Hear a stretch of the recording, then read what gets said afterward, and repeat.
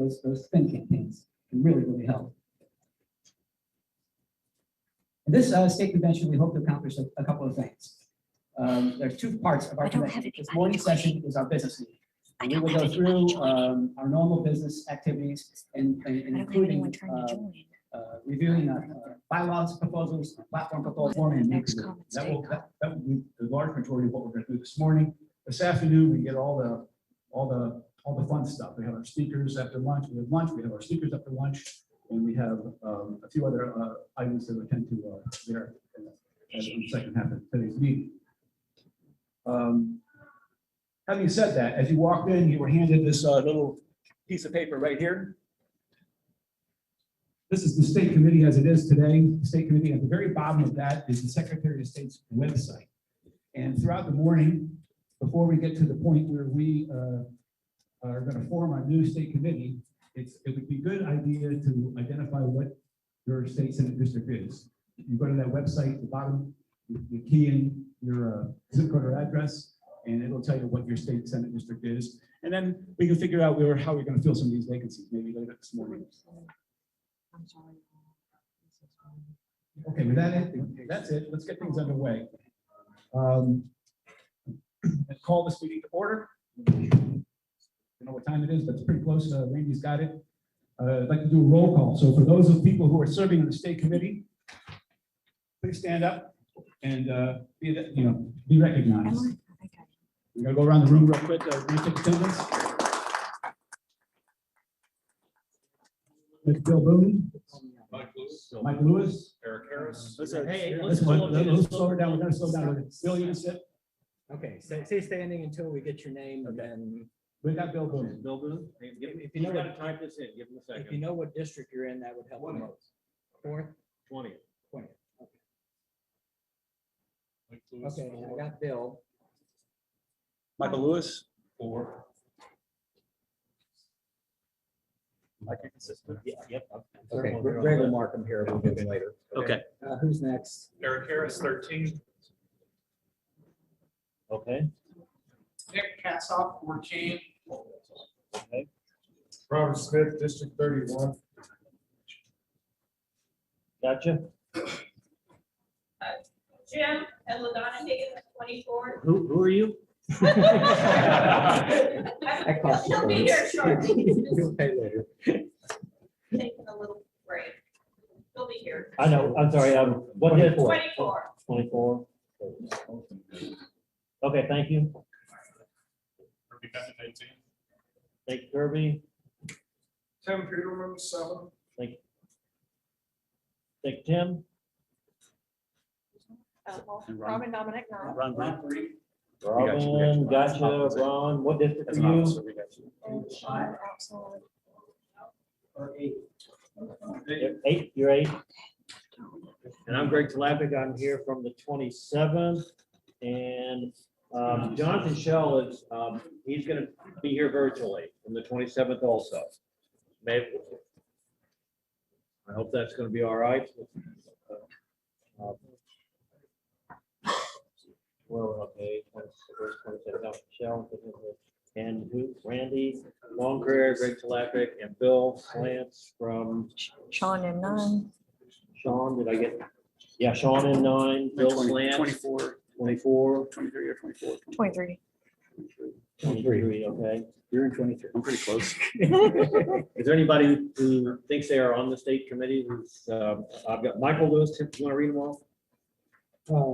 Michael Lewis, Tim Peterman, Ron Bream, Robin Dominic, Sean O'Toole, Eric Harris, Nick Kassoff, Kirby Cundiff, Bill Boone, Randy, me, Bill Slants, Jim and LaDonna Higgins, Greg Talapic, Jonathan Shell, and Robert Smith. Anybody that's on the committee? Okay, so the reason for the roll call is as we proceed through the rest of the business meeting, all those who are present and on the state committee will make motions and vote to pass or repeal. So here we go. I need a motion to approve today's agenda. So moved. Nick Kassoff moved. Second. Eric Harris. I got you, Eric. Okay. I'm caffeinated, I remember my I can name. see, I can read with them all, I can't see with them all. So, Nick, okay. Eric.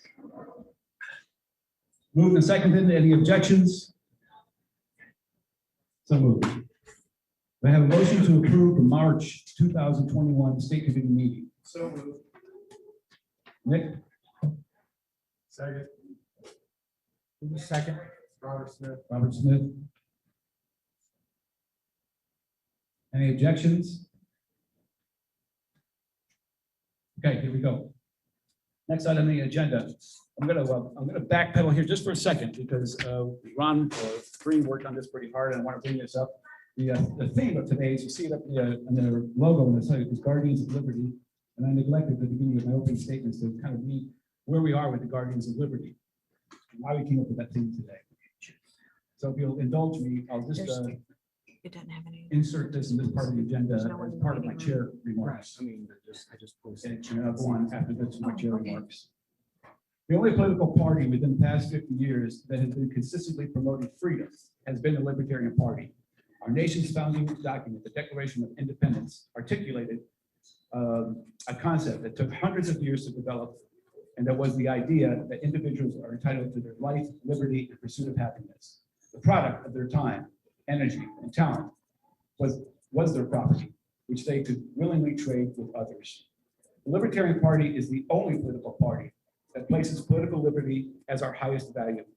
We believe that citizens own themselves and that we have the wherewithal to self-govern.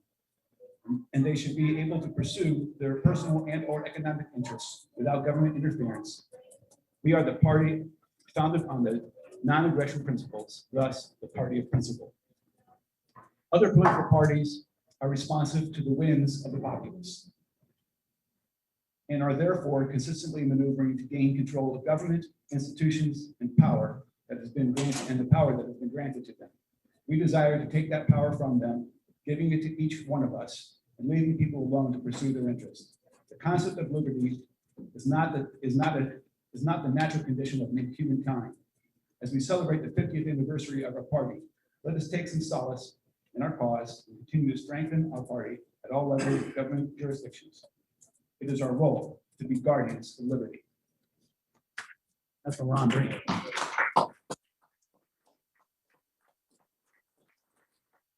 For the officer reports, which just started as a chair report, and here's my continued chair report. It is a real honor to serve as your chairman. Together, we have and can accomplish great things in the name of liberty. I am the outgoing chair, and I will offer myself up as a candidate for another 2-year term. And it's my intention to keep Greg Talapik as the executive director if I'm elected. In the next 2 years, we will have a general election, hopefully several more county affiliates, select delegates to the national convention, and a couple of state fairs. Not to mention looking for opportunities for my people to take control of their liberties. As your chair, I am confident we can take all this on and more. Next report will be from the vice chair.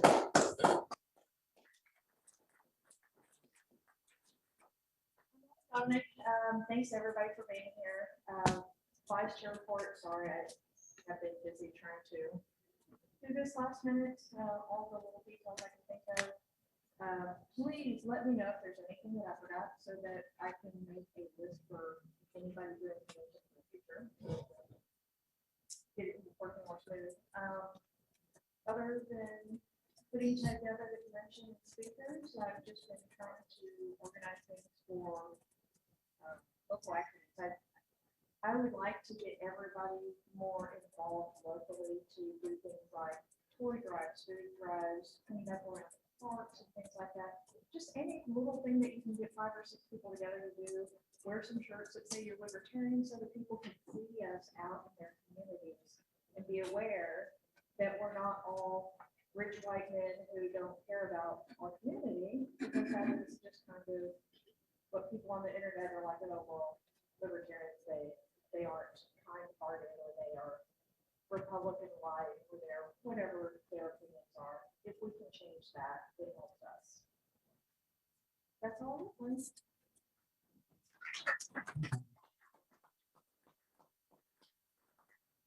Next officer report would be secretary's report, and that's Randy Longcurry. Secretary, I'd be glad to serve a second term. I really have nothing else exciting to say other than welcome to our convention today. I'm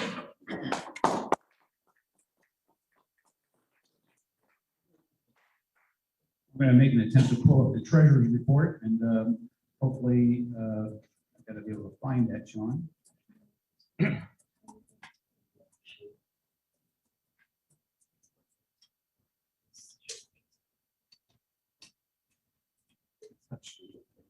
Thank you.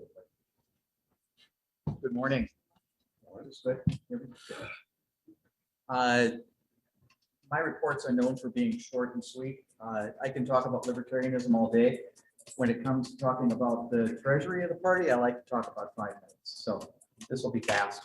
What I have done here, what have I done here? Well, that goes away. That's good. Okay.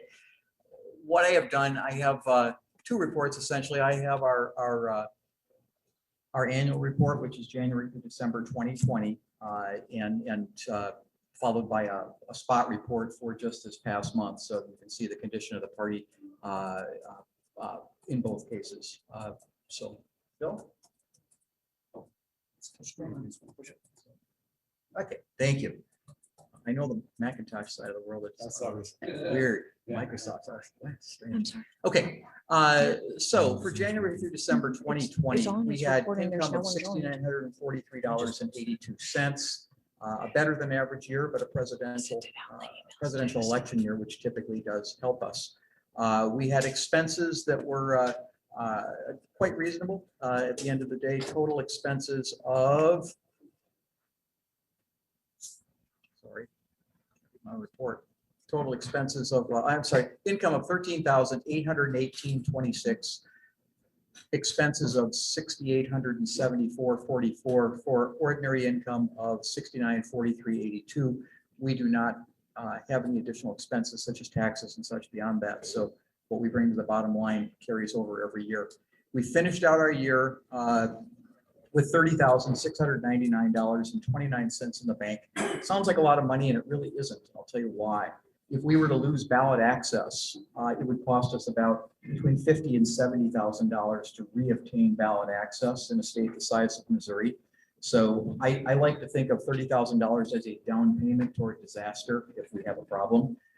So when people want to go out and spend a whole bunch of money, I'm all for spending money for libertarian causes and getting candidates elected and such, but I tend to be quite tight-fisted when it comes to falling too far down the taking too much money out of the treasury, simply because it's our nest egg and it's how we stay relevant in Missouri and stay on the ballot if necessary.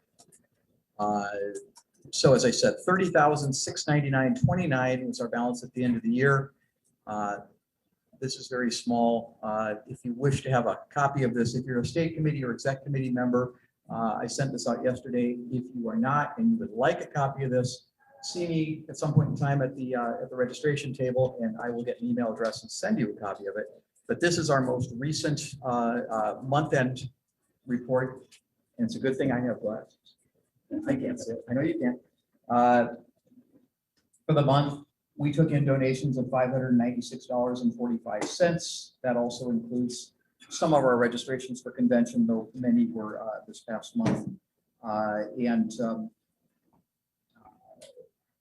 I'm sorry, once again, I'm off on that. Total $1,927.60 was our contributions for the month. Expenses for the month were $1,331.15, much of which were for state fair and convention related expenses.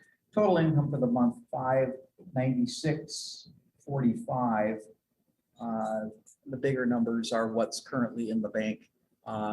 Our cleared balance of $31,975.77, with additional money in the bank amounting to $33,338.06. These are the numbers that I submit to the Missouri Ethics Commission once a quarter, so that they know that we are effectively not buying off people's votes in the state legislature, what have you. They want to know where we spend our money.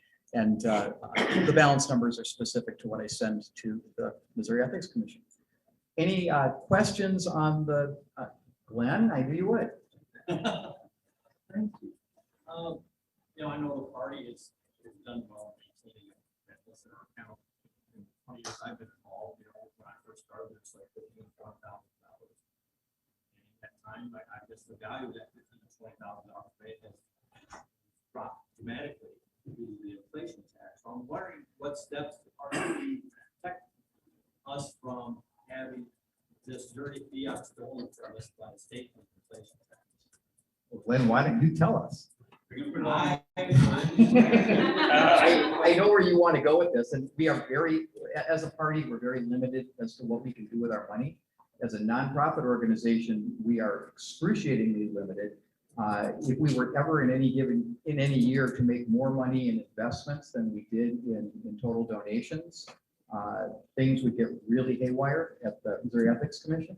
They wouldn't like that at all.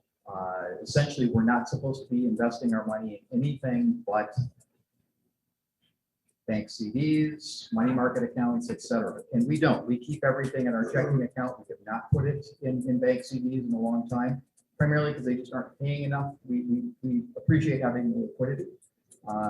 In terms of any alternative investments such as Bitcoin or anything else, I would tend to do it this way. If someone were to donate Bitcoin to us, I likely wouldn't convert it into dollars.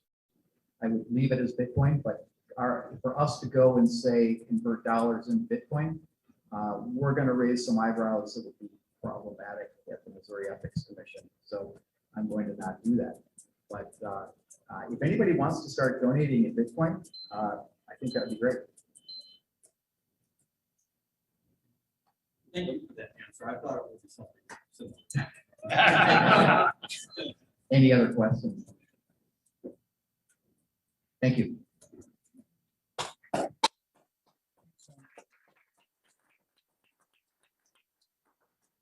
The last report, that's easy for me to say.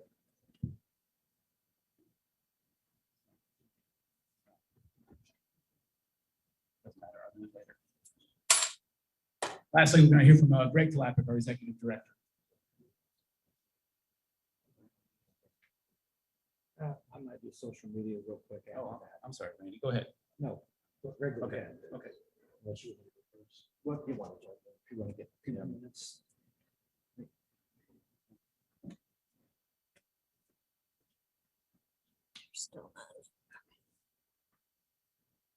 Just real quickly, please take your cell phones out. I'm going to give you my cell phone number. We would love to get pictures this summer from everybody about LP events you're going to and other interesting stuff. I pretty much put any picture that's clean that anybody sends me onto our social media accounts, which is Facebook, Twitter, and MeWe at this point. My cell phone number is 660-909-2863. Add me on Facebook, add me on MeWe. But please get me pictures from the events you're doing. Even if it's 3 people in a room or you're talking to somebody at the fair, please send us pictures. We can talk about negativity on the Republicans and Democrats all day, but unless we show that we're doing something positive, people aren't going to vote for us. 660-909-2863. Take a picture of your neighbor and send it to me. 660-909-2863, or hit me up right after the meeting. But send me pictures from the convention today on the floor. Thanks, Randy. Greg?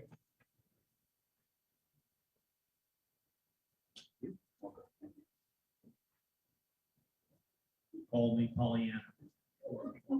Not as good as Call Me Ishmael, as opening lines go. And let's Call Me Pollyanna, the opening line for this State of the State Party address delivered to the Missouri Libertarian Party Convention of the year 2021, goes down in history as the opening line that set our ship on a course that changes how we elect the Missouri legislature and makes it a body that represents all of the bodies, all of the people of Missouri, and put libertarians in that body on a regular basis, many of us. And if we steer the correct course, Republicans and Democrats will be fairly represented in proportion to the percentage of the House that is there. Libertarians, Greens, the Constitution Party, and others who will appear and drift away as currents and tides change will be fairly represented according to their percentage of the House. And people who do not feel represented by any political party or want to be represented themselves will stand a commonplace good chance of doing so. And if we do it right, everyone will win because every vote will count using proportional representation to elect the Missouri House of Representatives. Call me Pollyanna. I've been fretting awfully the past few weeks about an attempt currently underway that is being called to take over the Libertarian Party. It is not desirable that it should ever be said that anything took over the Libertarian Party. I have been quite the curmudgeon about it. Ask the other officers. Bill and Rob, Sean and Randy. But being a Pollyanna, I decided to play the glad game. And so I found a reason to be glad about it. And I want you to be glad too. This is going to make us stronger. We are all libertarians. And we all want to get libertarians elected. We are united by our principles.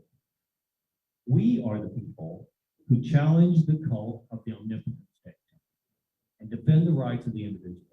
We are the ones who hold that all people have the right to live their lives however they choose, so long as they respect the equal right of others to live however they choose.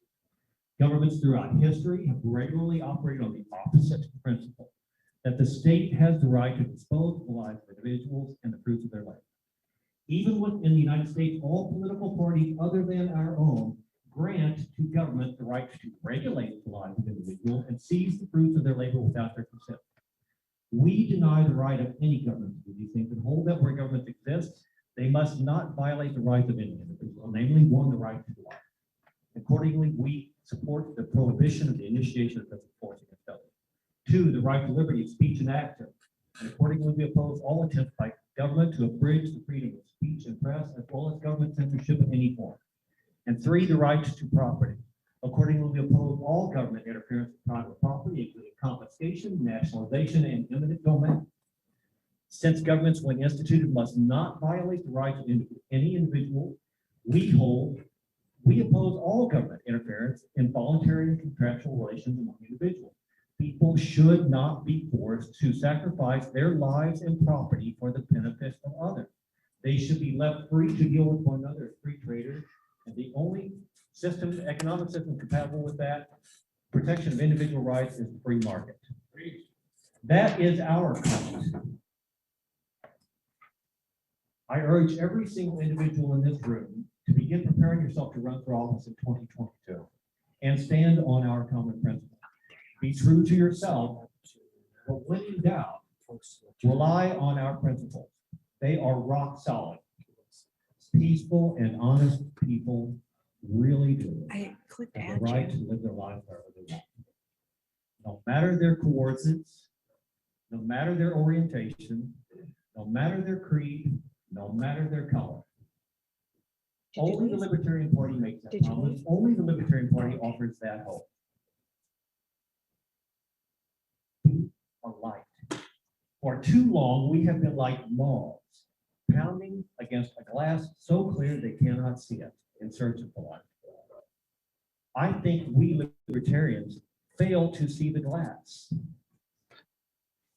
The two-party problem and the two-party problem alone is the impenetrable barrier that keeps us from getting elected to the State House of Representatives in significant numbers on a regular basis. We have been pounding ourselves against that glass at the national level for 50 years. For 25 years at the state level, we have been an established party, able to put our candidates on the ballot without petitioning. And in those 25 years, we have elected one person.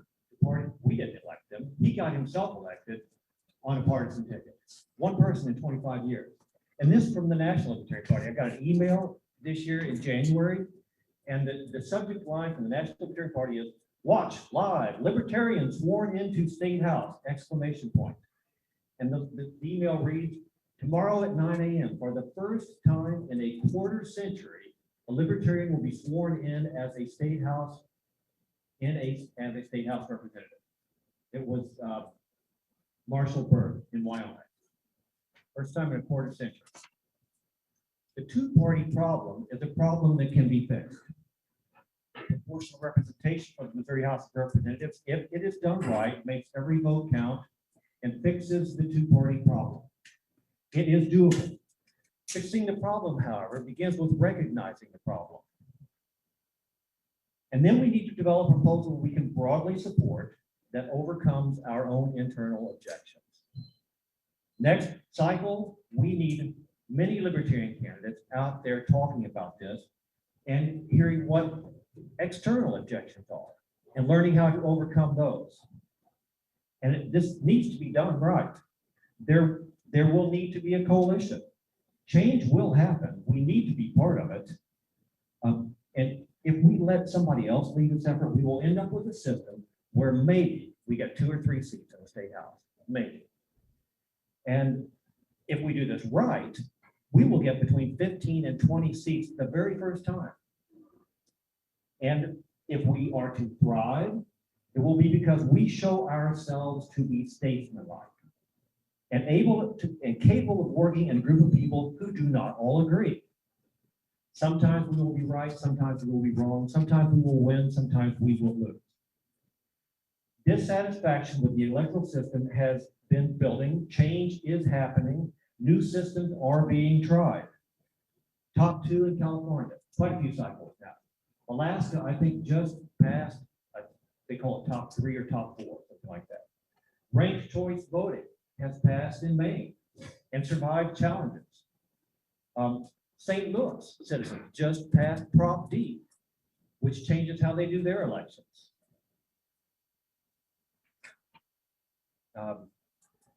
While it may have served once, the two-party system has become the two-party problem for all Missourians and all people of America. I am glad to say I believe Republicans and Democrats see it. Democrats in Missouri clearly have a reason to be dissatisfied with the state legislature, and Republicans all across the country have a reason to be dissatisfied with Congress.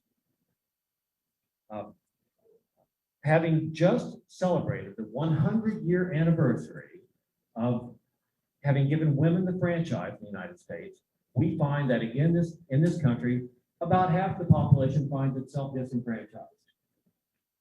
Pick up a flyer at the back of the room, looks like this, in the back of the room. Please pick this up and let us go forward united and get Libertarians elected.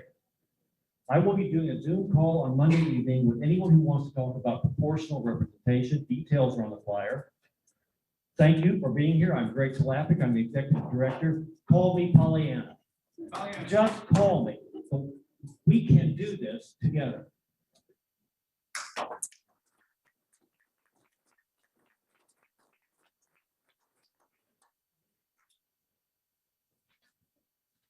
Thank you, Greg. Okay, let's see, about 37 minutes into this, we'll keep on going here. Oops.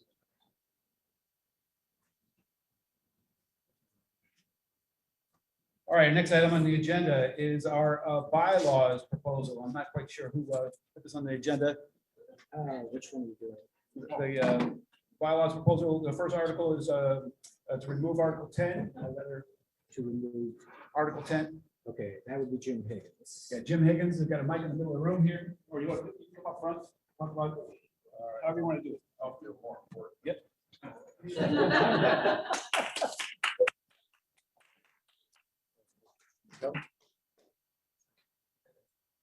Okay, I don't know, four years ago or 6 years ago, we passed Article 10, which was our nominating convention. And I know Greg was behind that. And we, rather than have a primary, we had, we went and nominated our statewide conventions at the convention here. So we were kind of bypassing the primary. And had reservations at the time, but I did vote for it. They made some convincing arguments. Those arguments are still valid, that the public isn't really familiar with our candidates. So, whether they're really good libertarians or not, but still, we've gone through the process a couple times, and I just think that, well, the number one point is that we're going against the Secretary of State. The Secretary of State said we're an established party in Missouri. And the Secretary of State says that we're supposed to have primaries. And we're not doing that. So I think at some point in time, if somebody complains, if somebody gets excluded and they complain to the Secretary of State, then we'll be in trouble. And they're if they want an excuse to punish us or do something to us, they could do that. So we're violating state law. That's mainly, the reason I'm for this. But also, it's kind of arrogant at a convention. Us leaders, we always want more decentralization. Well, here now, the Libertarian Party, we're centralizing our choice of our statewide candidates. So we should let it open to a primary and let the voters decide. And if we have a candidate that's not a libertarian, that is just a troublemaker or a white supremacist, which the Secretary of State allows us to do that this candidate is not part of our party and he's just causing trouble. Secretary of State lets us do that. But if there's a libertarian member, in good standing, we should let them run in a primary if they want to. I don't think it's up to us to decide, no, we want this person over this person. So, and then, and a primary, brings about a little more interest. I'm kind of going to the voting booth. I want a libertarian party and I vote in the primary. And I don't have any choices. I just, there's only one choice for every candidate. So a little more exciting if we have a primary. So I got a question. Yes. We do have our party in the August primary. Are you talking about an additional primary? No, this is the August primary. We have a primary in August. And you can go and pick up a ballot and everything, but Sure. But according to the bylaw, or according to the existing law, is that for statewide candidates, governor, lieutenant governor, senator, we nominate them at the convention. And so whoever we appoint or anoint, then they do that. And then if somebody else wants to file, we won't accept their filing check. That's the way it works now. So, this would change it back to having a primary. Yeah, who's chairing the meeting right now? Is Bill here? I'm right here. Oh, okay, yeah, but we'll be alternating people speaking for and against the proposal. Yeah, we're gonna get on that. Yep. Okay. Yep. So we've got the proposal out, right? Yes. Okay, yep, okay. So there's a microphone set up in the middle of the room here, and we'd like you, if you want to open this up for discussion. If you can speak loud enough, you don't need to use that mic. I can understand that. It's not the greatest PA system in the world. It's the one I can afford. So we're open for discussion. Robert. I'm all for eliminating it, and when we do eliminate it, strongly, in my opinion, the Missouri Democratic Party needs to be more active in having a candidate forums, because I was primary last year from somebody outside of the party. And the Missouri Libertarian Party, I'm watching Democrats and Lincoln Days And I even went to a couple of Lincoln Days because I was invited, but the Missouri Libertarian Party didn't do anything for the one primary race. And I know COVID was a heavy restriction on us, but we still, in my opinion, I feel like the Missouri Libertarian Party could have held some type of a webinar or a Zoom or done something for my district to pit the two candidates together. I even wanted to have a debate with the guy. And, you know, don't see him here either. So it was kind of a hard defeat for me to take, because I strongly felt like the Missouri Libertarian Party could have been more active, because that all of that is like PR, all of that. If you can generate two really well articulated candidates that could draw attention via Facebook, social media. I was getting news interviews. I was on the 10 o'clock and 6 o'clock news. You know, I came in not just to put my name on the ballot. I came in to win. And I took sacrifices for my family. I asked my family to sacrifice for something that I believe was well worth it. And if we eliminate this and we hold these primaries, it's a great opportunity to start doing PR. It's a great opportunity to start putting good articulate candidates against each other, knowing that we're all Missouri Libertarian Party, and everything that we do, our actions, is for the betterment. So if I could go articulate my case in my argument with another libertarian candidate, I'm all for it. I won't shy away from it. I'm not going to jab them and beat them up. I'm just going to spit facts and truth. But those types of things build hype. And I really feel like the Missouri Libertarian Party lacks hype. You know, we're not generating excitement. We're not generating new PR. But this opportunity, I see this opportunity, like we all need to be mindful that when we do primary each other, we're still Libertarian Party. We're trying to make the Libertarian Party look good. We're trying to represent the Libertarian Party. We're trying to do everything that we can to brand ourselves and generate excitement and show what we can do as the party. So I'm all for removing Article 10, remove Article 10.3 as well. Is that tied in 10 and 10.3, or just One and or the other? Yeah. So that's my argument for this. Is a great chance to really put us out there. Nick was next.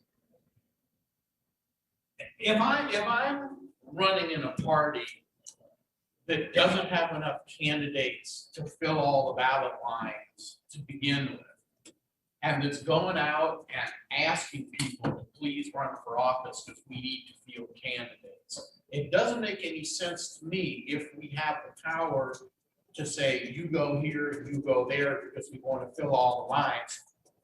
Why not tame people's ambitions and use our resources efficiently? Now, Jim mentioned that it was a matter of state law, yet at the same time, he said, well, if somebody isn't a libertarian, we have the right to refuse their filing fee. I've had conversations with the Secretary of State's office, and we can refuse filing fees for any reason or no reason at all. Now, at the county level in St. Louis County, I've had a long discussion with the Director of Elections. They're talking to their attorney. They're not sure. They still haven't figured it out. I believe we have that right at the county level as well. But I'll tell you this, if I'm running for office as a libertarian and somebody else goes in and wants to run, I'm not going to spend my time, my money, my efforts fighting with another libertarian to be on the ballot. You can have it. I'll go find something else to do. Either I'll run for a different office or I'll go home and sit in front of my computer and make money. I don't need to be on the ballot. So I believe that what Article 10 does is it allows us to use our statewide resources in an efficient way. It allows our candidates to start earlier. You know, if you know you've got a primary in August that you might not make it past, you're going to spend from filing till August trying to shove your way past the other libertarian. I want to spend the entire time knowing I'm going to be on that November ballot and taking aim at the status that I'm trying to defeat. I believe Article 10 allows us to do that. Thank you. Nick. Sean. I'll let somebody else go first. I want to speak against as well. I want to speak against as well. Okay. Eric, go ahead.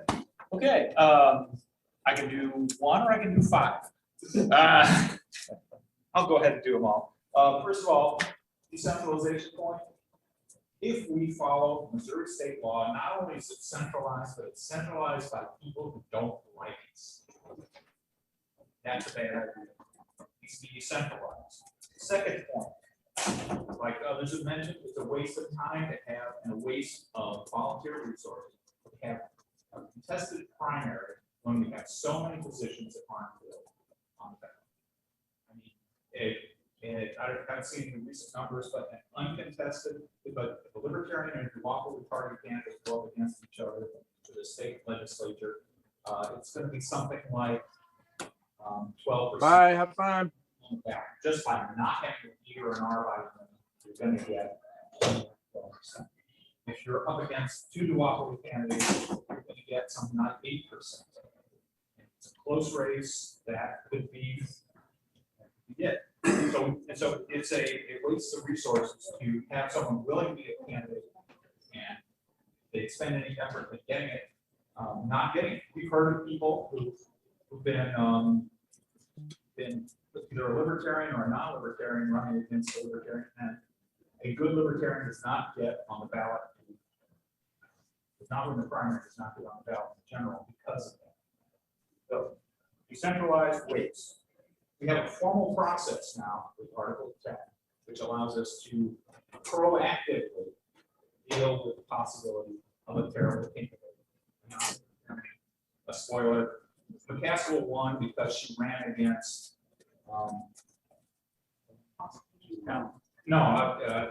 what's his name? Higgins. Yeah, and she ran against him in the primary. She's a Democrat, he's a Republican. She wanted, her ads were designed to get him to win his primary so that she could defeat him in the general. We don't want to be in a position of providing someone a chance to put our least good candidate on the ballot for the general election. We have a formal process. We don't have to provide, we don't have to respond. Have you ever heard of this guy? No. What's he like? I don't know. Is he that white supremacist guy? No, he's a different guy. We don't know who he is. If we're proactive, we know who they are up front. We can design our process. We've got a process so that we can select people and do it in a rational, careful, productive manner. Fourth point, the law as it stands apparently is not something that's going to, would not stand up to if a court, the challenging court would not stand up because the judiciary has ruled that political parties can run their own organization to an extent, and that state law is inconsistent with that. It's on occasion the party's preference goes rather than the state law. And finally, the experience. Our experience. Did I hear someone today say that they ran a contested primary and they lost? Yeah. Okay.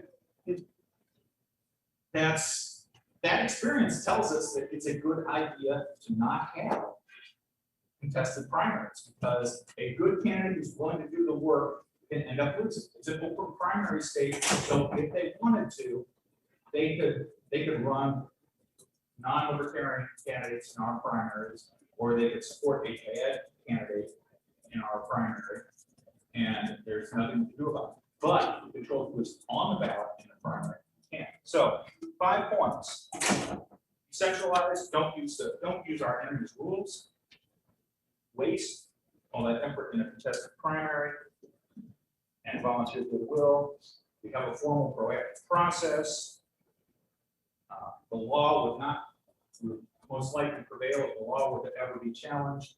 And finally, experience. Having contested primary. That's it. If the law is challenged, who's gonna pay for it? Sorry. We had Sean next. I'll be brief, simply because I think most of the points have been made. I can't speak for Greg, as he was the original sponsor of it years ago, but as one who supports this law, or this bylaw, the genesis for me was the 2010 senatorial election. We did it. At least two of us in the state voted in favor of it because of that election. In that case, Senate election, we had two candidates, one who had a bit of a social media following and made appearances at two events, one in his home county and one in southwestern Missouri, I think Springfield. Nice guy, a good friend of mine. Another candidate was my ex-wife. She attended about, I'm going to say roughly 50 events. It could have been 45, it could have been 60.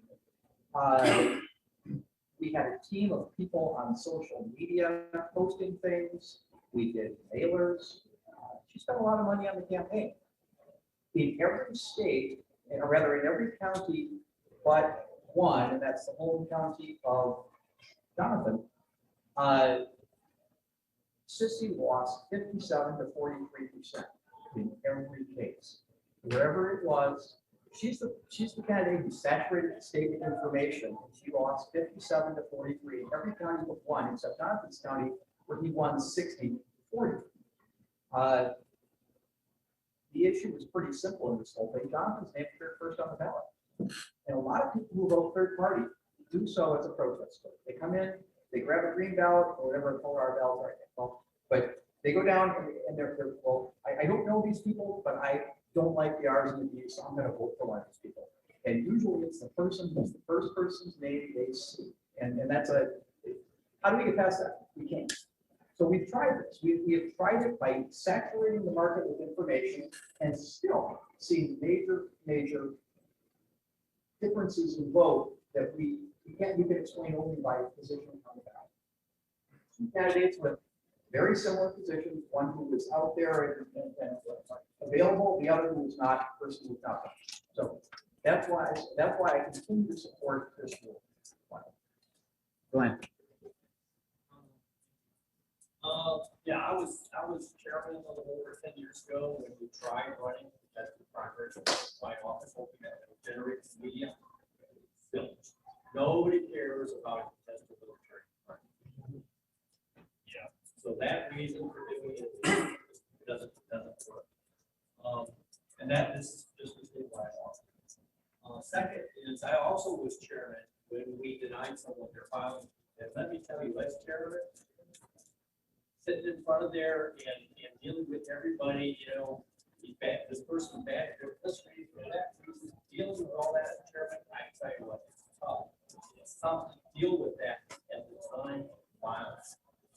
For these statewide candidates, I support having the party determine who's candidates. I didn't originally do that, but now I do, because this eliminates all of these problems. That we can ensure that we have statewide candidates who represent the values of the party, because it's all about messaging, winning hearts and minds. You can't do that. We might get some. I'm opposed to. I also wanted to speak in favor of retaining the bylaw. We have a product that could be coveted by any number of people, and that is ballot status in the state of Missouri. And if there's some fringe group out there that wants to take over the Libertarian Party without this bylaw, it would be a lot easier for them to do it. But with the bylaw, we're pretty much protected. Hold on, Robert. We've had one from you. We'll get I'm sorry. I just got a quick question. back in the green. Not so much a question, just sort of discussion. So I'm kind of new to this. I'm just curious, what is the current process to select the candidates and who makes the decision? Could you just do a quick? Yeah, in short, we have a nominating convention. So during our convention, which we hold in the late winter, right before the filing time, which will be next February, we have a nominating convention. So we hear from those candidates want to run, and we make our decision. We nominate who we want to be there, and we make a decision as a body at that state convention. The state law that an established party is going to bring forward candidates filed. bylaw states that you'll select only the statewide. So if you're running a local office, state representative, the state parties are still the same old system. It's only for statewide offices that this applies, correct? Yes, correct. Hang on. The candidate can still apply and then, or no, they have to not. So the nomination by the party occurs before filing opens offices, and then the party commits to denying the filing fees for any candidates or not. Candidates like that. Thanks, Glenn. Before Robert, anyone else? Robert? Okay, statewide office, probably the hardest office besides president to win. But you're not gonna do the same thing for a local office or a district office because I have no four. You're trying, you know, we're more likely to win a state rep in a small district or maybe even a long shot US House. It just seems like the governorship and all that, that's a huge area compared to well, I got 24 counties, so that's still a big area. But my state rep is only a county and a half. So if we're gonna do it for the state, why didn't we carry it over? If we're trying to field candidates and not give people the shaft, you know, we're more likely to really win state reps and state senate seats than we are to pull off a governorship or lieutenant governor or secretary of state. So why does the rules only apply half to what I would think would be long shot races versus, you know, more central local areas? Good. Robert, I can answer that. The one thing, this is all new. This was all new to us at the time. And I think the time may come when we want to do that.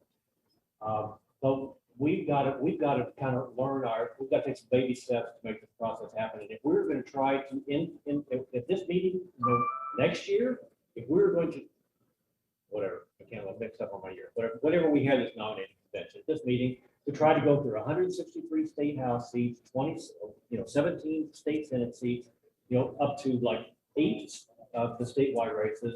And, it's too much. So I think we're starting small. If we figure that out, great. But I would ask you all to give Amendment 10 a little more time.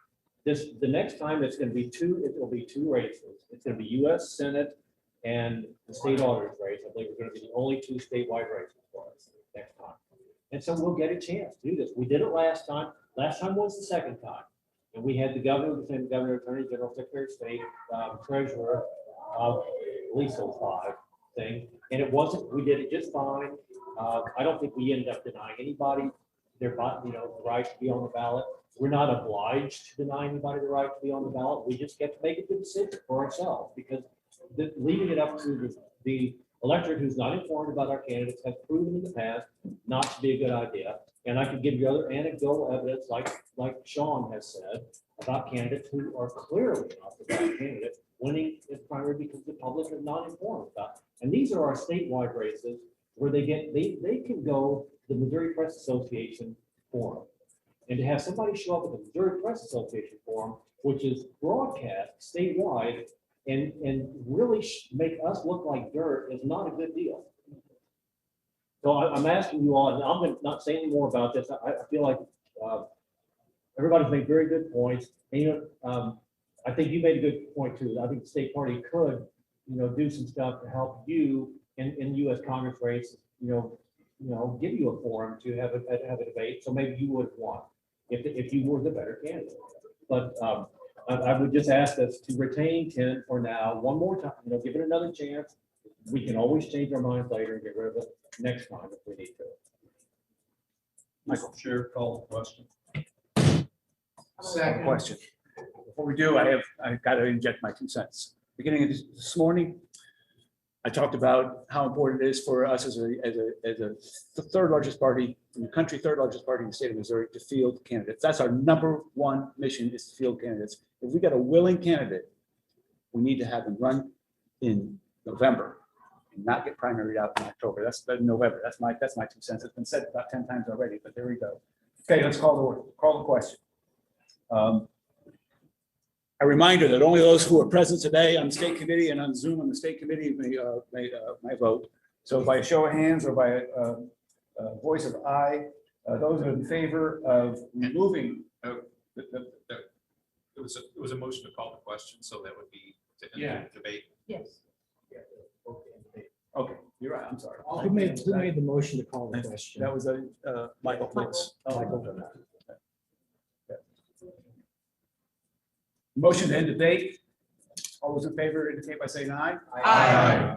Those opposed, nay. Motion carries. The bylaws proposal is for the removal of Article 10. All those in favor of removing Article 10 indicate by saying aye. All those opposed? Nay. Nays have it. Agreed? Yeah, I agree. Right. This is only state committee members. I still heard a lot of voices. Okay, so again, I said at the beginning here, it's state committee. My representative call for roll call Okay, okay. vote. All right. State committee members, please, please rise. Okay, I'm gonna do this by show of hands. So as your committee member, all those in favor, please indicate by raising your hand and saying aye. For removing. For removing. Okay. Got 1, 2, 3, 4, 5. 5? Do I count 5? Okay, you can put your hands down. All those opposed to removing Article 10 indicate. The opposed have it. More than 5? 1, 2, 3, 4, 5, 6, 7, 8, 9, 10. Bill, I'm also not a voting member, but just the inquiry here, are you say you're counting some votes online as well? And can you, There's nobody there. There's nobody online right now. Oh, okay. Just for clarification, Mr. Chair, does this require, I believe, 2/3 vote? I don't think so. I think Majority. bylaws is a super majority. To remove it? Yeah. Greg's looking in the The bylaws. motion, yeah. The motion to pass failed 2-1. So I don't think a third is more than 2/3. In order to approve it, I believe it's 2/3 vote to. Yeah, so that would be to change, to adapt, the proposal was to remove it, and we didn't get 2/3 to remove it, and that affected Right. Well, I was just Vote asking against. what the vote. so it was, it's not, there's Yeah, no, there's so no it's change. only- okay, that's correct. And I do delegations. Pardon? Can I do my next relevance? Or make a motion on the floor to do my business for the delegate in section 12. Where? It's a bylaw. But had it been presented before this meeting, I thought we didn't suggest it on the floor. I don't know the procedure on that. I think the bylaws proposals had to have 30 days notice. People had to have a chance to review them.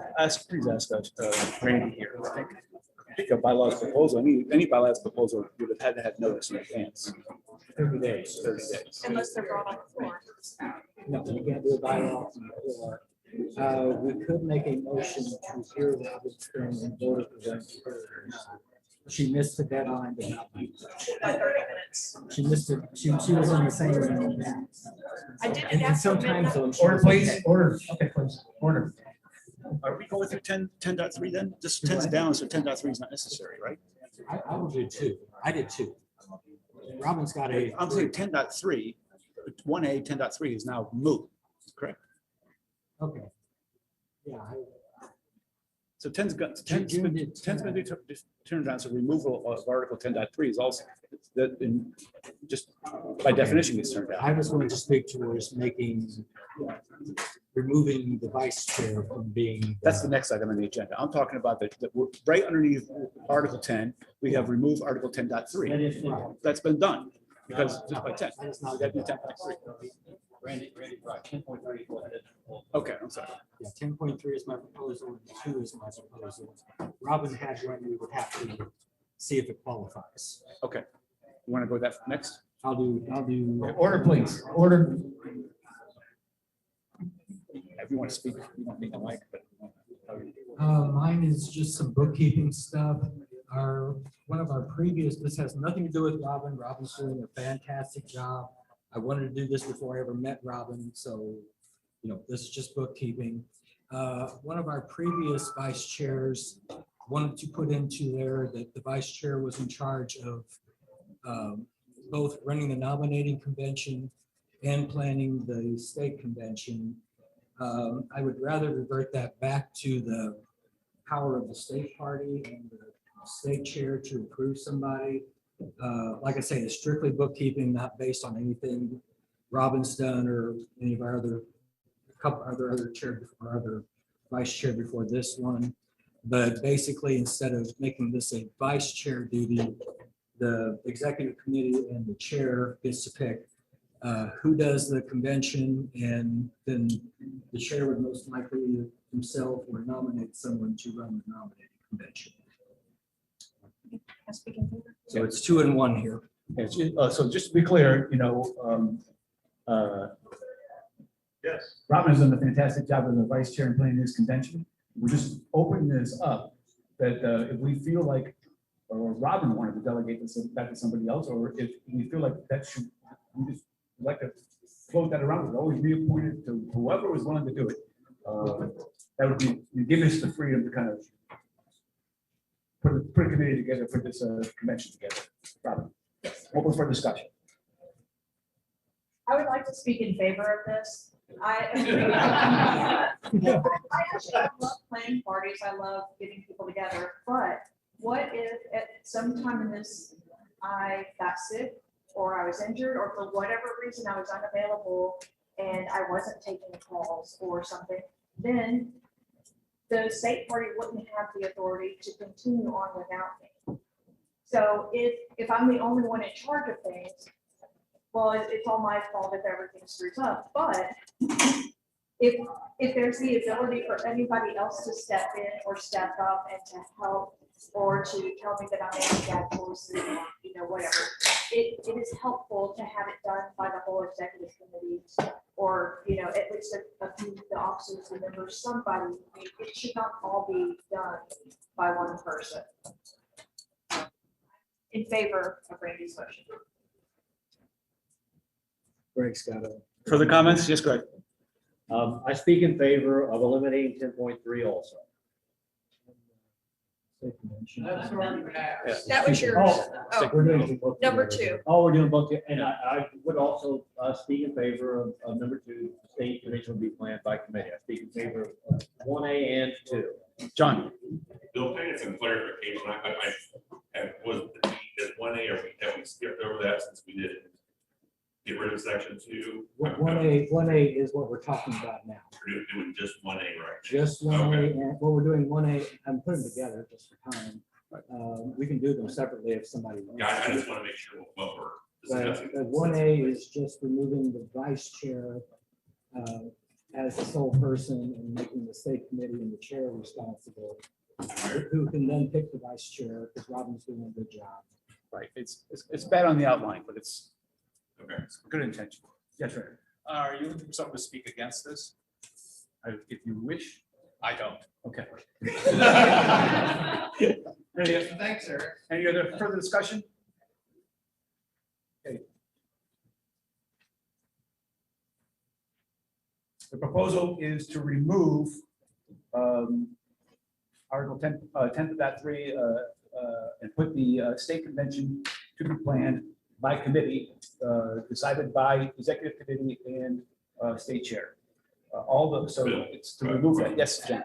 Do we need, I'm just gonna throw this out, I'm not gonna make the motion myself, we need to amend 10.3 to make that clear that it's the chair of the committee who's making, who will be in charge of the nominating commission, or are we just gonna kind of assume, okay, it's part of business, the chair will.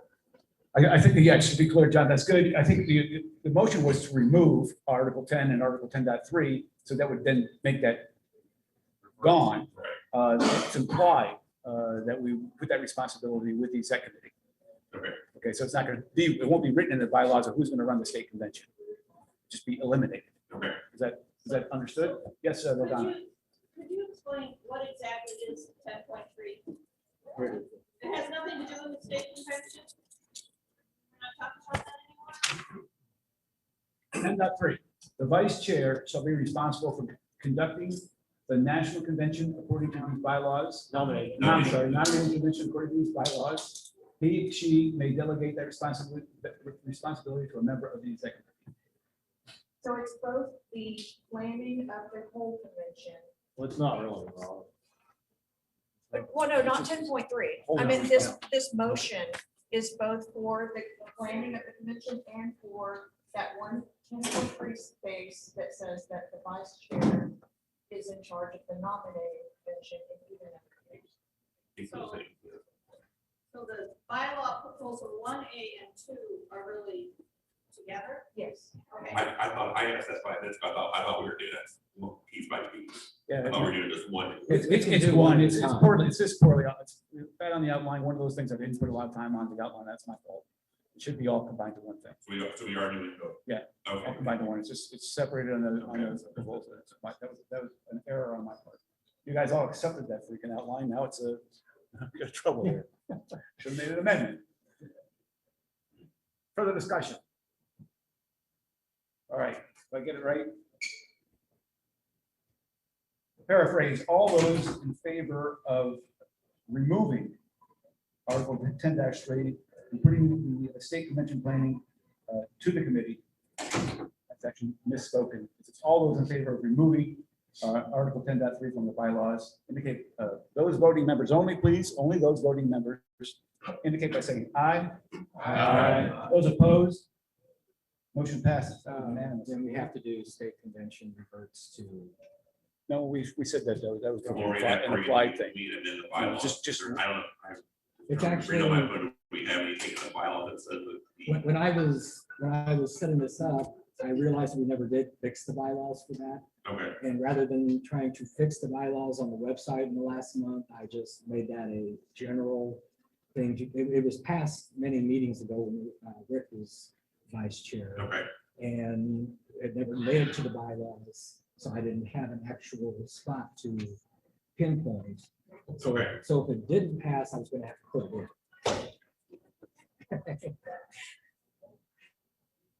Does that answer your question, John? Yep. Okay, thank you, thank you. That will, we have a friendly amendment to the bylaws, and Robin, do you want to speak to that? Yes. Okay, so in Article 12.3, all delegates to the Libertarian Party National Convention must be of sufficient age to make them eligible to vote in an election year, the same year as the convention, unless approved by 2/3 of the state's credentialed delegates for the current session. That's it. It doesn't say that we have to be a state party member. We don't have to be a national party member. We can pick up somebody out the line and we can have them sign up to be on our national delegation. I believe that maybe it would be in our best interest, Right. as the party is going through a Basically, growth we have to period. say she We didn't should make it by probably her make that midnight just a deadline, but she little, made it by a deadline in other parts of the just world. very, Do we very count slightly more this? difficult. I want She people didn't who are really- invested in the state party, people who are committed to the state party, that not necessarily trying to exclude anyone who hasn't been here or, who is particularly new. But my proposed amendment would say that you need to be, I'm not excluded, but the preference would first be given to people who have been a voting member for a year prior to the national convention.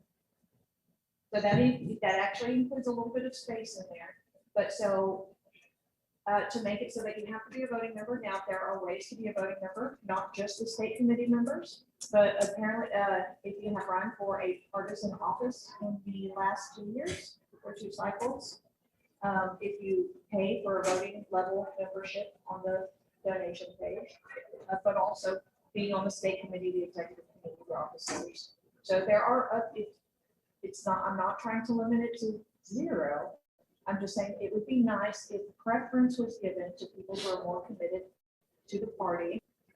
And then if there's additional spaces, then we can fill it up. But I would just like to make it so that it's not just a sheet of paper on the table that everybody's rushing to get to. And if we fill those slots up, but I would just first like to open it to people who are voting level members for 1 year prior to the national convention. So that next year when we go into the state convention, we have a little bit of preference there. So, is anybody? Okay, so this is a bylaws proposals need to be submitted to the body within 30 days before the convention, and Robin missed this by a couple of hours. So 30 minutes. yeah, It was still correct day and so it sometimes. depends on what time zone you were in. I work nights. I'm So sorry. our first order of business is to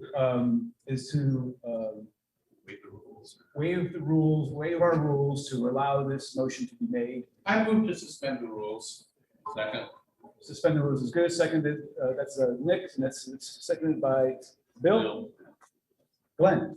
When you Yeah, get through before, I would like to speak to. Yeah, okay, we have motion and seconded.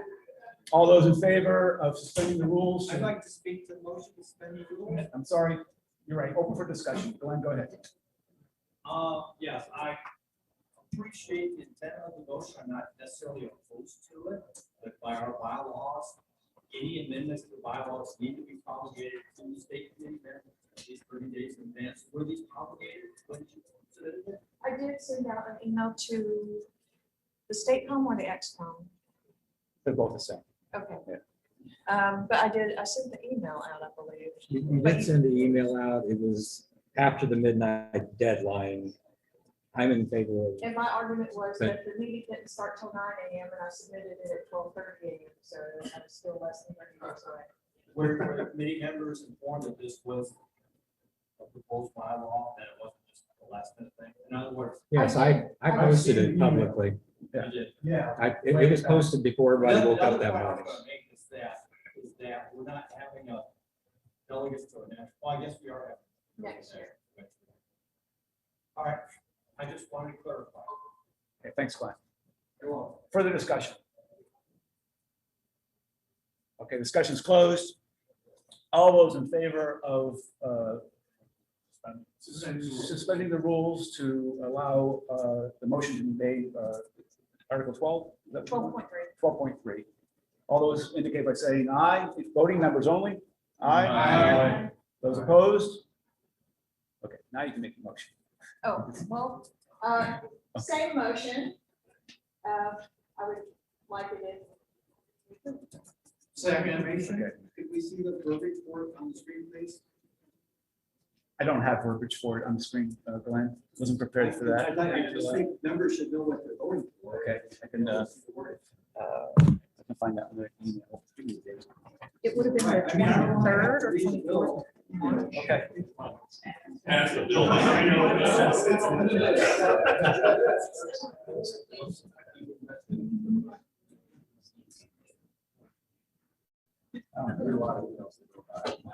I remember seeing.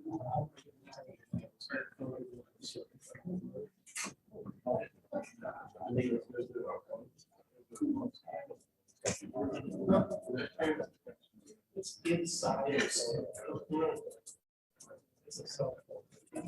March. No, it's.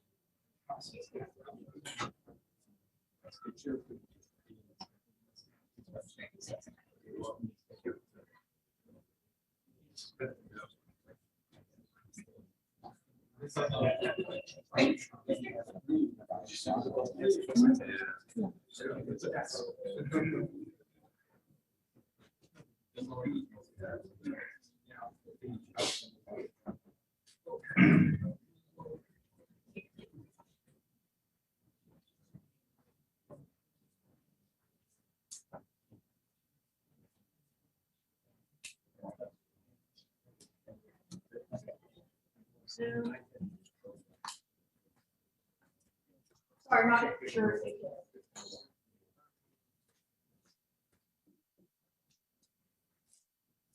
It's on the screen. It's only it's only basically one sentence. If you want to, Read it out loud for us visually impaired. Here, for delegates to the National Convention, the only requirement is that we have to be of voting age, but even that can be waived. I would propose to add to 12.3 that a delegate should be a state member for at least 1 year prior to the National Convention, or have run for partisan office in any state as a, well, it cuts off. As a libertarian. Should we lack enough potential delegates, then others could be considered if approved by the executive committee. So first, to have them to be a state member. I meant to type in voting member, but I'm on here. If y'all want to approve it this way, that's fine with me too. But to be a state member for a year prior to national, or to run in partisan office. That way, if somebody wonderful like Jason Buckley from Kansas, if he hasn't been a state Missouri member, the last part of it is not executive. for US or US. So then we can still. Approved by the executive. I think it's, that's the thing on the fly. You appoint delegates at the national convention. You can't have to go to the executive committee. Yeah, right? You can make a friendly. I'm going to do it. Okay.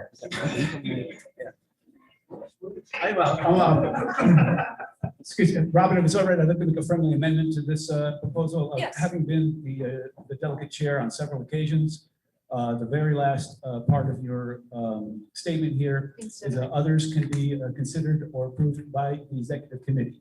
Well, we do this sometimes on the fly. We can be sitting at the convention and the chair making changes as we go, and getting an approval from the executive committee would be a little burdensome. So I'd like a friendly amendment here to be approved by the delegate chair. How about by the executive committee or the delegation chair? Okay, so we can add to that if that's acceptable to me. I would friendly amendment to go approved by the executive committee and or delegate chair. There you go. Or You just accept add that? I or accept that. delegate chair. Okay. And I would make that a second. Sean has something. Sean has you had first and second. John. Can we get the proposed amendment on the screen up here, so we're not working from the. It is. I mean, with your friendly amendment, is that all up here now? Oh, well. Can I type it? You probably can't add to it. It's not your email. So you would have to, I'd have to have a doc.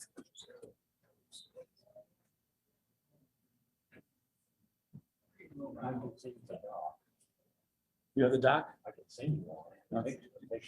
Take me a second to send me the doc. We have time. Send me the doc. Let's get it right. No, actually, I can't. Okay. I'll see if I can do it. Hold on.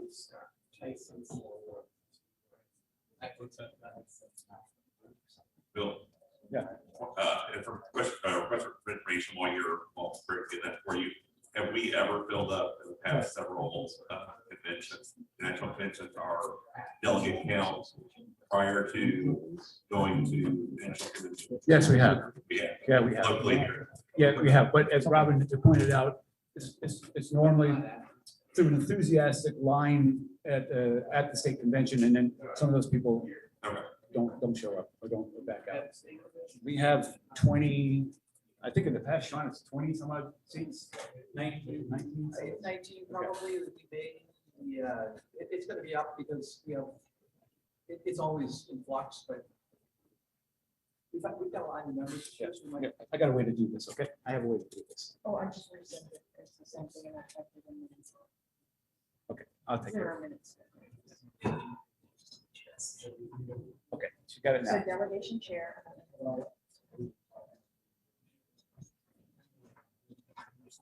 All right, it's on the screen now.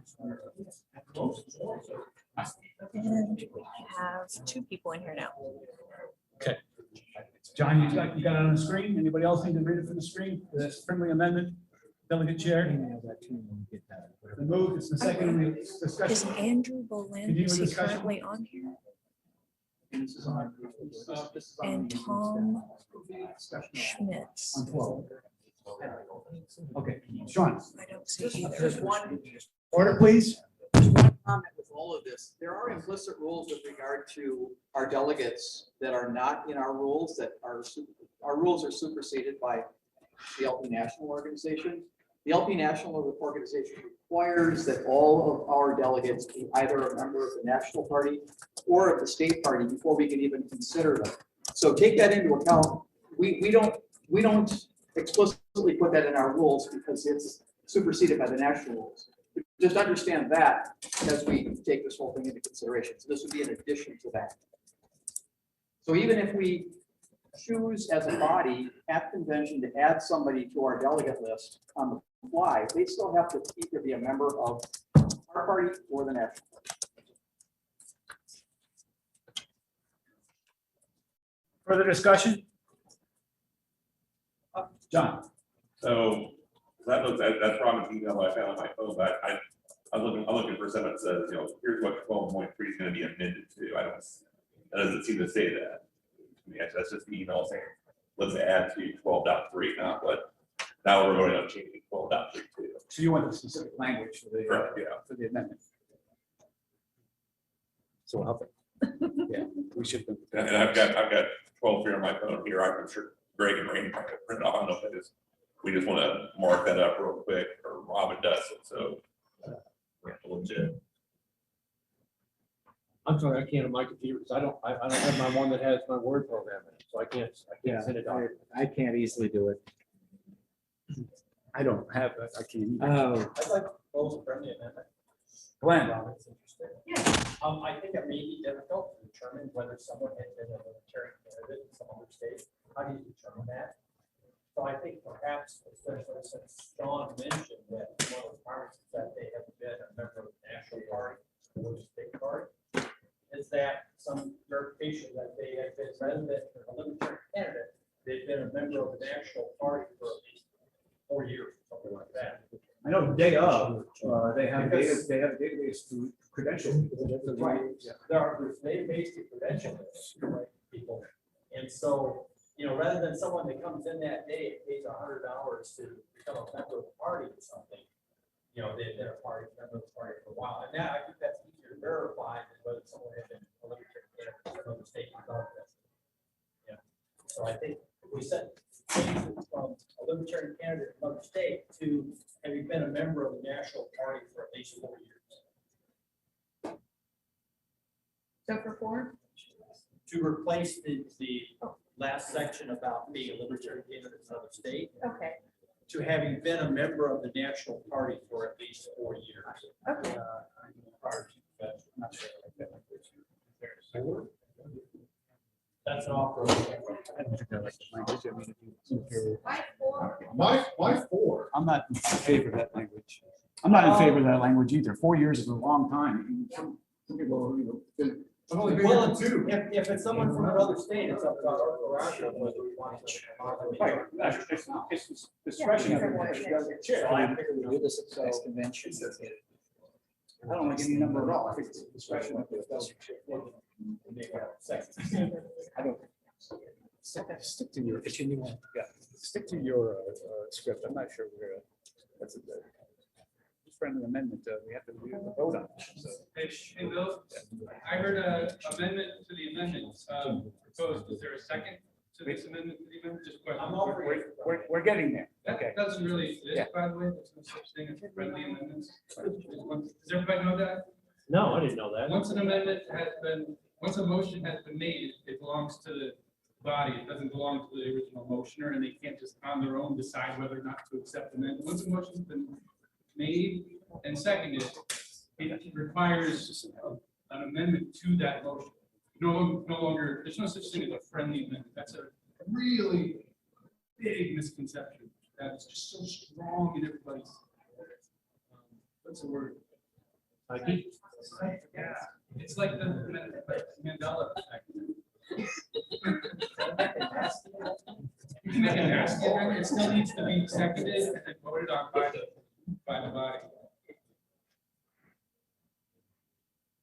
Okay, order here. This is the proposed amendment. All delegates to the Libertarian Party National Convention must be of sufficient age to make them eligible to vote an election during the same year as the convention, unless approved by the 2/3 of the state's credentialing delegates, or for the current session, and also to be a voting state member for at least a year prior to the national convention, or have run for partisan office as a libertarian. Should we lack enough potential delegates than others, comma, than others may be considered or can be considered if approved by the delegate chair. I promise any typos will Clean be up a little fixed language for here, but, Randy to add it. Can I speak to it if I'm not on the state committee? Or? No, I moved. Oh, well, I'm okay. switched districts. Okay. I can't vote, I know that. What did you speak? Go ahead, Tom. Personally, I'm opposed to this. Basically, I don't think you want to put up too many barriers to people attending the national convention. The national convention is for business, yes, but it's also basically a party in a lot of ways to get people involved. Like you have the business session going on, and at the very same time you have outreach, but for the breakout sessions, you've got fun things going on. There's fundraising opportunities. If you have concerns about somebody, you don't want to be part of the national delegation, well then don't vote for them when they come up. But I don't think you want to be putting in too many artificial barriers on people attending national convention, especially if they're like new and enthusiastic. I don't mind new and enthusiastic people going to the national convention. Well, yeah, but you're more likely. I mean, if you're a national delegate. Further discussion. May I speak to that? Go ahead. You're part of this discussion. It's not that I want to exclude new people. I just want to give preference to people who are committed to the state party. And then if we still have spots available to make it so that the delegation chair can put that person in that spot. Because, and currently we don't approve. We just, hey, you're here, you're signed up for it. If you remember last year, all we did was sign on the legal pad on the table. And we didn't fill up all the slots. So there's a possibility that there's still going to be 4, 5, 8 spaces available. Great. I think it's a good idea to tighten up our procedures across the board. And if I understand correctly, we can fix this problem. I agree with Robin that we've got a deficiency in what we've got here. Being a delegate to the National Libertarian Party is a coveted thing. To any national party, to national convention. It's a coveted thing. We need to tighten up our procedure. I think, if I understand correctly, we can do this next year. We can work through all this, come up with a very well-crafted bylaws change for the next year's convention, which would take effect and govern our delegate selection for the 2022 national convention. So I guess I'm thinking, Which would take place before. Yeah, am I wrong? Can't we fix this, what we're trying to fix before the national convention next year? Before. We will have a state convention in February, but I just wanted to make it effective now for next year's convention. Okay, okay. Yes. So I completely understand what my concern is that the state of Missouri doesn't require you to register for a specific party like some states do when you get your driver's license. This is my first convention. I just signed up to be part of the LP state of Missouri and national LP this year. However, I have gone through and I've been libertarian for the last 10 years beyond, and I've helped promote those candidates. So I understand that I haven't been involved here at the convention. For somebody else in my position, where maybe it's an outreach issue or whatever, communication, whatever it may be, that restrict us from being able to move forward and assist when we've kind of been involved in our own little circles or whatever, but now we're restricted for another couple of years, even though we've been involved in our own little problem. Right. Good point.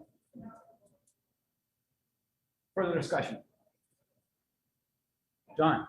I'm just of the opinion that We're doing too much wordsmithing here. I think it's going to be, I'm personally going to vote against it. I think we just need to be tabled. We need to wordsmith it, and discuss it further instead of trying to rush through it here. I'm getting that feeling as well. Okay, discussion is going to be closed. Motion on the floor to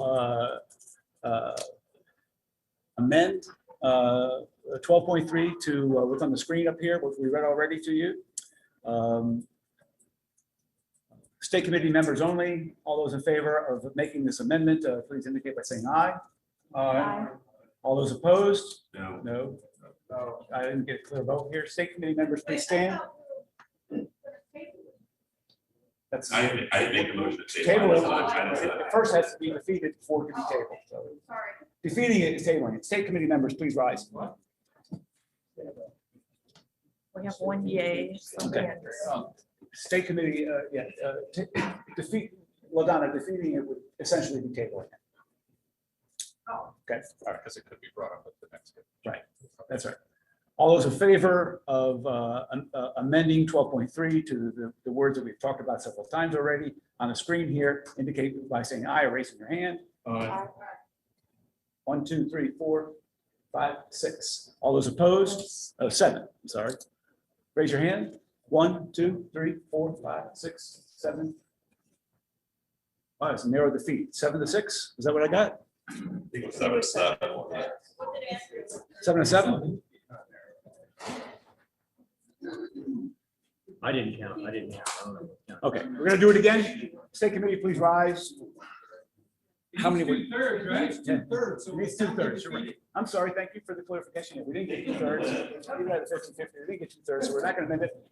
Essentially, that means it's gonna be tabled. We will present, Robin may present this again in February. We're gonna, hold on a second. Okay. So we've been up here for a little while, 10:41, it's an hour and 40 minutes. I can't get my text messages off the screen, sorry about that. We have one more, we have one more major piece of business to take care of before we break for lunch, or we're hopeful to take care of before we break for lunch. That's going to be reform our new state committee. I expect this to take some time for that. And then we have this platform proposal that we want to get through. The question would be now, do you want to take a 10-minute break now, or get onto the platform proposal, get that out of the way, and come back and form a new state committee? Based on the nature of the proposal, Could be controversial. take a break. I'm thinking the same thing. I think it's going to make it a short break because we're going to run out of time. So a 10-minute break. Be back here about 10:45 or 10:50.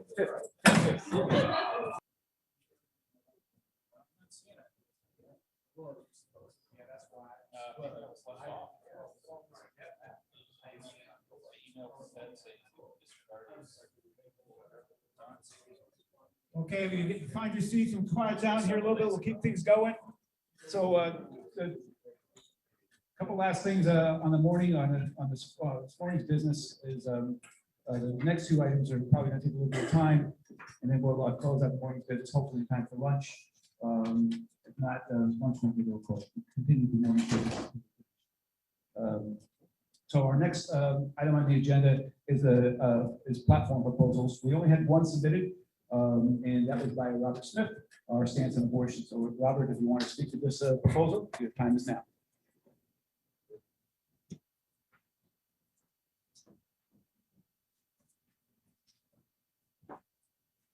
Yeah, let me try it. It sounds a little muffled sometimes, but maybe I could just yell loud enough. I'll pretend my kids are in the crowd. My name is Robert Smith. I was a former candidate, and I plan on being another candidate again in the year 2022 for Missouri's LP, Libertarian Party. I really love this party. One of the greatest things I love about it is I see potential.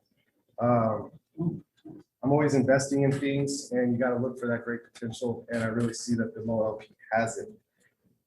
One of the greatest political footballs that we have in this country right now is the abortion issue. And it's one of those issues that I see if Missouri's LP could come up with a plausible solution that is agreeable, because we are a hodgepodge of Republicans, Democrats, independents. We can put our minds together and we could possibly propel ourselves into the spotlight in Missouri by doing something that so far the Libertarian Party has kind of shied away from. I have a screenshot here. Let me read it for you. This is on the Missouri Libertarian Party. Libertarians do not believe that the government should have the power to interfere in a woman's decision concerning abortion. Libertarians do not advocate abortion, and many do not find it personally acceptable, but they are absolutely committed to keeping the government out of this issue. Libertarians are also against using tax dollars for abortions. To me, our resolution is kind of too gray. I live in a district where I live in an R17 district. It's a heavy Republican district. And while I'm out there campaigning, that is one of the political footballs that literally stop Republicans from coming over and voting for me. Now, if you would, I'll take any questions after my proposal. So what can we do? What can we do as a group to solve this problem? Because I believe as a state party, if we could help solve this problem, we'll make ourselves relevant.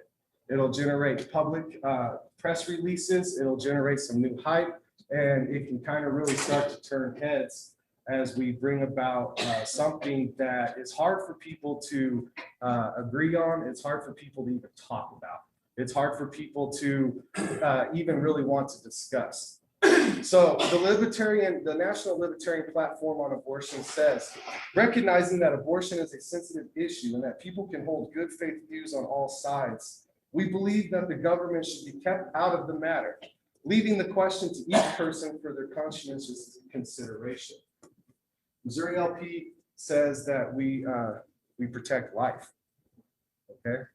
Missouri LP has a non-aggression principle, okay?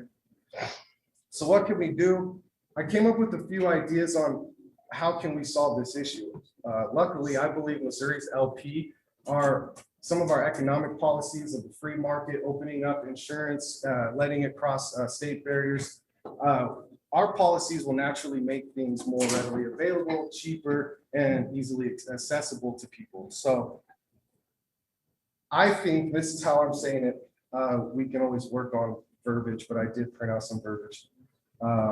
It's going to take all of our heads, because I'm not going to do this by myself, and I don't really expect a whole bunch of people to just say yes. Like, I really want people to maybe get involved and we can hammer this out, because it's going to take people from both sides to come to agreement. That's what our government was designed for.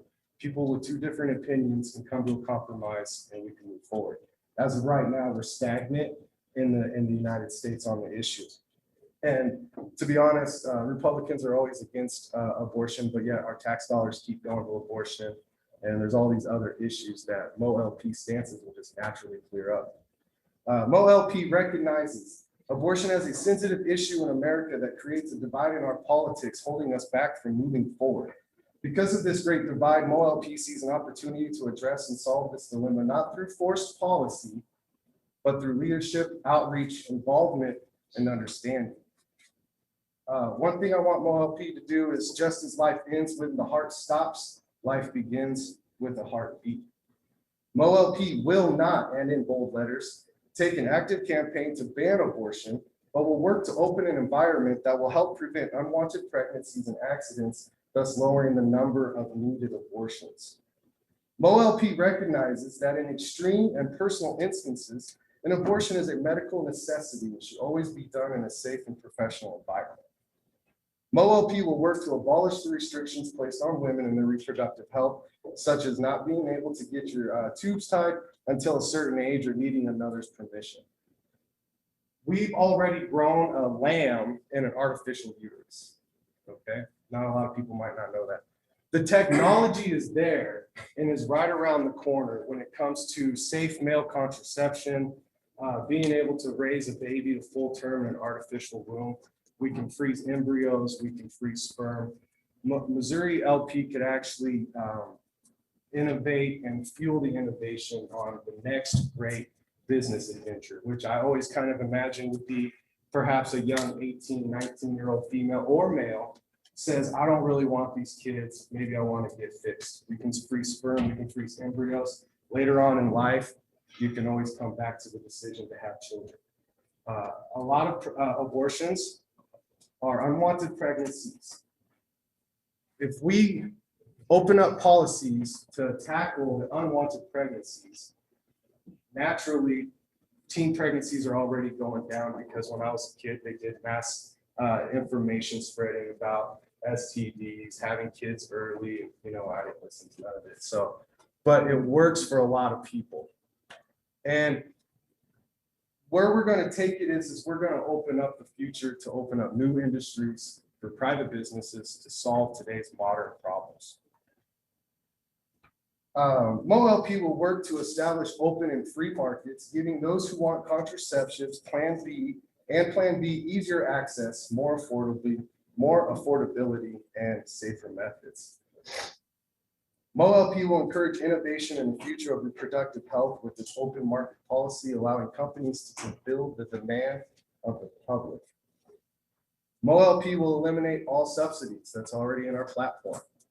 That's one of the biggest issues is if we eliminate taxpayers' money going towards everybody, we don't specifically have to target Planned Parenthood, which kind of actually turns off some Democrats because Planned Parenthood does help women, and that's something that we can recognize. MoLP does not condemn anyone, but recognizes that abortion is counterproductive to a species outside of natural law and impairs our future as it potentially eliminates great minds before they get to contribute to our society. With so many problems we face, we need every great mind to overcome future obstacles. What I want to do is I want MoLP to come out with a statement saying that we support life, we recognize life beginning at a certain term. We're not going to ban it or force any legislation on it, but what we're going to do is we're going to actively work to promote women's health, help prevent unwanted pregnancies, and all of that stuff is literally already tied into our stances in our platform. And so today I ask you guys to consider my platform proposal. If we were able to do this, this is a press release. If we're able to do this and we're able to put our heads together, we can actually show the duopoly that they're full of shit, pardon my language, that they can't get along. They argue and fight over everything. We could put our heads together and make ourselves relevant by solving an issue that others before us have just really failed to come and handle because everybody's taken such a hard stance. It's either way over here or way over here. I feel like if we're in the middle of it, we can attract independent swing voters. We won't turn away Democrat voters who maybe don't like their candidate. And I won't have to face so much slack from my Republican voters as well, because we've actually took a stance that's a little bit more black and white than that gray matter of it's a sensitive issue we don't want to deal with. Sensitive issues are something that we have to deal with in this country starting back in 1776. There was a lot of sensitive issues that we had to compromise. You got the 3/5 compromise. Imagine what kind of sensitive issue that was for our founding fathers when some of them were against the slavery of man and others of them kind of just went along with it or accepted it. So they compromised. I want MoLP to put together something that is a good compromise, doesn't offend left or right, but takes a stance on our own principles of we protect life.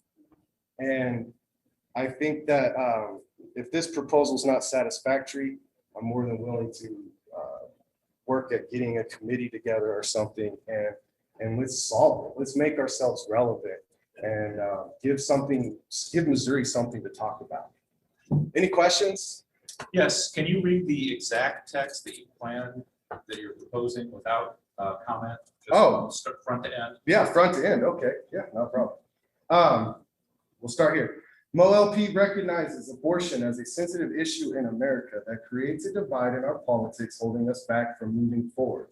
Because of this great divide, MoLP sees an opportunity to address and solve this dilemma, not through forced policy, but through leadership, outreach, involvement, and understanding. Just as life ends when the heart stops, life begins with a heartbeat. MoLP will not take an active campaign to ban abortion, but will work to open up an environment that will help prevent unwanted pregnancies and accidents, thus lowering the number of needed abortions. MoLP recognizes that in extreme and personal instances, an abortion is a medical necessity and should always be done in a safe and professional environment. MoLP will work to abolish the restrictions placed on women in their reproductive health, such as not being able to get tubes tied until a certain age or needing another's permission. MoLP will work to establish open and free markets, giving those who want contraceptives and Plan B easier access, more affordability, and safer methods. MoLP will encourage innovation and the future of reproductive health with its open market policy, allowing companies to fill the demand of the public. MoLP will eliminate all subsidies. MoLP does not condemn anyone, but recognizes that abortion is a counterproductive. MoLP does not condemn anyone, but recognizes that abortion is counterproductive to a species outside of natural law and impairs our future, as it potentially eliminates great minds before they get to contribute to society. With so many problems we face, we need every great mind to overcome future obstacles. So pretty much all I have to say. Thank you for your consideration. I know this is a tough topic, but I believe in this. I believe in this party. So.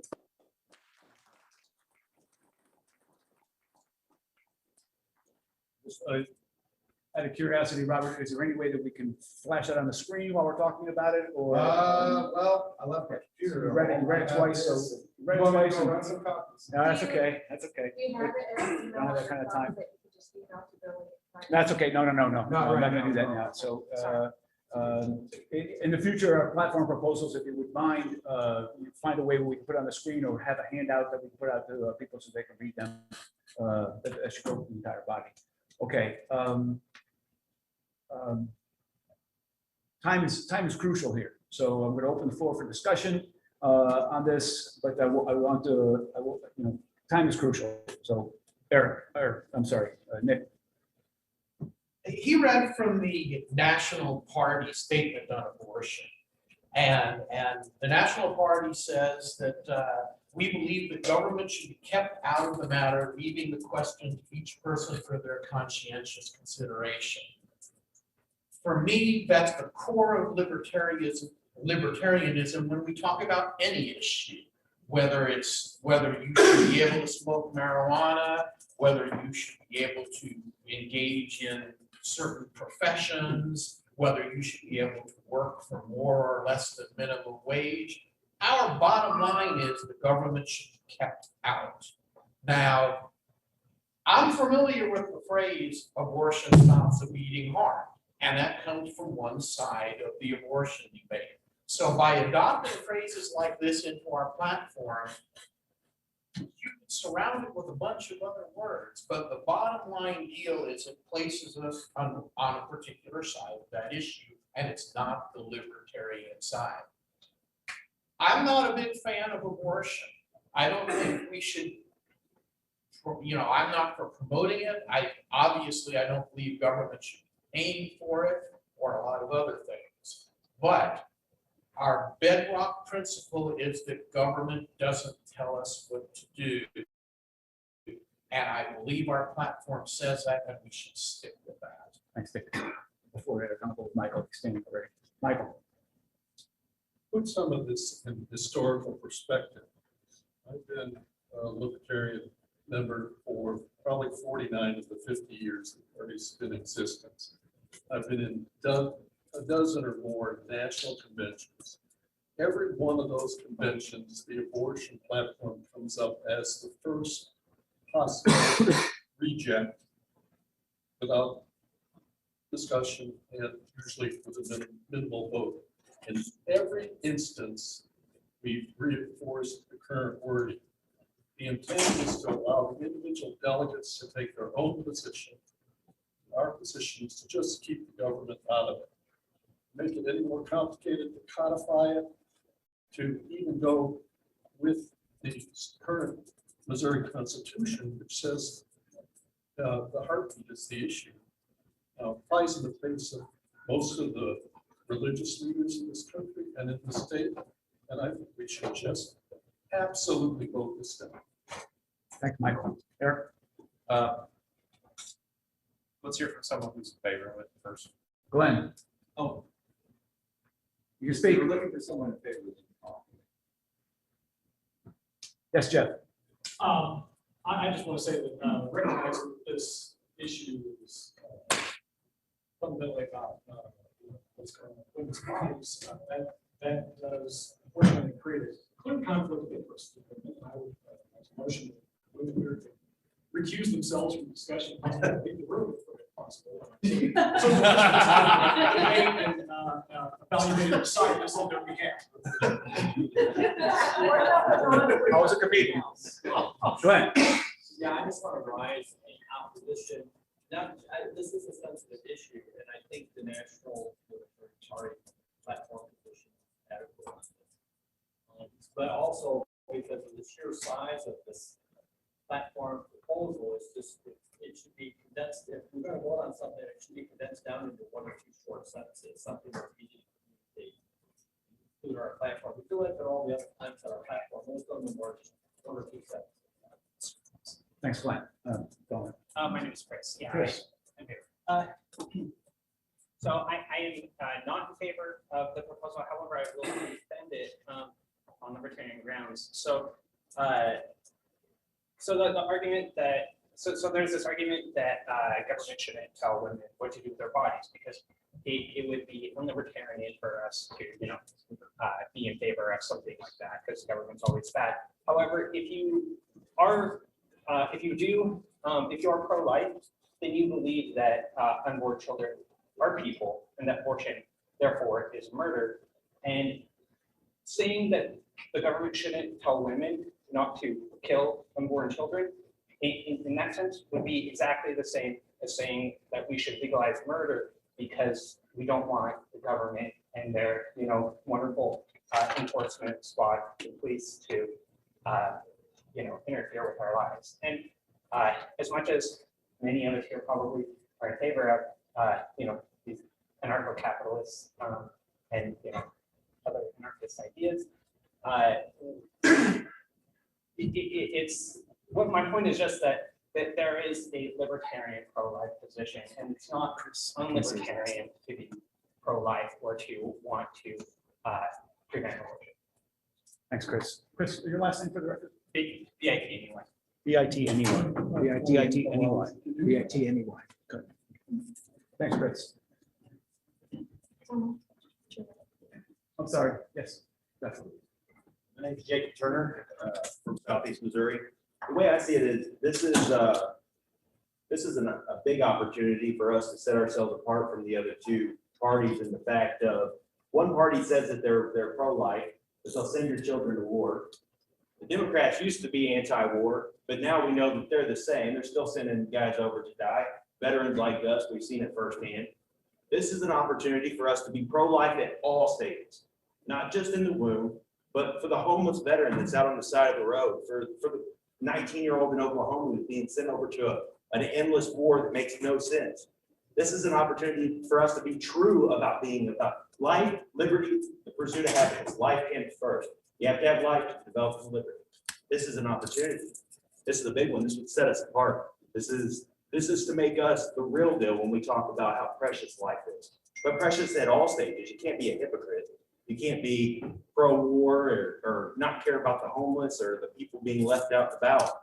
This is an opportunity for us to be strong when it comes to life in general, I think. So, my 2 cents. My 2 cents is you've got to tie, you have to tie the two ends together.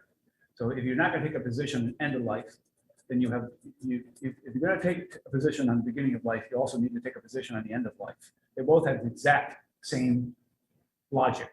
For those who are suffering through the end of their lives and are unable to do anything about it, decisions should be able to be made for them as well. So if you're not willing to tackle end of life decisions, then you can't be willing to tackle beginning of life decisions. That's my 2 cents on that. John.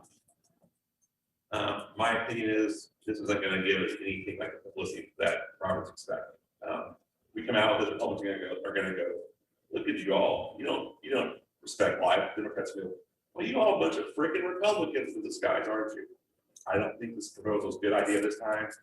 Just like Robin Joy platform proposal, I agree with that, but we gotta get our homework earlier on. Years and years ago, Lynn and I and other people, we worked on a platform committee, we had a bylaws committee, we met in wordsmith meetings before.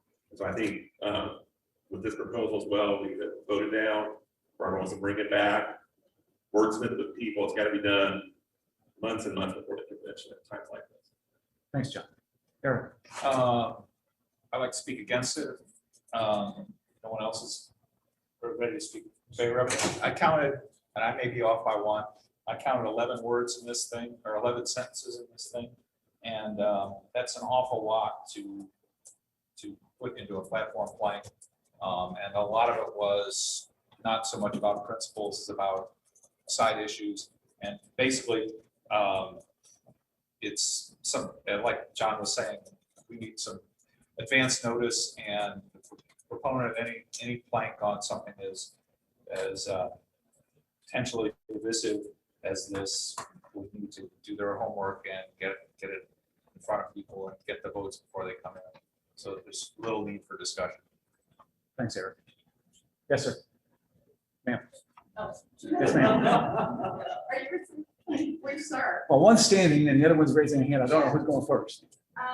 Well, the only thing that I wanted to point out, or coming to the party, when I came to the party, I wasn't. And the one thing that on to the Republican Party for so long was the select issue. And reading the platform, it feels a little, it says that we're socialist, but the math is in conflict. So I don't understand what the big deal would be from saying we're pro-choice, but we're not going to be actively trying to change legislation. Just the same way we're pro-choice right now, but we stay out of it. So if we can switch over to pro-life, we can stay out of it too, but our stance is a little bit clearer with math, Try to wrap this up, but we can, keep the floor open as long as you guys need to. Yes, sir. I'm sorry. Yeah, you're on. I just wanted to say that I think that we need to maintain the pro-choice perspective, but we should always say that we oppose government or government promotion or government suppression of this activity. But I think we should also defend the rights of free citizens to either protest on whichever side of the issue that they are on. I'm asking you to wrap it up as quickly as you can. That's something, I have a question. Sorry. Yeah, come. My woman version. That's okay, go ahead. So one, I completely agree with keeping the national, just government needs to be out of it.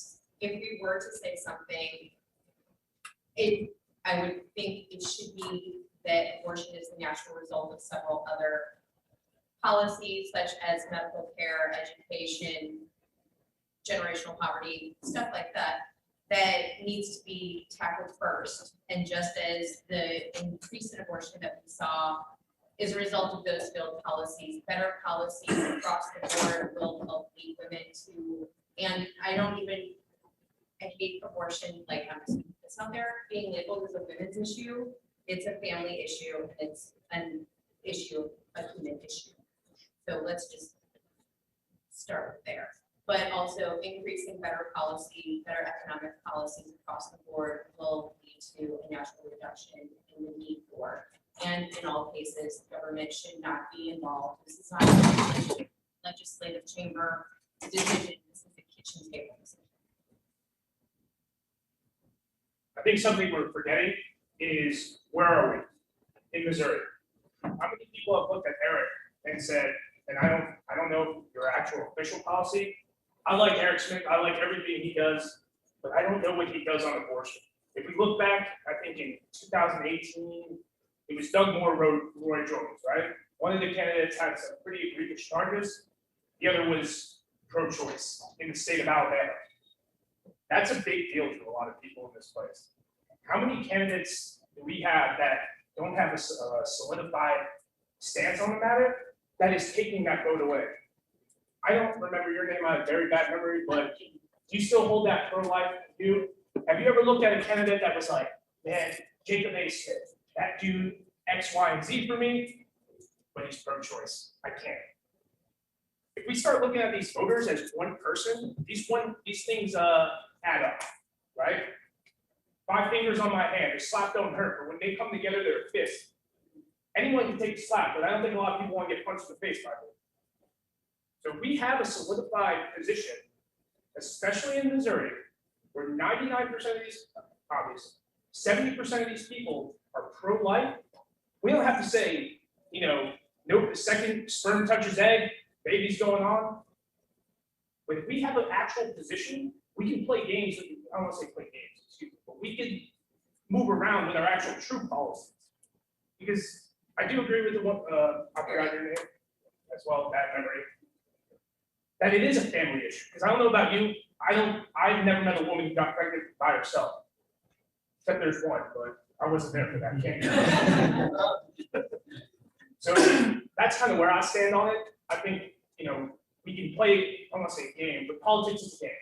And we can discuss, we can have these conversations. So if you have someone who is so pro-life, but other than that has libertarian values, and because we took a hard stance on one side, and it flips on the other side, but I'm talking specifically in Missouri, why are we losing all those votes? Why are we losing those conversations? Why are we losing those people?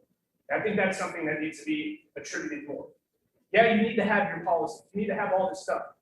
But guys, if we're saying the Libertarian Party is get government out, and that's our main thing, and I agree with that, not everyone stands hard on every single detail as RDL. People in the middle. And that's what all these people are looking for, right? So that's my 2 cents on it. I'm just a guy, but that's where I got. Hey, in the interest of time, as chair, I'm going to close discussion, unless it's let's go this way. All those in favor of closing discussion indicate by saying aye. Aye. Those opposed? Discussion's closed. Point of information, Yes, what Glenn. is- who may vote and what is the vote requirement? Okay, well, it's a platform proposal, so the only committee members may vote on the platform proposal. No, that's not Point of correct. information, it's the all voting members of the party. Say it again. By the bylaws, all voting members of the party can vote, and it's 2 persons. And if voting members defined as, In the bylaw. could you read it for us? I got it here. Everyone who, 3.1. is, here. All voting delegates to state conventions, must be voting members of the LP, is defined in section 3.1, must have been members of the LP for at least 30 days. So 3.1 is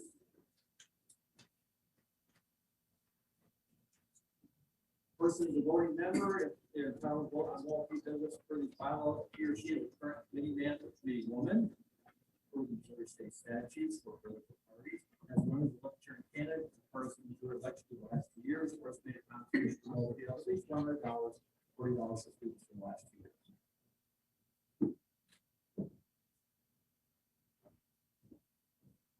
Okay, is that further, let's define it a little bit better for you? So I was just, Okay. you were asking who was the voting member. Okay. Okay. Well, let's find out, on your honor, if you believe you're a voting member, you may vote on this issue, and we'll, if we get into a problem here, we'll have to further boil it down. So all those in favor of adopting Robert's platform proposal on abortion as read into the record indicate by saying aye. Aye. Those opposed? No. Thank you. I think the motion passes. Motion. Fails.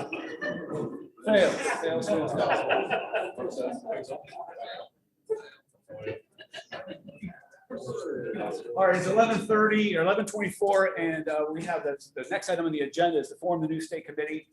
After we form the new state committee, we will elect officers, and we will form the new executive committee. That's a lot to do in half an hour or 45 minutes. So we're gonna have to really focus on this. And if we have to take a break and finish it after lunch, we'll just have to do that. Now, I'm really trying to finish the business meeting before lunch break. So And lunch starts when? lunch is going to be when we're finished the business meeting. Okay. Okay, so let's get into this. Next item on the agenda is to form the state committee. And as Robin indicated in her proposal for 12, we've formed the state committee in various ways over the years. And most of the time it's, warm bodies. Anybody who's in this room is warm body. And if you feel like you can serve on the state committee and participate in our teleconferences, we'll welcome you. Everybody in this room is still welcome to participate in our teleconferences, but we're going to start today, or I'm going to start today, a slightly different procedure, tightening things up, if you will, procedure for forming our new state committee. If we can make that happen. Okay. So, pardon me, this is a little long. I'm trying to hopefully get it done in about a minute and a half. Now we are to the part of the convention where we form the state committee. Our newly formed state committee serves for 2 years and elects officers for a 2-year term, and the executive committee for a 1-year term. We do not select delegates to the 2022 National Convention today. We have put much effort into preparing for this part of the convention, where we form the state and executive committees. It is our hope and our intention to come away from this convention with new blood. As best we can, we will follow the bylaws of the Missouri Libertarian Party in the selection of state and executive committees. If you want to be on the state or executive committee, it does not happen, know that you are welcome to participate. We welcome any member of the Missouri Libertarian Party to participate in monthly meetings of the executive committee, which does the day-to-day business of the state committee. Although you cannot vote, you can still carry the libertarian message as a candidate in 2022. Now to it. Simply being a member of the Missouri Libertarian Party does not qualify you to participate in this part of the convention. Simply being a member of the Missouri Libertarian Party does not qualify you to be on the state committee or executive committee. Simply being a member of the Missouri Libertarian Party does not mean you get to choose who will be on the state or executive committee. The Missouri Libertarian Party bylaw, which governs the formation of the state committee, is 4.1. It states, the state committee shall be constituted as nearly as feasibly in accordance with Missouri statutes. There are 2. Missouri statutes that govern the formation or constitution of the state committee of political parties, which are recognized by the state of Missouri as being established, that is, having the right to put their candidates on the ballot without petitioning. The first is section 115-.621, congressional, legislative, senatorial, and judicial district nominees to meet and organize when. In short, what this states is that the members of each senatorial district meet and elect 2 registered voters of their state district to be on the state committee. The people who choose them, the people who are on the senatorial district committee are supposed to have worked their way up through the county committees. I've just read that a little bit, but the people you choose should have worked their way up. The second is 115.623, and that's state committee to meet and organize when. In short, it says the people picked by the senatorial districts committees meet at the state committee and elect officers. That is the first thing we're going to do. We're going to figure out who is on our state committee and elect officers. After that, we're going to, those same people who elect our officers will choose people to be on the executive committee. Earlier, I said I was going to follow 4.1 of our bylaws as closely as we feasibly can.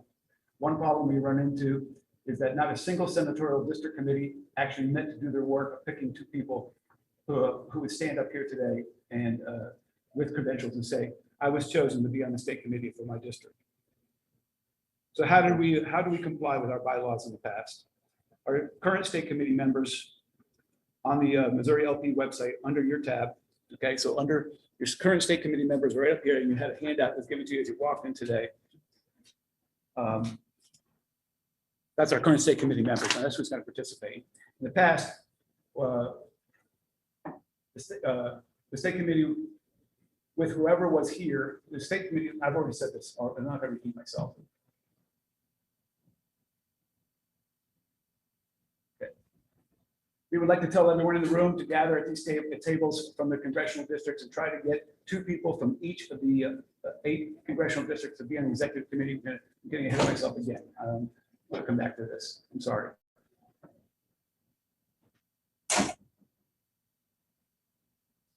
Okay, we're going to gather in this room by first by congressional district or by senatorial district. Okay, so I'm gonna, I must have skipped a page. Sorry about that. The state committee is the official voice of the Missouri Libertarian Party. Pretty much the only thing it does is to meet annually at the state convention, elect officers and choose members to be on the executive committee. The executive committee does the day-to-day business of the Missouri LP. Now to it, we're going to begin with the state committee.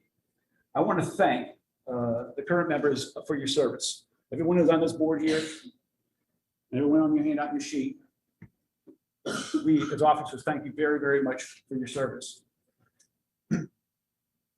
You continue as the state committee until this process is complete. The current officers continue their roles until this process is complete, and the state committee elects new officers. If you become a member of the new state committee, your name will appear on the Missouri LP website under Who Are We? Your name will appear at the Secretary of State Blue Book and be compiled by the Secretary of State's office, being compiled by the Secretary of State's office right now. You and only you and the other state committee members can vote on changes on bylaws. You and other state committee members chosen today can vote for our new officers and who is on the executive committee. In keeping with our practices, if you are a current state committee person, you're eligible to be considered for retention. I encourage you to stay on the state committee that you're on. There's not a person in this room who has any better claim to govern this party or its assets than the people who are on the state committee currently. We now hope to fill some vacancies in the state committee with others who have not been here in the past. But if you have never been here, never served, if you've never been a county committee person, if you at bare minimum, you probably do not belong on the state committee. If you've never worked at our booth at the Missouri State Fair, or worked in an outreach booth in our region, or put up a libertarian yard sign, or knock on a few doors, or gather some signatures to help us get on the ballot, or run for office, you probably do not belong in the body that which governs this party. You do not volunteer to do so today. I am determined that if the people whose names are on this list, who clearly have a vested interest in the party and want to continue, they will. To that end, we're going to go to 34 state Senate districts to seat a new state committee. Currently, state committee members, you are very much needed, and I ask for your help. As we go through each Senate district, you have the right both to nominate people for your Senate district and to be on a state committee and to present challenges to those nominees. In a moment, I'll ask you to gather together, put your names on the list. Please find, and you'll probably find a place in this room to gather together and go from there. If you look at your badges right now, on the second part of your badge, there's a number, that's your state committee. It's in small type SD, and a number, that's your state committee. Somebody who's currently on the state committee and you have a number in your badge, you don't have a number in your badge, you can go see Sean. Sean will look it up for you on the website. They'll tell you what committee you're in. Now we're going to break into the little pods around the room. I don't think we'll have 34 of them. We barely have 34 people in the room, but we're going to break into little pods and we're going to choose committee people in those pods. So it's now time to gather together in your state committees. Yes, John. Bill, if I may recommend we have some sort of rational, maybe like start with 1, 10, 20, 30, something like that. 1, 2, 3, 4, 5, 6, 7. We can do that. We're going to go sequence. We can just start here in the corner room. I'll even turn that projector off for a little while.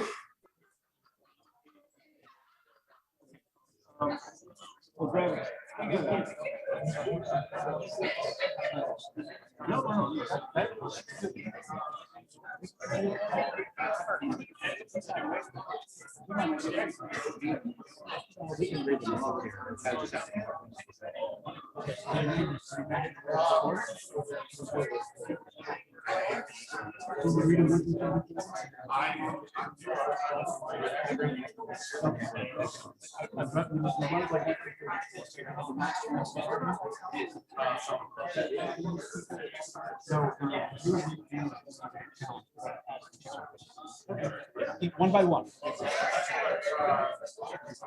you ready? Number one.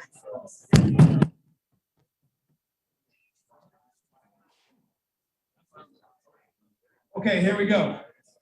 The way this is going to proceed, we're going to start off with District 1 through 34. And we're going to, Secretary is going to read the submitted nominees to that committee. And then we will, one by one, we'll look for objections or challenges to credentials. So, Mr. Secretary, please read off your nominees for State Senate District number 1. Okay, the first district we have one for is District 4, Brian Chandler. Are you saying the first one we have is for our new, this is new? This is just new people. So we're saying that 1, 2, 3 is going to remain as it is. Yeah. Right. Oh, well, say, can you please make that clear? We Yeah, have, yeah. the person in number 1 is gonna be Andrew Cole, Andrew Pullen. He's already on the committee. He wants to stay on the Okay, so committee let's- according to LaDonna. So let's stop. Okay, Andrew Boland for number 1. Are there any objections or challenges to Andrew Boland's credentials? Hearing none, Andrew's on the committee. District number 2, Carlton Freeze, does anybody object? Carl Freeze. Are there any objections or challenges to Carl Freeze's credentials? Hearing none, moving on to number 3. That's Vacant. vacant. Do we have people for 3? We have nobody for 3. No one for 3. No objections? Okay. Number 4. That's Michael Lewis, and then Brian Chandler is wanting to be on. And Michael Lewis and Brian Chandler.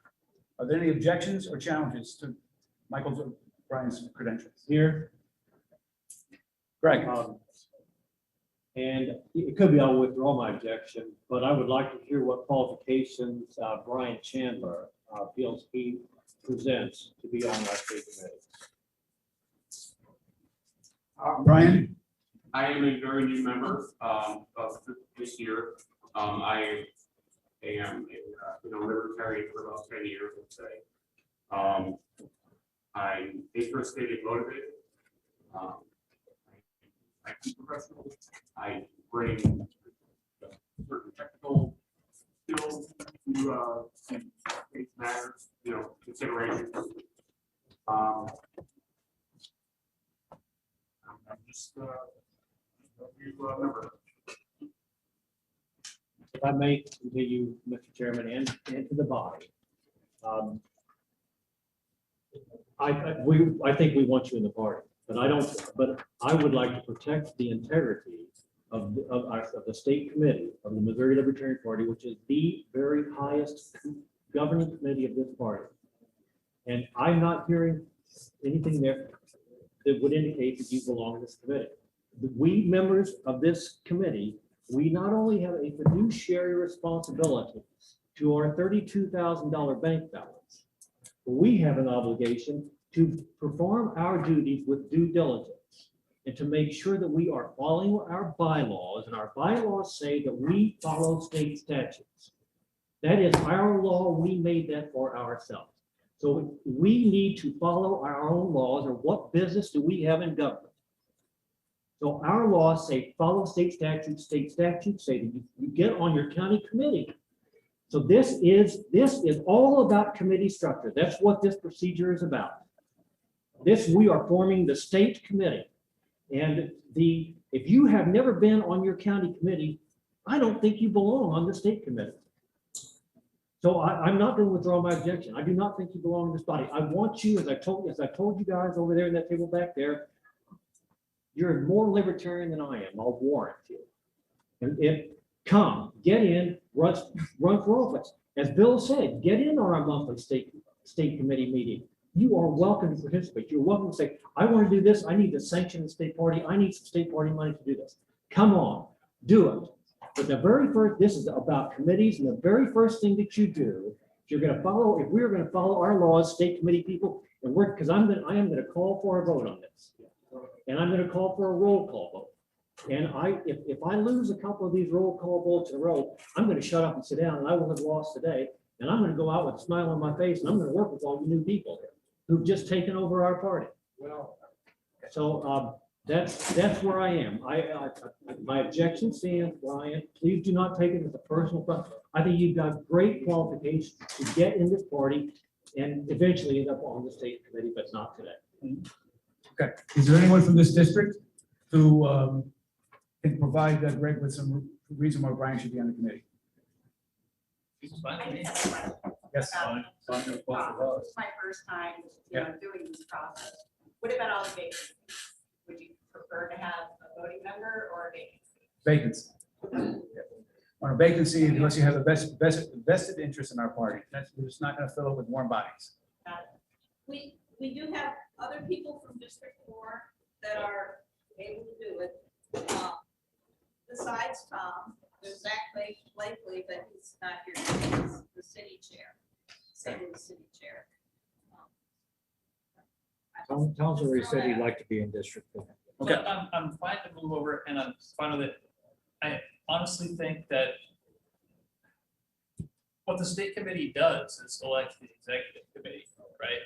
I'm not sensing that, like, I'm fine not being on the state committee. I don't need the title. Hey, let's, or the immense power that comes with it. So please, let's just, I think we should be welcoming. I'm fine with it. I'm cool with Brian Chandler. Glenn, we got a lot to do. What we got?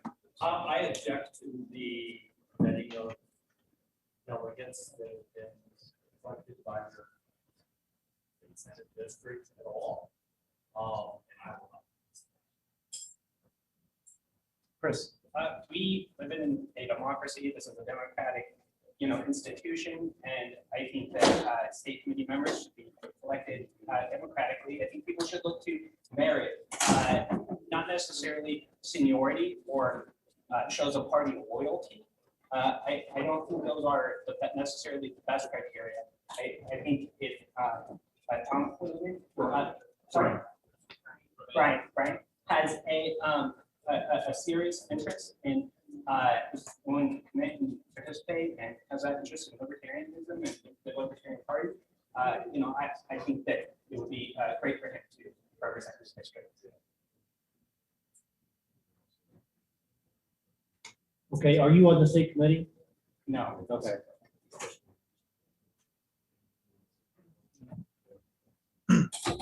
Well, I think that Glenn has the correct point, that it is up to the people in the state committee who are on the state committee to get, and in the fourth, to get to decide. So basically, Michael Lewis, I think he gets to vote. Well, actually, not, I take that back, but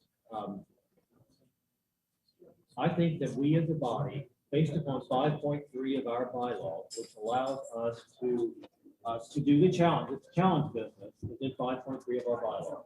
And so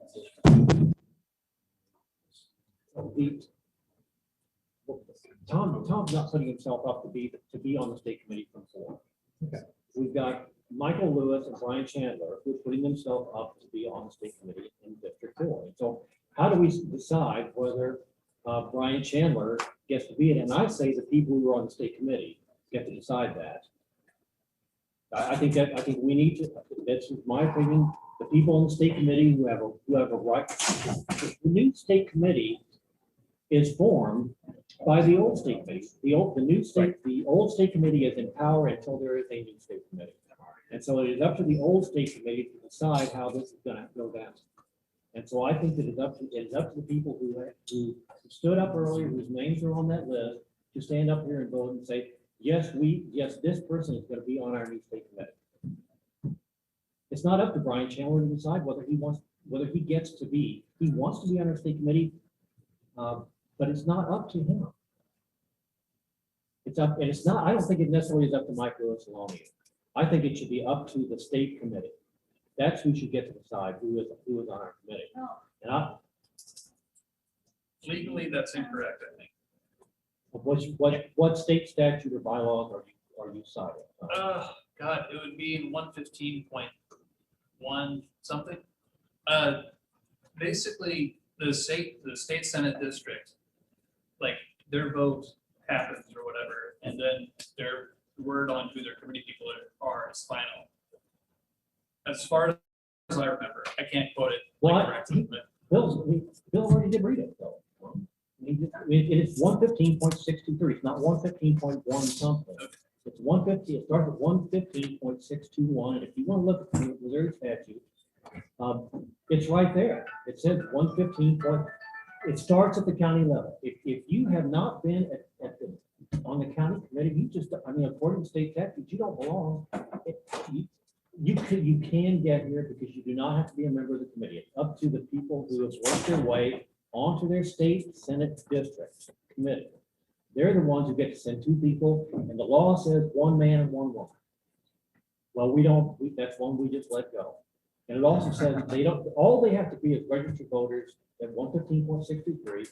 All they have to be is registered voters, a man and a woman of their district. And we let the man and woman thing go. We're not going, I don't think anybody cares necessarily whether you're a registered voter. That's not what I'm questioning. It's just that none of us got together and actually none of us had a state senate district committee meeting.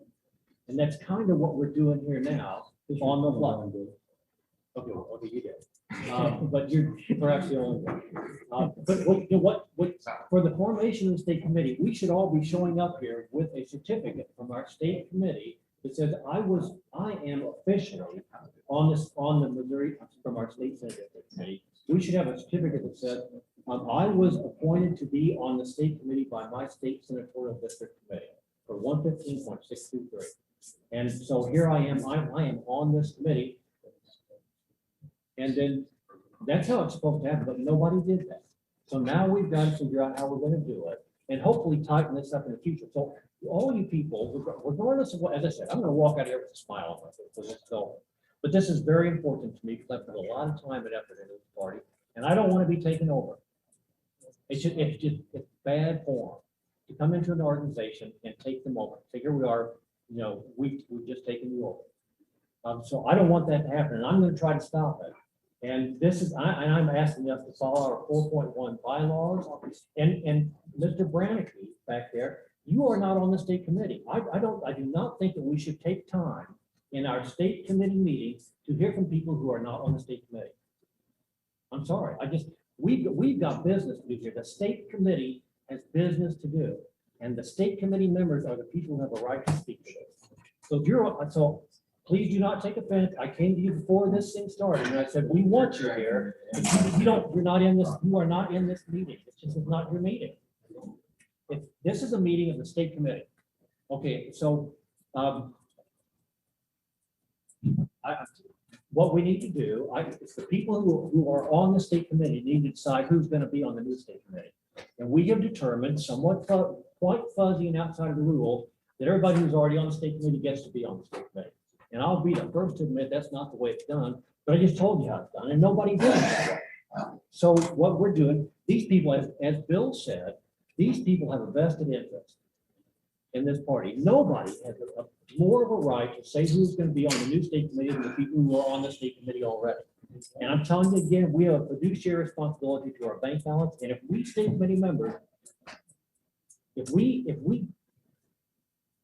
renege on our fiduciary responsibility, well, shame on us. Not that they're going to come in and misspend it, but it's going to be theirs to spend. Okay.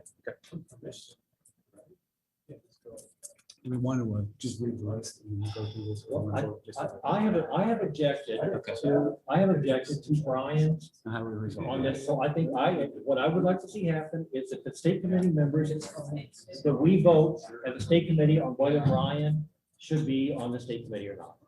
I don't think, if we vote on Mike if we want to, but I don't think we need to. We've given him a spot. Vote on Brian. My last input on this is John. Yeah, so, I'll see if I can kind of shortcut this a little bit. So I guess some people worry about taking over the party. There's people here, I don't know who you all are. I'm not saying, I'm not holding it against you. If you don't mind, you just like to stand up and then we can say, oh, it was 10 people. Well, that's not much of the state committee. I mean, maybe this is all a big ado about nothing. So I don't know if that's something you want to add, and I don't want to make anyone stand who doesn't feel comfortable stand up and say, hey, I'm a new member, I want to be on the state committee. Well, he did. But- He already said that. He already said. Well, I know, yeah, I'm saying that, if you're here and you've met in your senatorial district, going to be on the state committee, you're not on the committee now, if you wanted to stand up and say that, then we could say, gee, it's 12 people out of power on the committee, big deal. You know, it's maybe all a big ado about nothing, I don't know. I'm just trying to figure Well, I out. think that is well said, John. That's well said. Let's see how many. Argue about something that's like. I've made a mountain out of a molehill before. Thanks you all for putting up with me. I know I'm something you put up with from time to time, but who, you know, we all got to put up with it. So, well put, John. So I think maybe one thing would be is how many people have submitted their names to be on the state committee who've never been on the state committee before?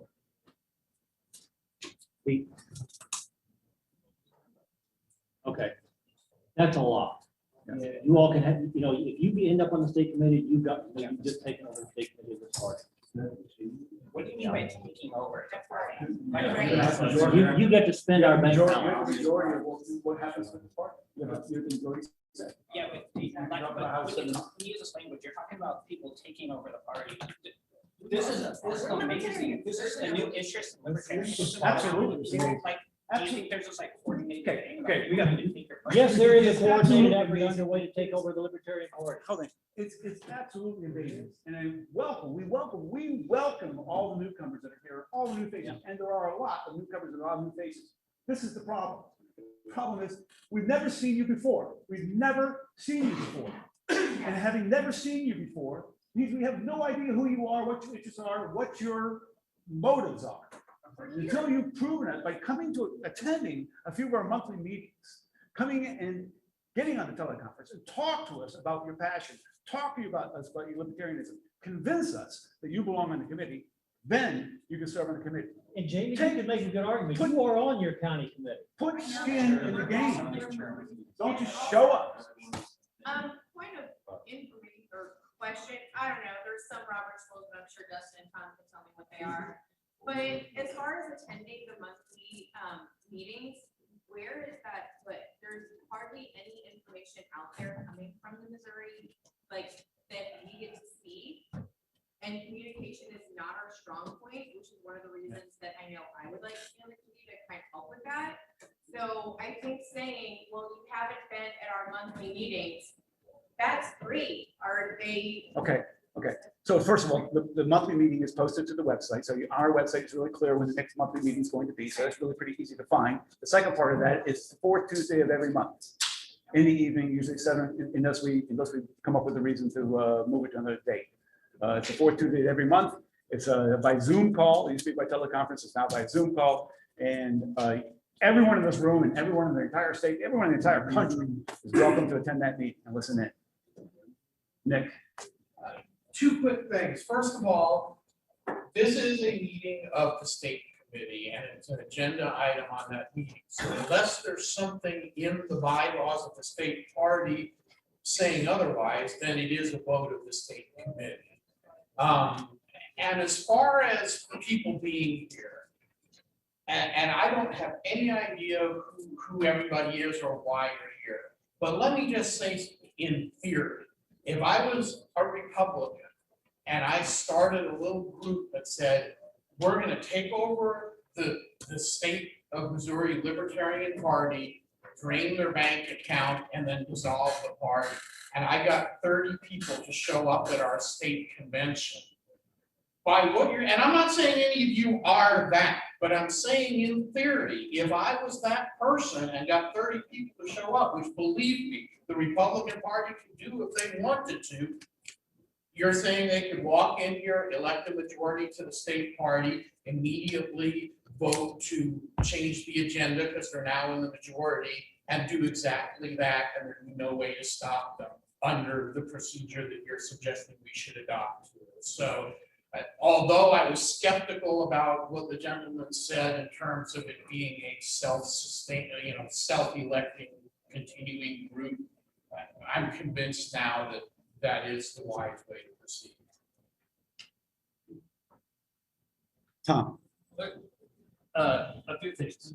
First, I found it is 150.621.3 down near the bottom.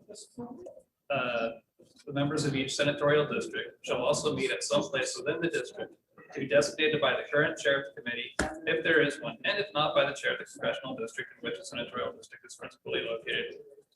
On the Saturday after the third Tuesday of November after each general election, at the meeting, the committee shall proceed to elect 2 registered voters of the district, 1 man and 1 woman, as members of the party's state committee. It doesn't go on, so yes, you're correct. We're skipping the man and the woman thing because we do, because we're better than that. And also, our meeting is not happening here on the Saturday after the third Tuesday in November. So not every rule is being followed. However, the spirit of it is that the state committee is made up of 2 people from each senatorial district committee, and the rest of the state doesn't get to necessarily overrule that. You can have 2 nutcases. You can have 2 not, well, okay, I won't go to that direction. You can have 2 people who everybody else disagrees with, and if that Senate district comes together and says, "Yep, it's you guys," then it's you guys. Now, technically,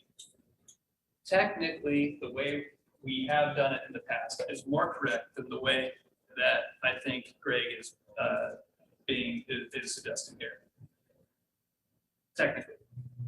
The next point about it being possible for a group to come in and take over the party. The only antidote to that, the only real antidote to that, is to have a lot of people on here to make it difficult. In order to have a lot of people on the state committee to make it difficult for somebody to come in, Democrat or Republican, and take us over and shut us down, you need to be welcoming to new people who are interested. I don't see an insurgency here. I see people who are interested. I know a lot of at least 3, or I see a lot of people here who I personally know who this will be their first time on the state committee. I strongly doubt that we're about to get taken over and shut down. And I think that if we bring in the new people, it makes us stronger in the future against that kind of thing happening if somebody else wanted to do it.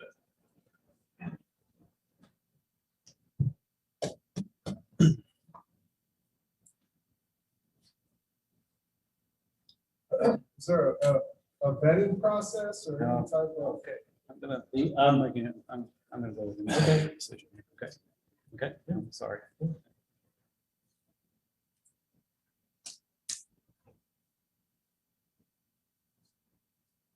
Okay, I've heard you speak, and we made a mistake. I admit I made a mistake, and Greg, I think we've made a mistake, and let's proceed with assigning our committee people as we traditionally have in the past. And if your committee person's names are up here on the dais, and Randy has them,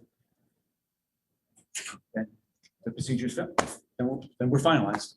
We're finalized. We have any objections? Does anybody have any objections to anybody that? Do we want to read through the list? No, we don't. We're not going to do that. We're throwing that out the door. We're going to go with traditional. Well, I think No, Greg. Okay. Yeah. So if your committee person's not up here on the list and you want them to be on the list, then get them on the list here now with Randy on the side. Brian, you're on the list. And, there you go. Okay, that's how we're going to do it. That's how it's done in the past. It's worked in the past. We're going forward.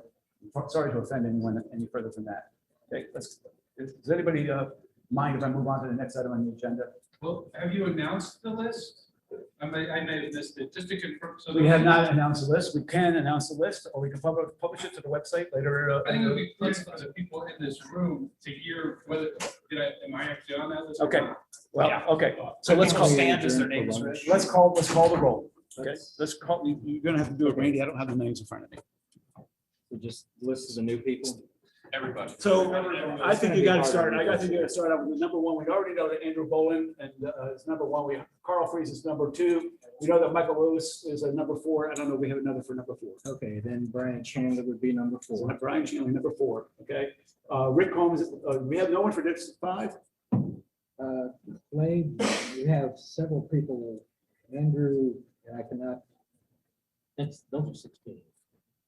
we're in 6. We're at 5 right now. 5. We don't have anybody for 5. Okay, so we still have vacant 5. Rick Holmes has indicated to me that he wanted to remain on the committee. He couldn't attend today. We have a second. Clay Blake. Clay Blake wants to be on 6. Bill? Yep. I ask a favor. Yep. I wonder, as we go through, can we have everybody stand with both current members and new members, just so people go like, oh, okay, that's who you are. Just put a name to a face. If people are cool with that or not. Okay, going forward. I'm not gonna go back. I'm not gonna do it again. Okay, District 7, Same people. Judy Brodowski, Tim Peterman. I don't think either one of them are here today. Tim Peterman. I'm sorry, Tim. Tim, there's Tim. He participated quite a bit. District 8, Ron Breen, back here. Brad And- Eichstead. Ron suggested.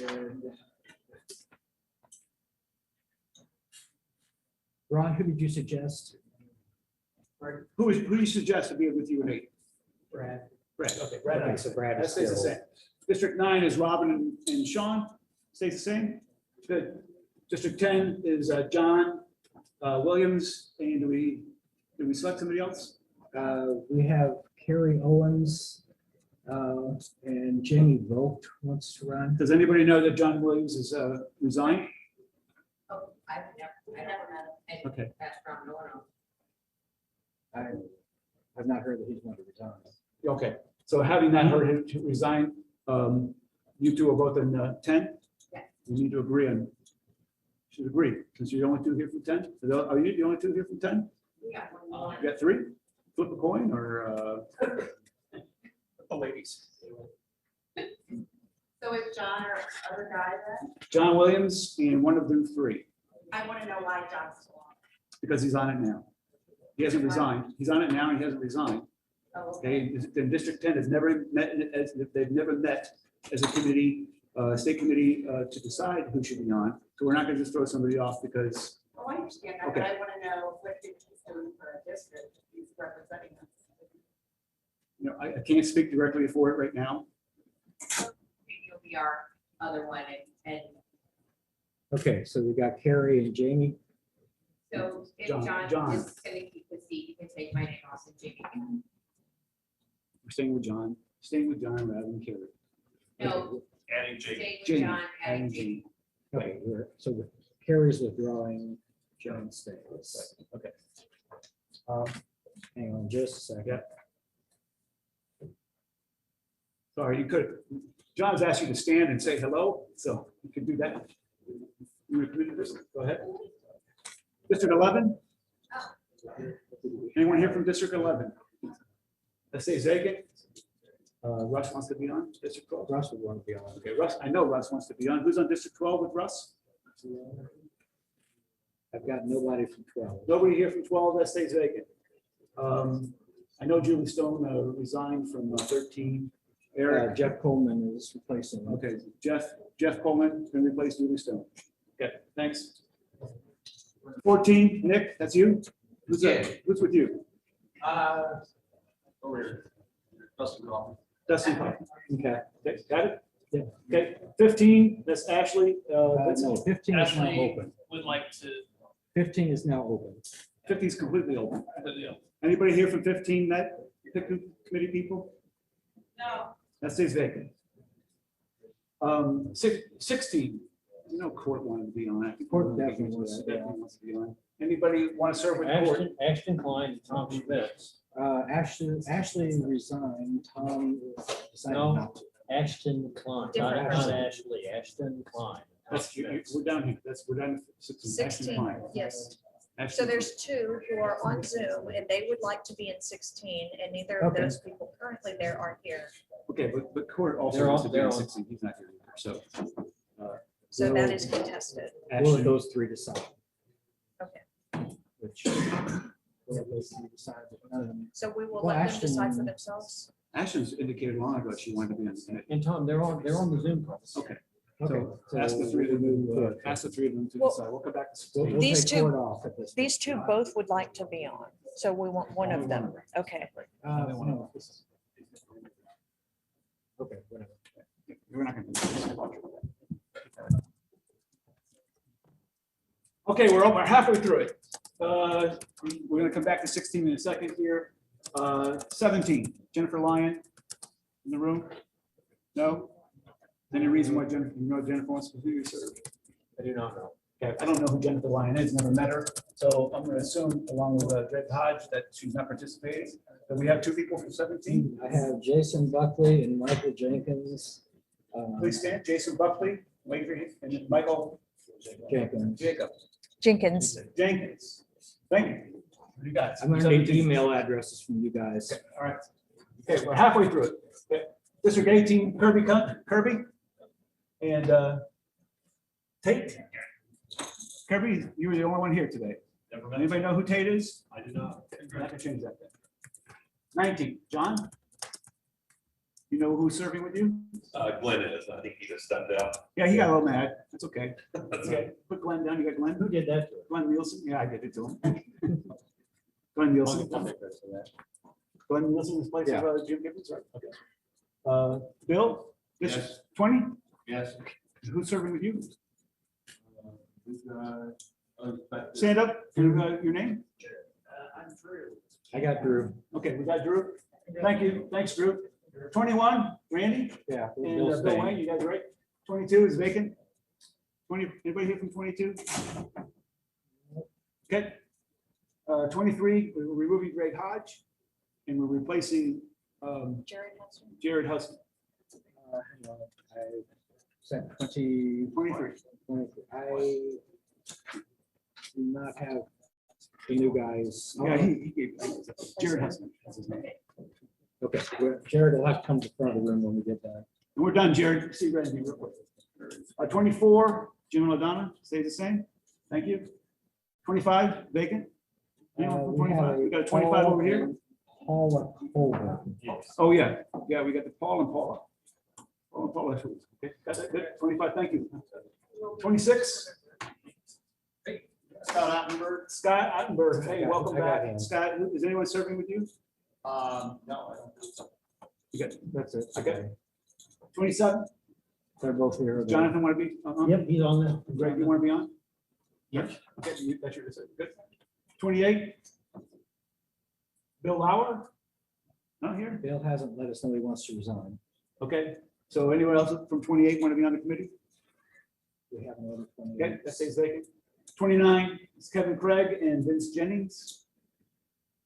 I have no other 29. No changes. 30, Brandon King and a vacant. I have no other No 30s. changes. 31, Robert Smith. Herschel still wants to be on, right? Sure. Yeah. Okay.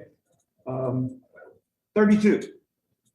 Caleb Tibbetts over there. Got two standing here, three standing here. Have you made a decision? The two? Oh, we didn't even realize there was another 32. I've got 3 people that are new that are wanting to. Okay. Amelia, Brett. Could you powwow, could you, the three of you powwow for a little bit, make a decision? We'll come back to you in a second. Okay, on, where are we? That was 32? We're at 33? Your name, I'm sorry? Chief Broker. Say it again? Chief Broker. I got your name, but I don't have any Anybody serving with you? information, just come see me. When you see Randy after we're done, please give me your name and email. Hey, look at that, we're at 34. Brian Wilson, I know he wants to stay on. And then we have a vacant. Anybody here from 34? Okay, so we have 3 districts to fill, I think, 3 seats to fill with the, we just left And we'll get that 32. done. We'll get that done, 32. And then What about the dispute that we had at 16 or something like that. 16. Right. We have, okay, It's Ashton, Klein, Tom Schmitz, and then who was the other name on 16? Court. What did they say? Court Keeping Yes, What did- Court Gus Did you message him on Facebook? Yeah. 'cause He he's- was supposed to be. He was here. supposed to be here today, so I know he wanted to. be on Okay, today. well, what did Tom and Ashton? Who They were on the are, call say? I told them to pick one. And they said. Who was the one? Tom, Okay. Tom Schmitz. Let's see here. I need to see, Dustin. Hopewell. I need to see, I got Jeff Pullman's email address. I'm sure Sean has that. You get email addresses later. To it. Yeah. Well, I'm just saying, come see me at some point. Jason, Michael. Need a phone number for Camelia. Get those later. Brett, need a phone number. I think that's, yeah, Keith I already mentioned, and Caleb. If you're And newly Paula, added, just Paula. make sure that Randy can get your information because we have to get that. Yeah, thank you. Yeah, before the end of the day, well, before you leave, make sure Rady has your name, address, or name, email, and telephone number. Thank you. Preferably right when you break. For those who now believe they are serving on our state committee, please stand up. Okay.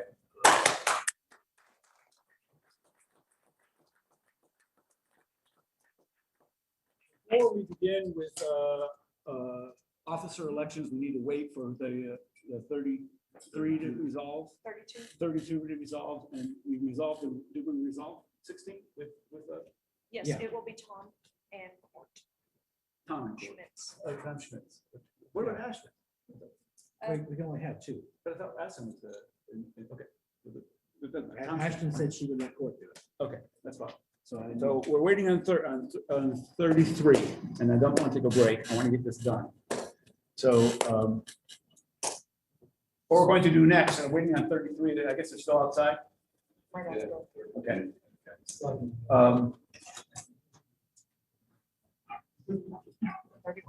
You got results? No, wrong. Oh, no, I know. I just- Yes, successfully.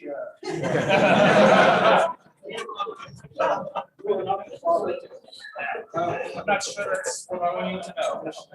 Yeah. Kind of done. Okay, hey, just in time, 33? Who are your two representatives? These two. These two? Yes. Nate, just your, Camelia. stand and give your name, first and last name? Camelia Peterson. Amelia Peterson, thank you very much. Caleb Tibbetts. Caleb Tibbetts. Congrats. Caleb I Tibbetts. sent an email. Get a chance, see Randy before you go home today, make sure he has your contact information, and make sure he has your contact information. Okay, thanks. Okay, I'm sorry, getting a little winded here, but we're gonna do this, we're gonna get this done, it's not that much more to go here, we're gonna elect our officers, and I think at this point, we just do it by show of hands. Okay, so the first officer we're going to elect is a chair. Floor is open for nominees. You. Eric nominates you. No. Bill Slants. Thank you, Eric. I appreciate that. Okay, any other nominees? I wouldn't do that to you, Greg. Any other nominees for chair? Okay, all those in favor of Bill Slants being chair, can I call my own vote? I don't know. Sure, let her do it. Yeah, go ahead.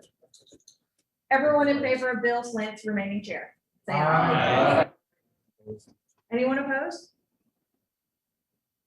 Thanks. No to lose them. Try to do a better job. I'll try to do a better job this 2 years. It's a learning experience. Okay.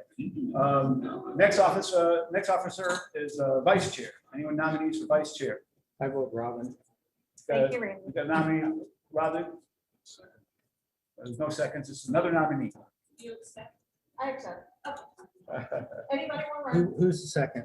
Well, it's not a second, it's just nominees. Oh, okay. Just nominees. Any other nominee for vice chair? Okay, all those in favor of Robin being remaining as vice chair. Aye. Those opposed? Okay.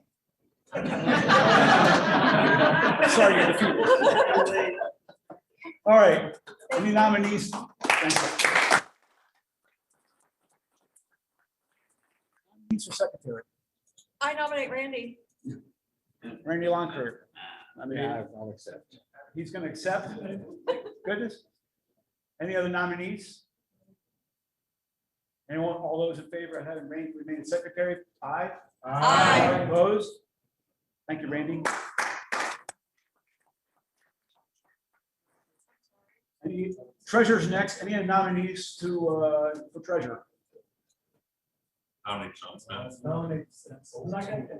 Who- What was it? You nominated who? Sean Spence.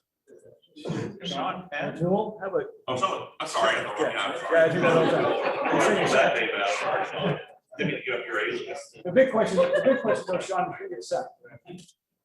Yes, Getting old. Any other nominees for treasurer? Seeing none, all those in favor of Sean, now you got me Sorry. screwed up. Sorry. Sean O'Toole as treasurer, aye? Aye. Opposed? Thanks, Sean.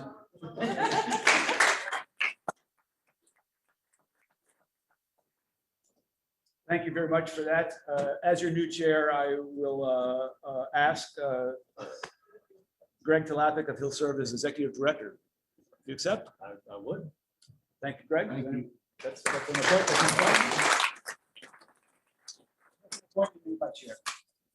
So this is the last piece, well, this is not the last piece of business we have. Make the executive. I'm actually going to move, I'm going to talk to Jeff for a second here. But now we have to elect the executive committee. Oh, my goodness. So, okay, this is on your name badge, basically the same kind of procedure, but on your name badge now we only have 8 districts to pick from. Okay, it's basically going to be the same procedure we went through before. I've lost my place.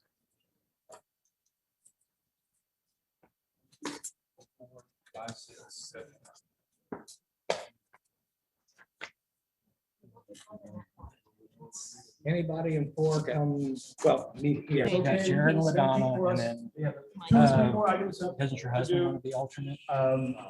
Please continue to come to see Randy. It won't interrupt us at all to submit your names to the executive committee. Let's go on to the item on the agenda, okay? Very quickly, since we're all in our districts already, please remain close or approximately. District 7. I'm going to turn the microphone over to Jeff. Jeff, he's going to talk to us about the redistricting. Okay. Go ahead and get. Thank you, Bill. Go ahead and get their stuff. At this time, I would like to Yes. hijack a friendly amendment with a possible parasitic amendment. if you all- Okay. Yeah, go ahead and get me all their information, just to be on the safe side. For sure. Once got- every 10 years, after the US Census Bureau reports the population of each state in the union, the Missouri Constitution authorizes a special commission to be formed, which is charged with redrawing 163 state house districts in Missouri, and another special commission to be formed charged with redrawing all 34 state senate districts in Missouri. These commissions are appointed by Missouri's governor. And those appointments are made from a pool of 42 nominees from the Missouri Republican Party and representing each congressional district throughout the state, as well as a pool of 42 members of the Missouri Democratic Party, representing each congressional district throughout the state. As I cast my gaze around the Drury Plaza Columbia East, it occurs to me that there is another organization in Missouri which has, let's see, 1, 2, 3, 4, 5, 10, 15, divide by 8, carry the 3, 42 potential nominees ready, willing, and able to serve on the State House Redistricting Commission and the State Senate Redistricting Commission. Yes. This is very exciting. In fact, we have 42 people who have committed that they are willing to serve in that regard. Excellent. And we actually have more than 40. We have alternates, we have a wait list. And so we are loaded for bear. So at this time, as we've just, assembled our executive committee by congressional district, I'd like to do the same, by the same principle, if we can kind of get back into our congressional districts here, the 8 congressional districts, simply for the purpose of electing a chair for each congressional district committee. That chair will have the job of organizing, scheduling, and running a meeting in the month of May, and it will most likely be in the month of May. That is based on the Census Bureau following its own deadline of releasing its first batch of data on April 30th, which is next week. Assuming they do not push that deadline back, if they stick to April 30th, we will want to have, and we will need to have, a meeting of each congressional district committee in the month of May to formally nominate our redistricting commissioners to the State House Commission and the State Senate Commission. So if we can get back into our groups of each congressional district committee, 1 through 8, and we need to choose a chair for that congressional district committee who will handle the nomination of our redistricting commissioners. I still need exec lists for District 3 and District 8 also. And 7's on its way back up here, I think. On the exec. On the exec. I got 1, 2, 3's not here. We have 3. I got 4 and 5, and I don't have anything for 6 yet. So 3, 6, it's okay. I'll take it. Or maybe battery. So I need 3, 6, and 8 executive committee list, Jeff.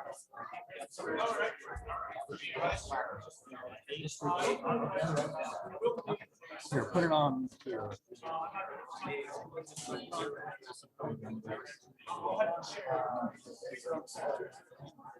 Should be finding its way back up. Do we have anybody here for the U.S. Congressional District 3? One twice, I don't think. I think that was the one that there's nobody here for. Well, not this list, the executive list. But that would, but the 2 guys that were on the last year are here and would like to serve again. Our governor candidate and our secretary of state candidate are on the list. So Rick? Rick Holmes. Rick's on 6. No, don't look at that list. Oh, Quit looking at my I list. can't, no, it's there, man. You got all the. U.S. District 3. This is state senate. U.S. District 3. So I should continue the same guys. You gonna be our committee chair then? For the district? Who wants me to? Not me. I'll second. So if you've picked your chairs, fantastic. Jeff, no, talk to Jeff and let him know who your chairman is. And All email addresses. Yeah,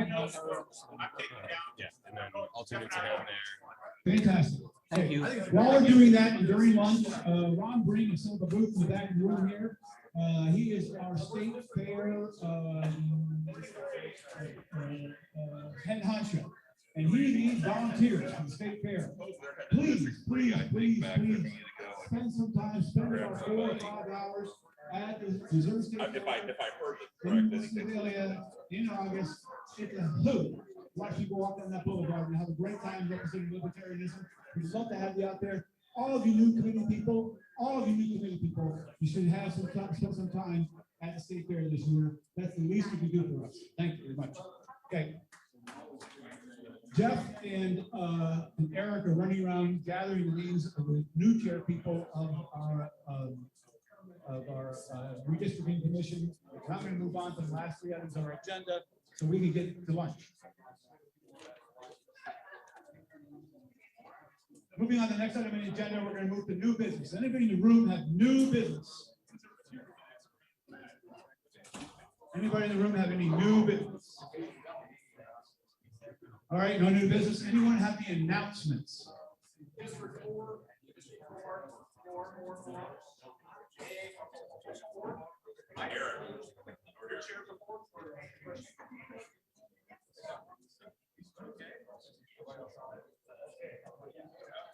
No announcements? Excuse me, Sean. Announcement, I do have a question. Somebody gave me $50 for cash payment today. I don't know who you are. If you gave me $50 for cash payment for lunch, please stop by and see me. It's either attached to the or who gave you the $50. It was me, and I need it back. All right. Our next state committee meeting, executive committee meeting, will meet on Tuesday, the 25th of May. It'll be at 7 o'clock in the evening, Central Daylight Time. It'll be by Zoom teleconference. You'll get an email as soon as we get all your emails entered into the system. The plan on attending our new state committee meeting, or the new state committee, plan on attending our new meeting, attending this meeting on May, what did I say, 25? Close enough. Do I have a motion to adjourn the state committee meeting? Bill Brown moves, seconded by Donna. We'll remember that. Anyone opposed to adjourning? Who made the motion? Bill Boone moved. Bill moved on, second. Hearing none, lunch is right back here. Help yourself. You can go out these doors, you can go out the small door. Lunch is back there. Enjoy lunch. During lunch, we're going to have a speaker, an AKA speaker, and we will have awards in the end. Enjoy your lunch. Lunch you can eat here anywhere you want. We have awards during lunch as well as on the speaker. So help yourself. There's lots of water and ice. Are you Randy? Oh, okay, so I need to give you my.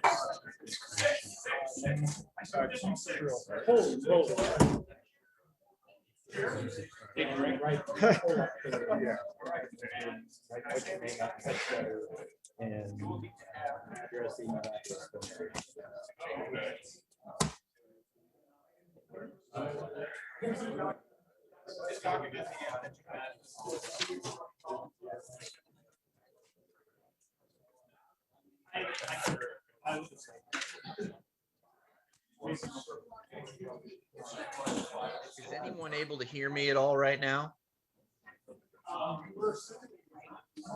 Can anyone hear me? Probably not, but I thought I'd try. Can anyone hear me at all?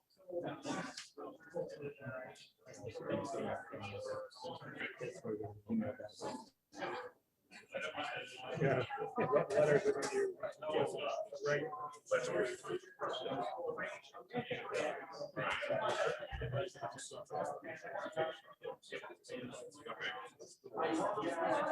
Sorry, we were Gavin.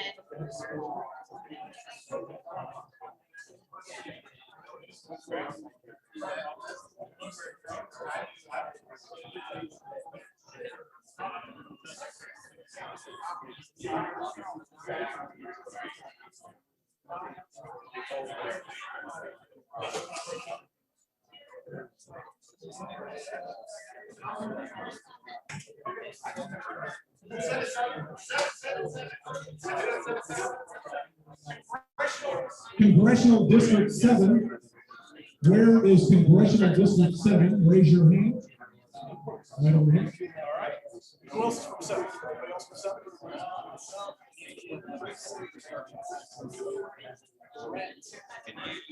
Did you meet to pick your chair of your district?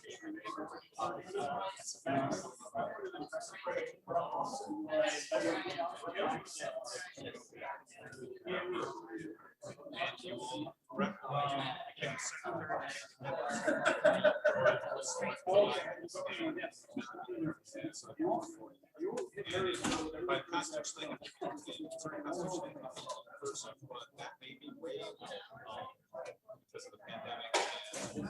Jeff,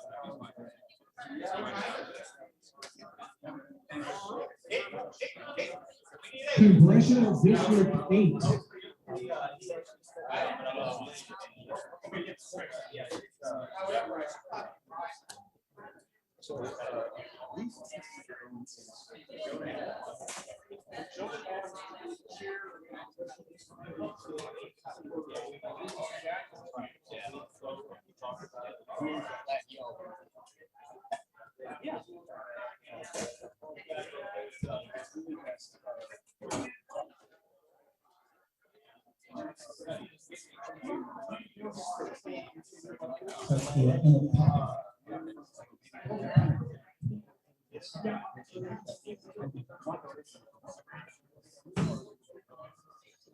I didn't hear you.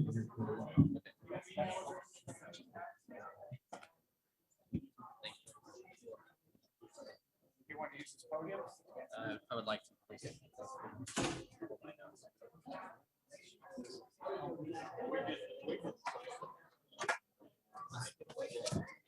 Have you go in about 20 minutes?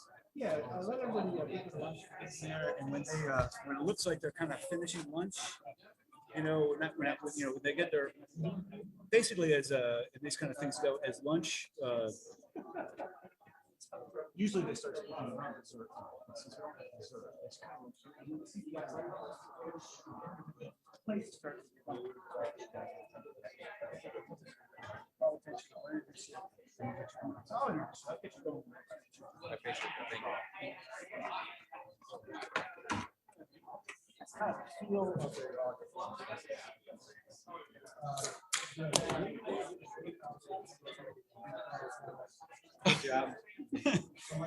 Well, I mean, I told Greg a month ago, I said, that's gonna be messy. Yeah. That's gonna be super messy.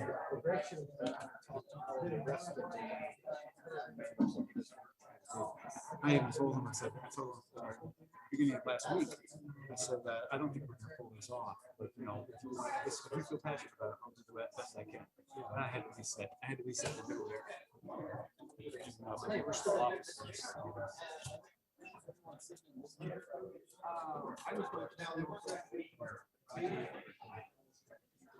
Yeah, go ahead and do whatever. Can anybody hear me right now?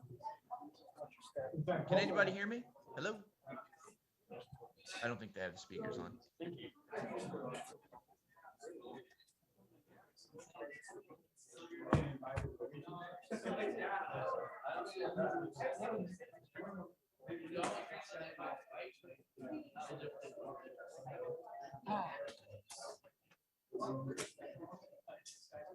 I was a little leery of it. Yeah.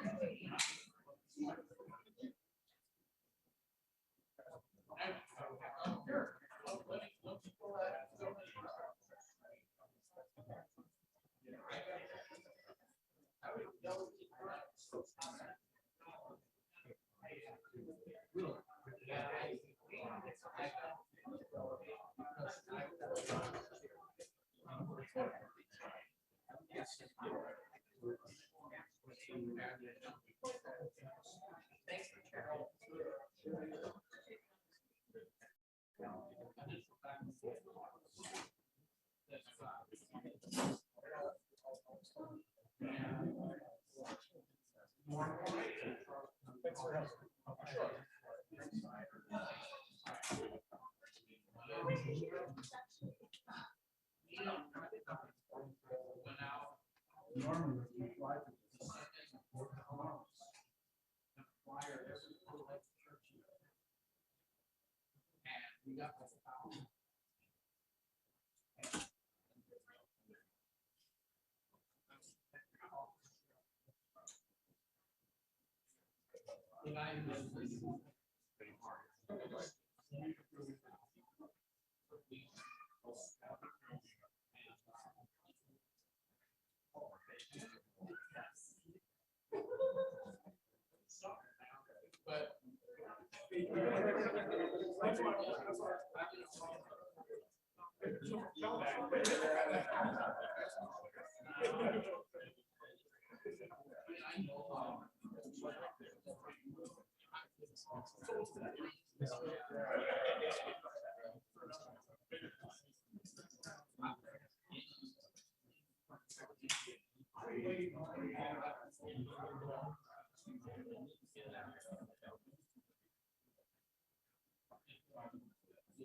Okay, great.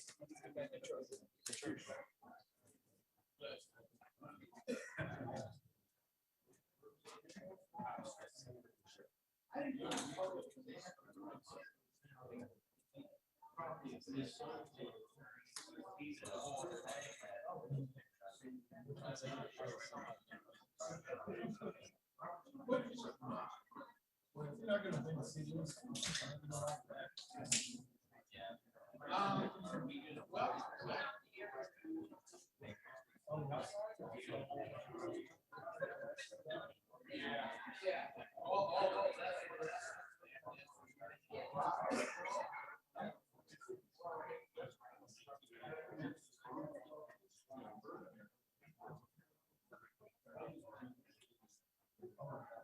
I mean, I remember.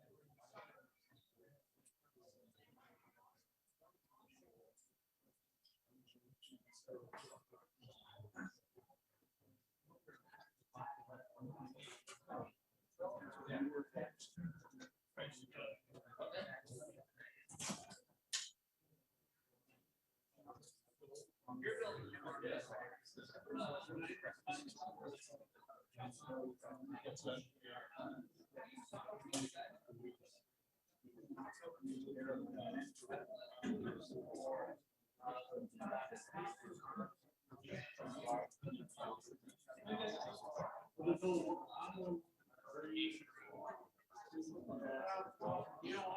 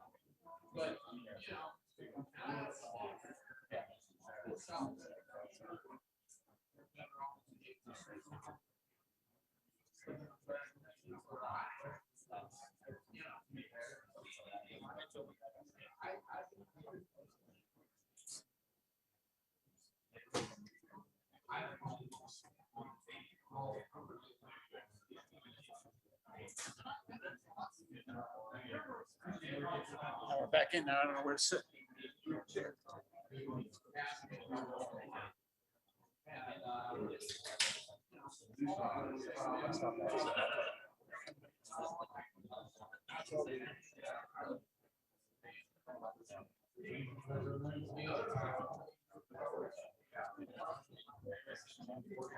Yeah.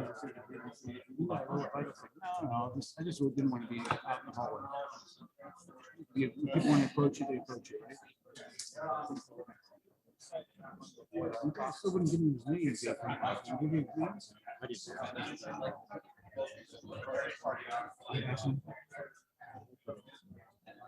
That's just. He says he's super nervous. These are keynote speakers. He's super nervous. I hope he, even.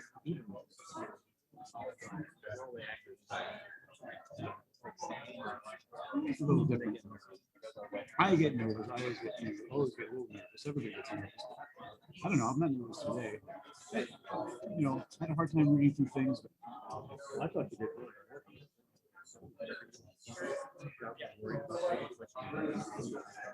Yeah.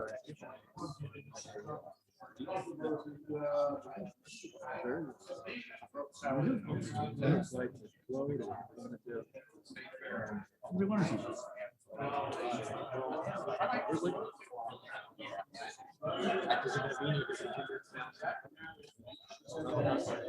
Yes.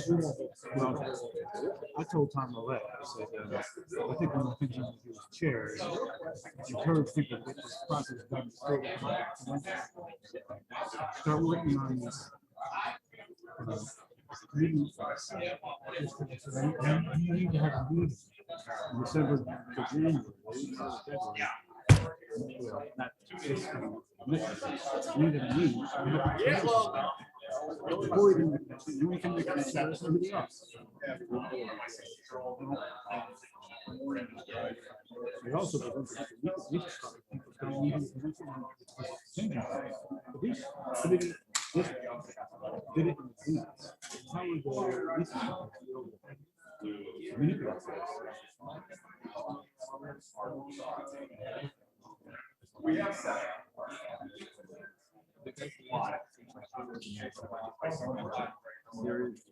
Well, I don't know.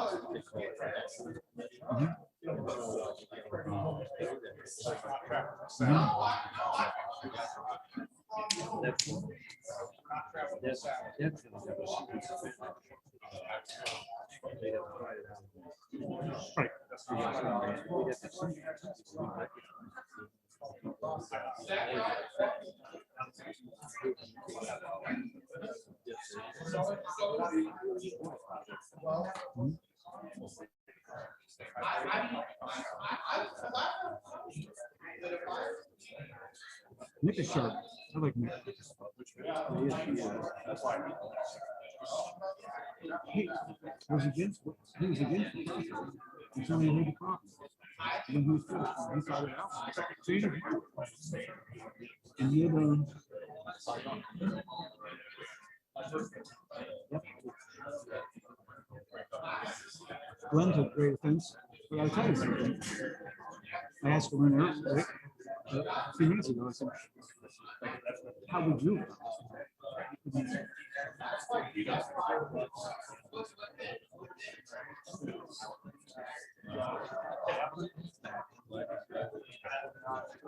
The bottom line is that we've already been mediated.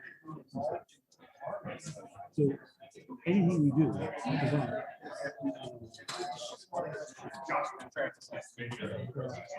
we've already set precedent and deviating the way. So we can continue to deviate or we can try to steer back toward the finish.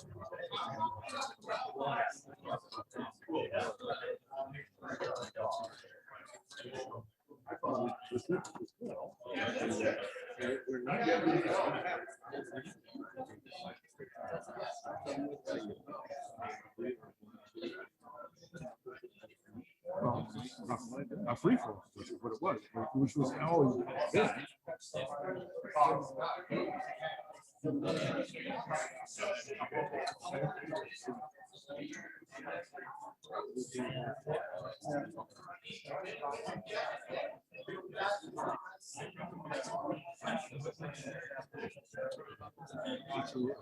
Well, the person that gives it.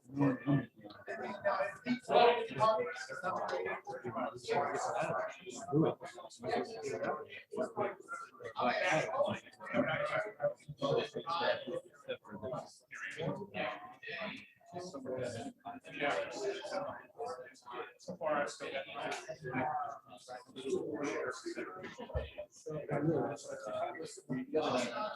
Sit with it. Yeah. Sit with it. This table, back here.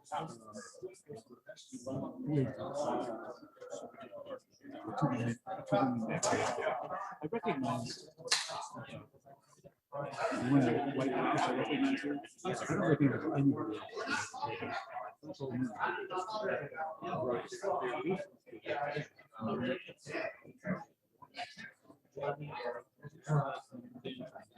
Big, real big.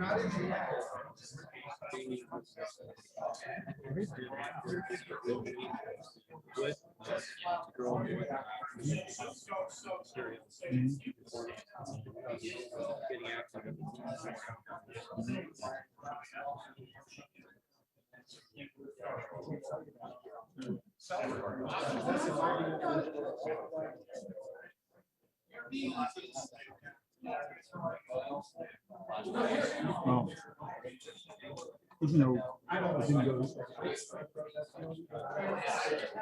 exactly what they're playing, I think there's some good message.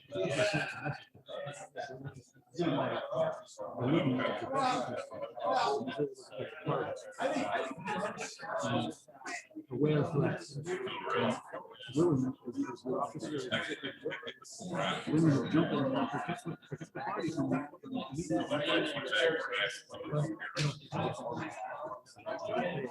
You failed.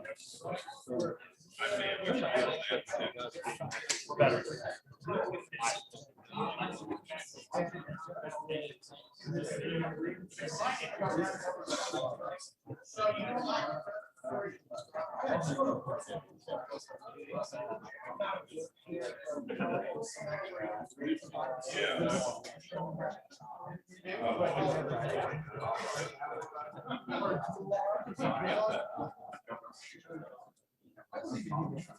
I still have nothing to say for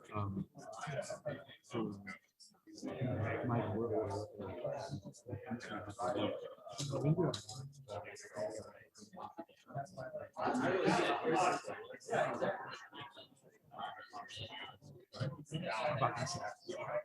Or each of us.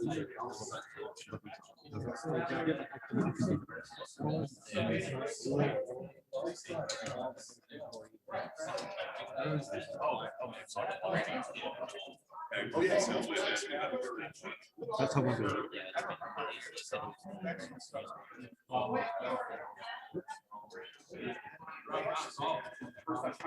All right, I think I'm done. Jay is looking for a key, and I always told my team.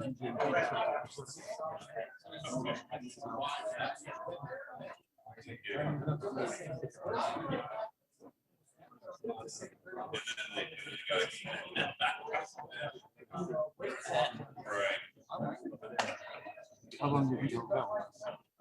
I think I'm gonna ask them. We're running over right now, over by a lot.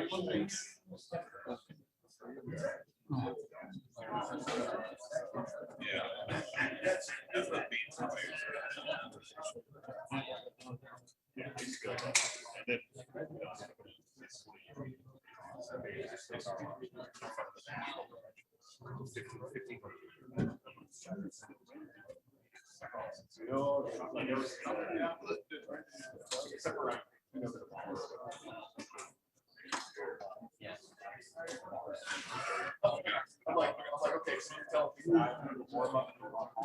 Yeah. The roll call, you know, yeah.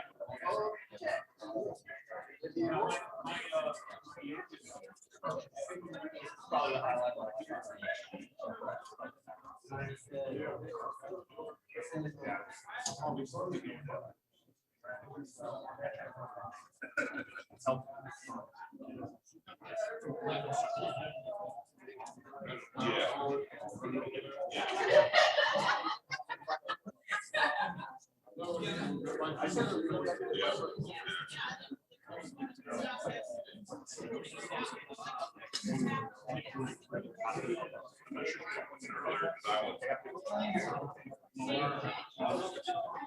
Got a minute?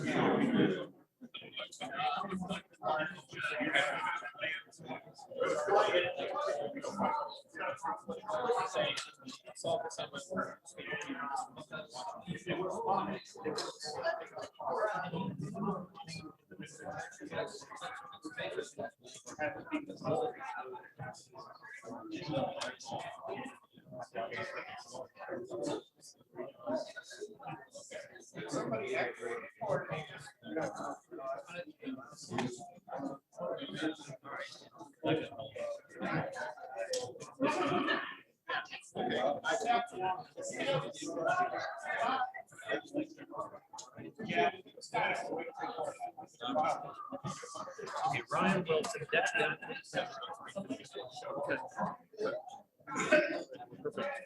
Thank you.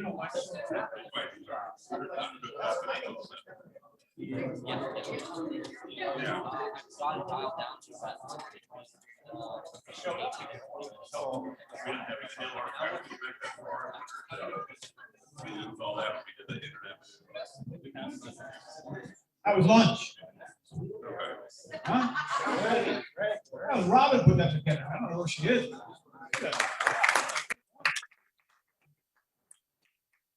Continue to join your lunch. I know it's a buffet, so you'll be happy to go through. Some people are done, other people are only halfway through their lunch. We're going to get going with our keynote speaker for lunch, and when he's finished, we'll do some awards. Move on with the afternoon agenda. So without further ado, this is Jay Flintlock. He's going to be our keynote speaker for lunch. Enjoy the rest of your lunch.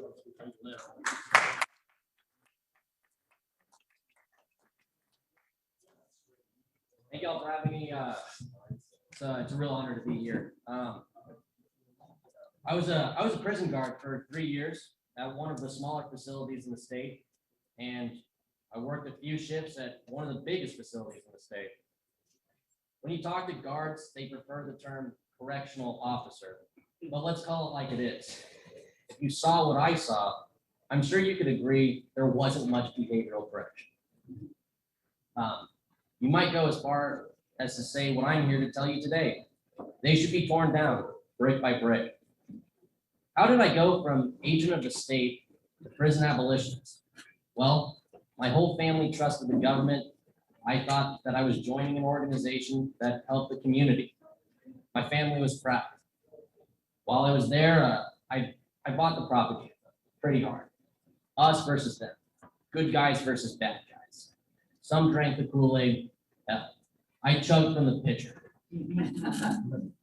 While I was there, I was at first frustrated with a slow-moving bureaucratic process. Like when I worked with multiple law enforcement agencies and formed a security threat group task force, because according to the prison industrial complex, there's no such thing as prison gangs. Now, we identified dangerous individuals who would most likely reoffend, work with other agencies in this task force to keep tabs on those individuals. This was shot down by my captain, who felt threatened by my motivation and interpreted as an ambition to take her job. So that's not my words, that came from my sergeant. Frustration grew into irritation when I saw how vets were treated. I have a soft spot in my heart for vets because I fell for the same sales pitch they did and joined the National Guard. There was one inmate I had, we'll call him Bobby, who was in the invasion of Iraq in the early 2000s. He left the Marines with severe PTSD and got into drugs to cope with this problem. Tale as old as time. He ended up going to prison and after a few years made his way to my unit. Although he was incredibly suspicious of every CO's intentions, as he should have been, he and I developed somewhat of a rapport. Now, once in a while, he would get jittery, and squirrely, and either one of my partners or I had to talk him off the edge using the very limited mental health training we were provided, known as Crisis Intervention Training, or CIT for short. However, we weren't always there to keep Bobby from freaking out. He'd get locked up in segregation, or in layman's terms, the hole. One day, Bobby was having a freak out in the hole. My partner came in early. He went to segregation to talk him down, but the supervisor had him removed so he can spray him. My partner was only given 5 minutes. 5 minutes. Someone who fought for his country, or at least thought he did, was only given 5 minutes to gather himself after having a mental lapse due to PTSD. Thank you for your service. Here comes the heat. Face the wall. This inspired me to start a veteran support group run by veterans, for veterans, and even supervised by prison staff who were veterans. This would give them some sense of purpose and even help them when they went up for parole. After organizing the entire operation myself, as well as gathering staff who volunteered their time to supervise this organization, I planned on my weekend to visit another facility with a similar program already established. However, the warden who approved the proposal found out about my planned visit and threatened disciplinary action because I didn't request to visit that institution from him first. I couldn't go somewhere on my weekend, my time, because this warden told me. Even though it would have benefited veterans, I wasn't allowed to go because I didn't stroke that clown's ego first. Now, irritation grew to infuriation when I had an enlightening shift. I was assigned to do a transportation detail where we were supposed to drive inmates from one facility to ours, hence the assignment of transportation. Before we left, we were told to release an inmate who was granted parole. This inmate was a pedophile who served 1 year. After picking up the inmates from the other facility, I flipped through their information sheets to see who we were receiving. Now, these information sheets, or face sheets as we call them, had everything on it. Their names, date of birth, gang affiliation, tattoos, everything, even their aliases. Two struck out to me. One was this long, silver-haired Asian hippie who received 5 years for carrying 35 grams of weed. The other received 2 years for domestic assault. I later found out he put his hands on his wife. A man put a plant that grew out of the ground received more time than a wife beater and a pedophile, a child molester, or chomo, as we call them. This shook me to my very core. It was then that I realized I could no longer be a part of the criminal justice system. That's when I started noticing everything else was off, in hindsight, of course. And I'm not just talking about how the state treats inmates. Those they hired were also off. When I first went to training, I was placed with 3 other individuals, including a black supremacist who often spoke about how the Jews should be punished for claiming their rightful homeland. I reported it to my superiors and was aggressively ignored. When I finished training, they sent me to a maximum security facility to shadow a CO on an average day. On my first day, they placed me in segregation, or SEG, AKA the hole. I worked with a middle-aged man who seemed like he was 1 click away from ending up in the same cells as everyone else. The majority of the day was spent scouring through Wikipedia. For those of you who have worked with the state, you're aware that we are given limited access to the internet. Wikipedia was one of the approved sites. However, this man looked up pages such as nylons, panties, and yes, even cheerleaders. Are you trying to get aroused with someone brand new to a department a few feet away from the worst of the worst inmates in the camp? And if you think that's bad, you should look up the story about the inmate physician who was walked out of the prison in St. Joe by the FBI for child pornography on his work computer. Now, when I finished training and went to my own camp, I started realizing quickly, it wasn't only the COs who had questionable motivations. For those of you who are unfamiliar with the hierarchy of the prison system, there are two classes of workers. Custody, me, and all the other enforcers of the prison. Classification. You messed up, CO writes you up. And classification decides your punishment. Caseworkers are the COs of the classification. And function unit managers, or FUMs for short, is their supervisors. The FUM reviews the entire case and approves the punishment. I had just been on the job a few months when I noticed a caseworker stopped showing up. I asked where she was and was informed she won a sexual harassment case. The caseworker wore a very specific, provocative outfit every week. That's dangerous in a prison because you're working with rapists sometimes. Now, a CO commented on this and she sued the state. Later, a homosexual inmate came to me, told me that when she wore that dress, it meant that he and his friend were going to be called into her office. There, they would be sexually assaulted by her while she explained to them that she was helping make them straight. Again, called them into her office and assaulted them, saying that she was going to turn them into heterosexuals because of it. I reported this, but due to the slow-moving sludge that is bureaucracy, I never saw the outcome of this case.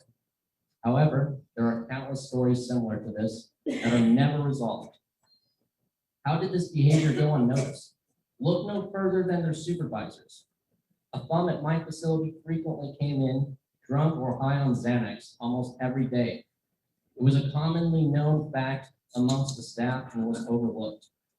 This is an individual who determines if you go to segregation or not, if a write-up has any weight, and whether or not you keep your parole date. Because if you get too many write-ups, they take that date right away. Their whole future was in the hands of a junkie. Now, why should you care about prison? Why am I here talking to you? The big question as to its relevance. For starters, we claim to be the land of the free, but the United States has the highest incarceration rate in the world, according to the World Population Review. In the United States, as of 2020, there are 1,291,000 state prisons. There are 226,000 federal prisons, and there are 631,000 local jails. That's not even accounting for private facilities. There are about 2.3 million people incarcerated, which, to put that in perspective, is 698 people out of every 100,000. 1 in 5 of those incarcerated are there on various drug offenses. To sum it up, there's an insane amount of people in prison. When I talk to most about prison abolishment, their immediate reaction is, why? They're all bad people. The question begs, are they all bad? And what should be done about that? I'm among other libertarians, so I'm not here to convince you that there's no such thing as a victimless crime. A victimless crime, right? Non-aggression principle and all that. Let the tweakers tweak if they're not bothering anyone, am I right? Hell, even one of the biggest libertarian podcasts has in their introduction, our prisons are flooded with non-violent drug offenders. I definitely don't need to convince you that the state messes up due to incompetence. According to the Innocence Project, it is estimated that 20,000 people incarcerated are innocent, as DNA kits are retested. What I will say is that those we do deem punishable, who aggress and prey on others, do not see justice. It costs the taxpayer $20,000 to $40,000 to keep inmates alive, and yet we keep murderers and rapists alive. At the same time, we will release chomos back into the world while locking people up for 15 years or longer for shooting them in the streets like the dogs they are. That's what happened to one of my inmates. We'll call him Kidder. Kidder was a model inmate, hardly spoke a word. The man didn't hang out with anyone, no gang affiliation, The worst thing he did was feed birds on the rec yard. While being released, he finally said, "Man, it's been 15 years. I'm excited, boss." I asked him what he was in for. That is, if he's comfortable telling me. It was a personal question after all. He told me he dragged a child molester out into the streets and shot him. He had shame in his eyes. I told him he only took out the trash incorrectly and to not get caught next time. How could a man get 15 years for putting down a rabid animal while at the same time that same animal will get a year in prison? Why is the state protecting these people? And if violent offenders are such a burden on the taxpayer, should they be kept alive? And if so, what should be done with them? Now I know before you boo me off, I know many of you don't believe in the death penalty because it's a form of state-sanctioned violence. I also disagree with the death penalty carried out in the state. Personally, I think the victim or the victim's family should decide the fate of an aggressor. With Gopher, am I right? But one has to consider there are people who are legitimately mentally ill in this country. Many of them resided in those same prison walls. In the state of Missouri, there are 21 prisons. Do any of you know how many state mental hospitals there are? Anyone? Two. There's 2 hospitals, one in St. Joe, one in St. Louis, to take care of the entire state. State does not care about the mentally ill. Wouldn't it have been nice if, wouldn't it have been great if Bobby could get help instead of a blast to the face with pepper spray by some sergeant who was frothing at the mouth for action? But privatizing it would help, right? Wrong. See, a friend of mine worked at one of these private facilities on her days off and when she got off from our facility. And she said, and I quote, well, I'm gonna take out the F words for you. We have a bunch of people with mental health problems at my facility, and you know what? You know what we do when they mess up? We beat the hell out of them. It's really messed up. I'm sorry, but there's no other way to describe it. It's messed up. It's wrong. If you bring up this problem, you're branded what's called a hug-a-thug.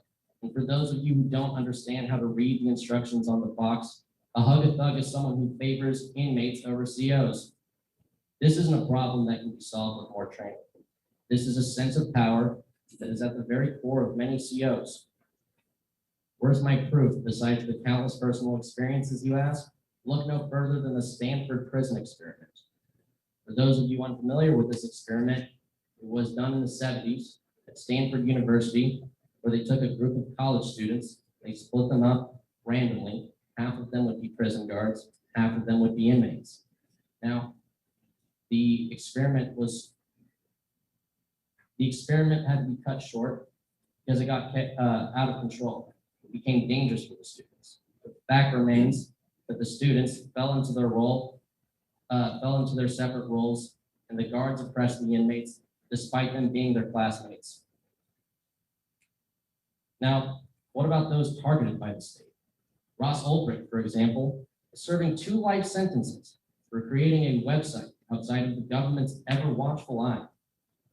There was a bogus story that was disproven time and time again involving some business with it. The state also forgets that there were multiple people who had access to his account, including a dirty cop. The state also, more recently, there was the Crypto 6, who were arrested for running an unlicensed financial business, which dealt mainly with Bitcoin. Just because they wanted the feds to stay out of their wallet, they may face imprisonment. Now, let's forget about big libertarian cases involving cryptocurrency. This isn't just our problem.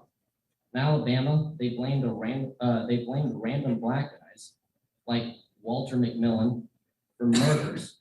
They were nowhere near the crime scene out of convenience. Then they threatened witness statements out of people just to make it stick. Now, luckily, this case was thrown out, but think of the many cases that weren't. Why does the state focus more on those who want to be left alone instead of the predators? Maybe it's just another way they can secure their grip on their monopoly of violence. One thing is for sure, they call us the land of the free, but all I see is home of the chains. Thank you for your time.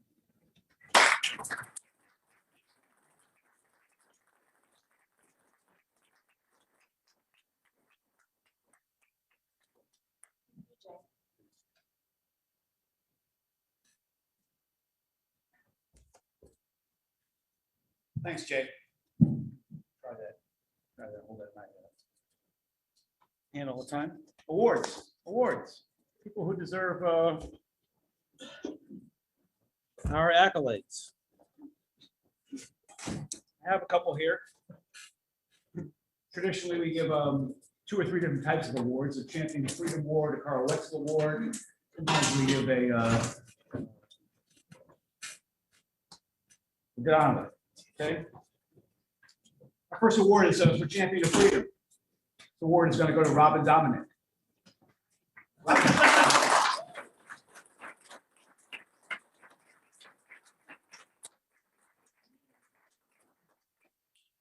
As you already know, Robin is a rising star and active in many new libertarian causes. Robin has stepped up to fill a vacant vice chair seat at a time when we greatly needed it. She got the blessing of the state party and remained vice chair since. And then again, among other duties, Robin's job was to plan this convention, a job well done, I might add. I'm honored to present her with the Champion of Freedom Award. More power to you, Robin. Perhaps you'd like to take a minute to talk about your endeavors going forward. Thank you.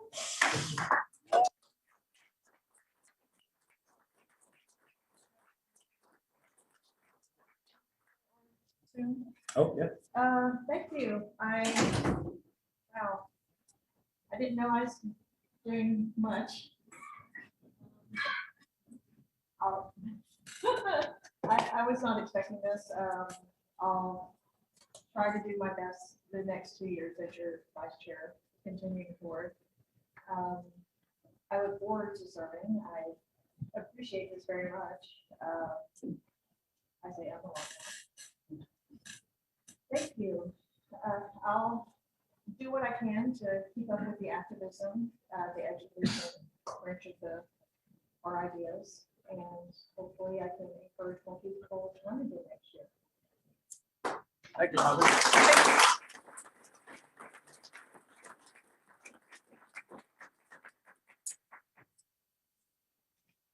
Well, that's unfortunate. We have another Champion of Freedom Award. Having just walked out the door. Jeff Coleman, who's left for the afternoon.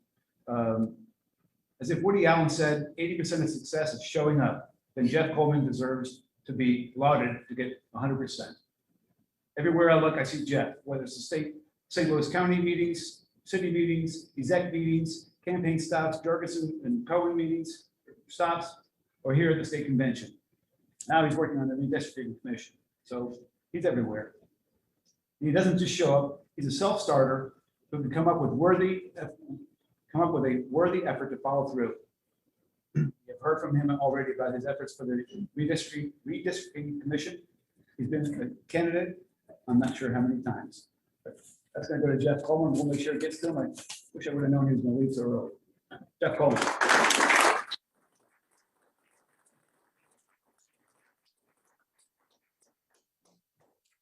We have one more Champion of Freedom Award. It's the first time I've ever given this to a duo. But this award goes to Tom Rolette and Ashley Vinces. This is Tom's second Champion of Freedom Award, but this time we recognize that Ashley may have been in control here. Ashley and Tom moved to St. Louis in March. Ashley is currently a Lafayette County Committee woman. Tom was the LP St. Louis County Treasurer as such. Sorry. Tom was the LP St. Louis County Treasurer as such. Served the LP St. Louis County as well. Donna Higgins, chair of the St. Louis County LP, always sung their praises, and I'm honored to present them with the Champion of Freedom Award. More power to you, Tom and Ashley.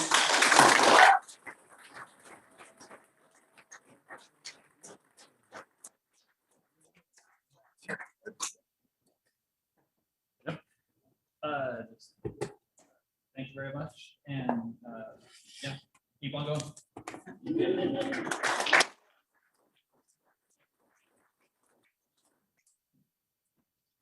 Okay, our next award is the Mike Bozarth Award.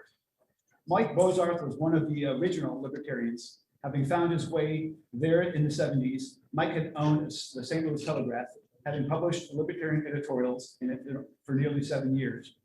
He wrote as a guest columnist for most of 6 years, And prior to buying the paper, his newspaper was one of the 2 newspapers of the state officially affiliated with the Libertarian Party, the other being the Sedalia Democrat. For all of Mike's accomplishments and service to the party, we honor his memory as a great libertarian. This award, Mike Bozarth Award, is going to Dave and Kathy Alexander, Legends of Freedom. Dave and Kathy Alexander, you have been true champions of liberty. I thank you personally on behalf of all of us. You have done the Libertarian Party and all lovers of freedom honorable and courageous service. I'm not oblivious to the risk entailed by being political and the potential costs additional to the price you have paid for ad space you could have sold to someone else. Perhaps the greatest service you've done was to hold yourselves out in public, in our support. I read that you both are feeling great about giving voice to the Libertarian Party. It makes me feel great. I hope to continue to find a measurable reward. There's no tangible expression for gratitude that we can offer to compensate you as you deserve. So this award is for Dave and Kathy Alexander, who could not be here today. There it is. There we go.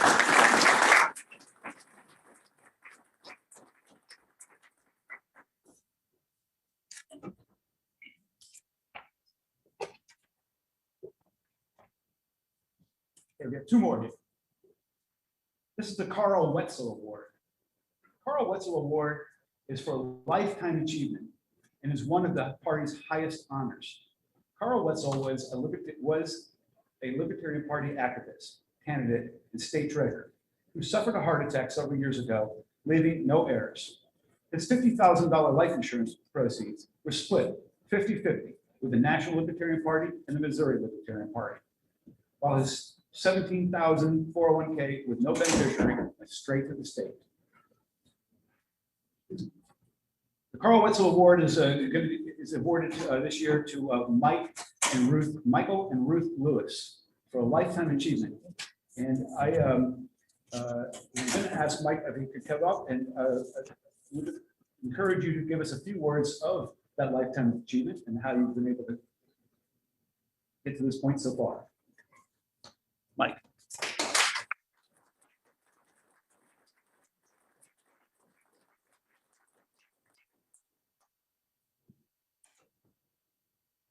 A lot of people don't realize that Carl started out his libertarian activities in Iowa when I was state chair there. And then he moved to Nebraska. A lot of us Iowans went over and helped him with his campaigns and efforts in Omaha. And I never even knew until I got down here that he'd evolved all the way to Missouri and the impact that he's made here. I've recently been going through a lot of the old archives of Iowa, the newsletters, and Carl's prominent in those. So pretty proud of this. Because I knew Carl well. He was a good libertarian. Thank you.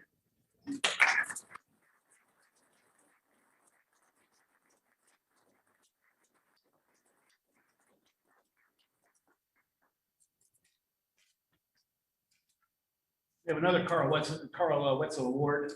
First time in my memory, we've given 2 out, but here is another one.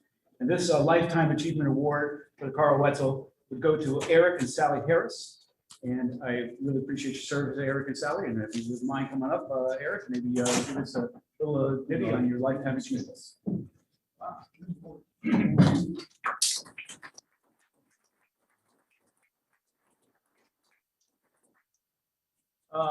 Thank you. I really don't have anything else to say. It's done what I could, and usually glad to do it. And sorry. Okay.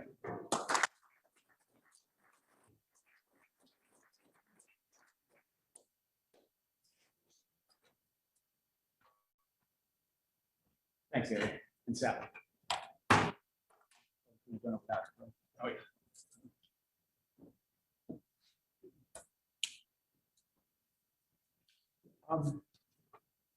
Before we get to the state fair, I was asked for a friendly little announcement. That's from Ned Kelly. Ned Kelly just has a little little announcement on the Kansas City convention coming up in Kansas City.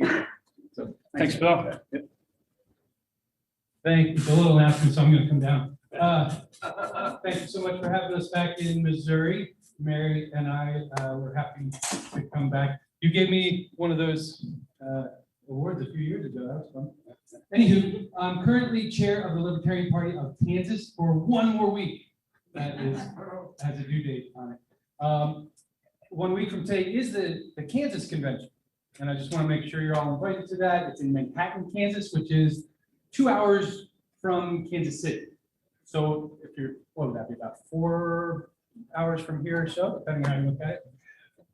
It's gonna be a hell of a day. It's gonna be a lot of fun. Specifically, I think you might be interested in our banquet, where we'll have Carrie Ann Harlos as the warm-up speaker. Here, CAH, as a warm-up speaker. She could be a featured speaker in herself, but our featured speaker is a person you may have heard of named Jacob Hornberger. Whoa! Yeah, that's kind of the reaction I was hoping for. So come on out, enjoy that. Go to lpks.org to register or find us on MeWe. Oh, thanks, Dave. That's fine. Okay. Okay.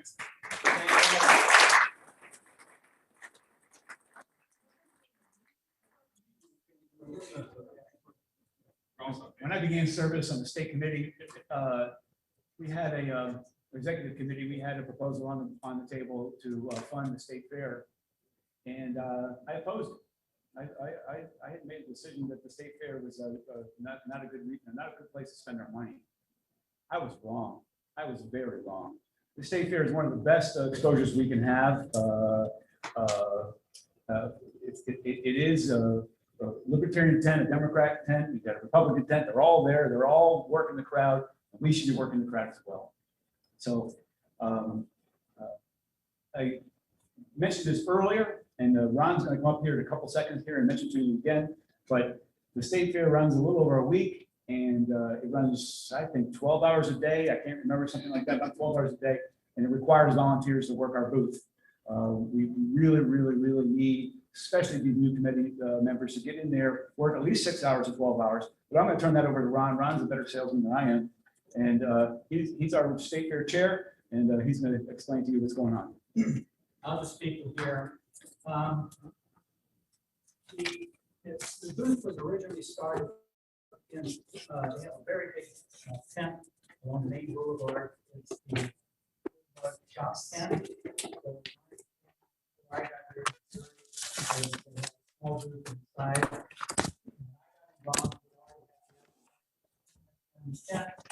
And main boulevard, as you walk through the main gate, you make a left and head down towards the exit.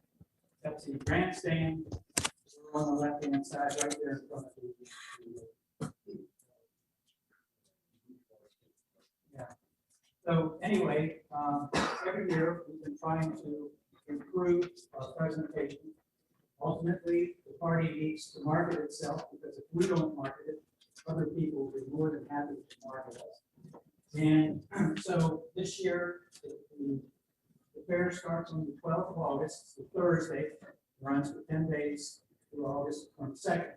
And what we've done is we divided the volunteer time into 2 groups. We have a morning, which is 9 to 3 in the afternoon, and 3 in the afternoon to 9 in the evening, to split it up. So if you have a family, you could work the booth, let your kids and family enjoy they have rides and entertainment, and then you can leave and somebody else can place it here, and then you can enjoy the fair as well. Since this is a non-election year, we'll be trying to promote different issues or ideas. One of the things, obviously, that's going on this year is this is the 50th anniversary of the Libertarian Party, so we'll be promoting that. The other thing is that, as Missourians, you're probably already aware that this is the bicentennial year for Missouri. The other thing is that an issue that we feel strongly about is instant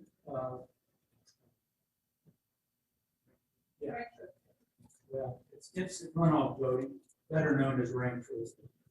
But the idea is that it'll give us greater exposure, because if somebody can choose us as number one and then choose number two, we'll get greater exposure. And of course, Greg is on proportional representation, which would obviously give us greater representation. So one thing that I would ask of you guys, if you can think of any ideas that we might want to promote, since this is a non-election year, I would welcome that, because we have 10 days, and I'd like to try to focus each day on a particular issue. And that way, it's something that we can pump out onto the Facebook page and get people to without stopping by, visit the booth.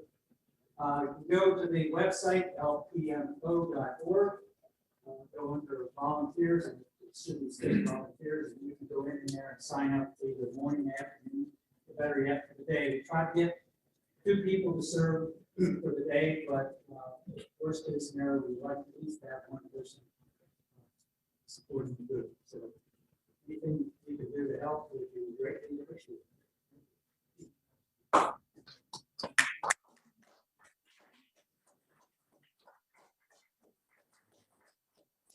Thanks, Ron. And it's not too early. If you can go back and look at the schedule and you want to give Ron your name, he'll get you down on the volunteers. It's not too early to get yourself down there. It comes up on you faster than you think. You're dedicating a good whole day in August, which is good family vacation time. So it's a good time to set that one day aside now, please. Okay. Our next speaker is Connor Toth.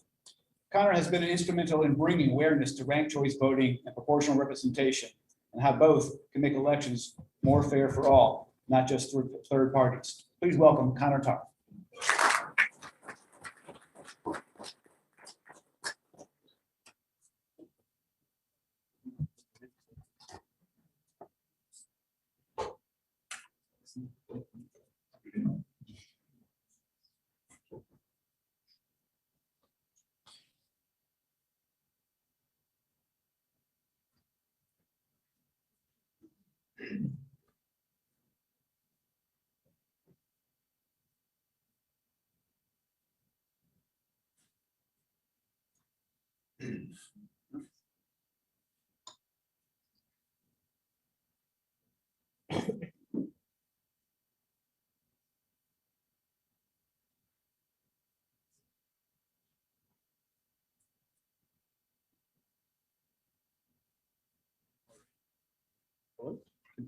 Can y'all hear me?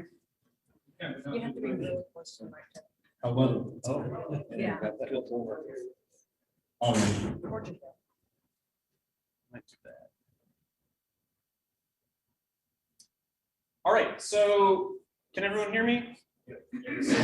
Cool. So my name's Connor. I'm from Missourians for Ranked Choice Voting. I'm going to be talking a little bit about what ranked choice voting is, as well as proportional representation. Where's Greg? Yeah, Greg asked me to talk a little bit about that. If anyone has any like clarifying questions as I'm going along, please feel free to just like raise your hand or shout out, and I'll try to answer those. Time permitting, I can also answer any questions at the end. Yeah, so getting started, what is MoRCV? We are an organization that supports national and local advocacy organizations to promote and educate Missouri voters about ranked choice voting. We are leading the initiative in Missouri to implement ranked choice voting in federal, state, and local elections. And then we are also organizing and supporting efforts to pass ranked choice voting through the General Assembly, Missouri State Legislature. So this is first past the post is what we currently have right now.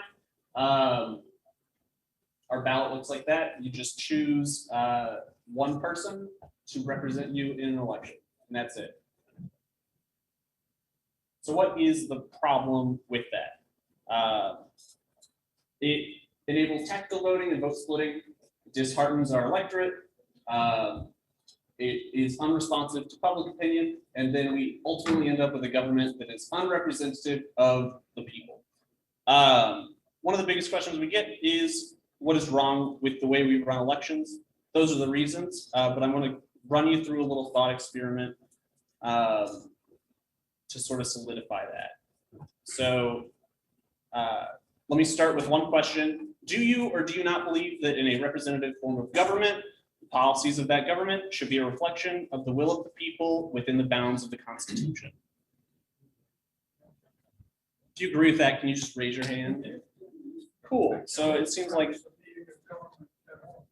that's well, that's a different question altogether. But given that we have a government, do we want policies that do not reflect the will of the people? The answer is no. And do we want policies that are outside the bounds of the Constitution, which is our social contract? The answer is no. So the answer to that question is yes, which leads to the second question. Shouldn't the purposes of our elections be to determine what the will of the people is? Raise your hand if you think that's a yes. Outstanding. How do we determine what the will of the people is? If we have a single seat election, that seat should be filled by someone who has support from the majority of our society. If we have multiple seats in an election, that those seats should be filled by a group of people that is representative of the population that they represent. Does that sound cool to everyone? So a key phrase in the Declaration of Independence is the consent of the governed. And how can we have the consent of the governed if the majority does not support the winner? Right now, Missouri's elections are run under the plurality system, which means that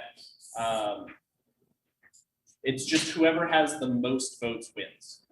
So that means that someone could win with 51% of the vote, but that also means that someone could win with 40% of the vote or 30% of the vote. And that actually does happen. So these are some examples of Kansas City area elections that had winners that had less than a majority of support in winning that election. Up there, Blue Springs mayor was won with 34%. The Grandview Alderman district won with 41%.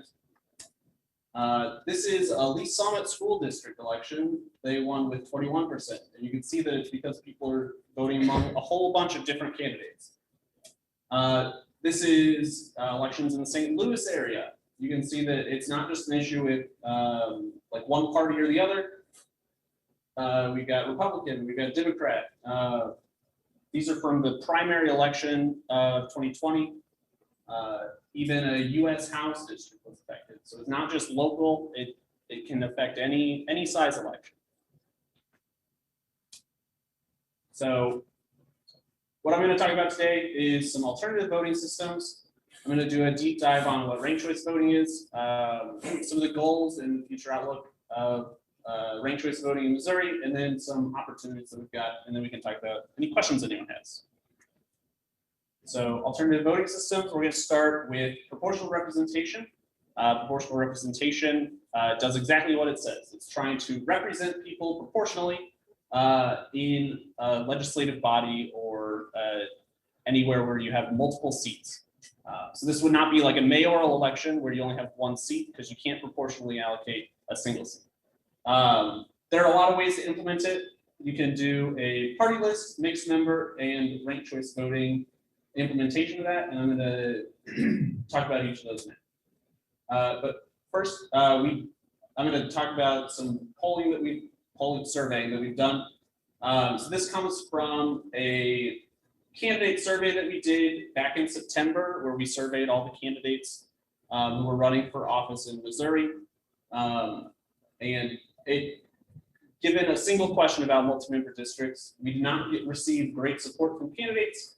The majority of those candidates were running for the General Assembly, so that makes sense.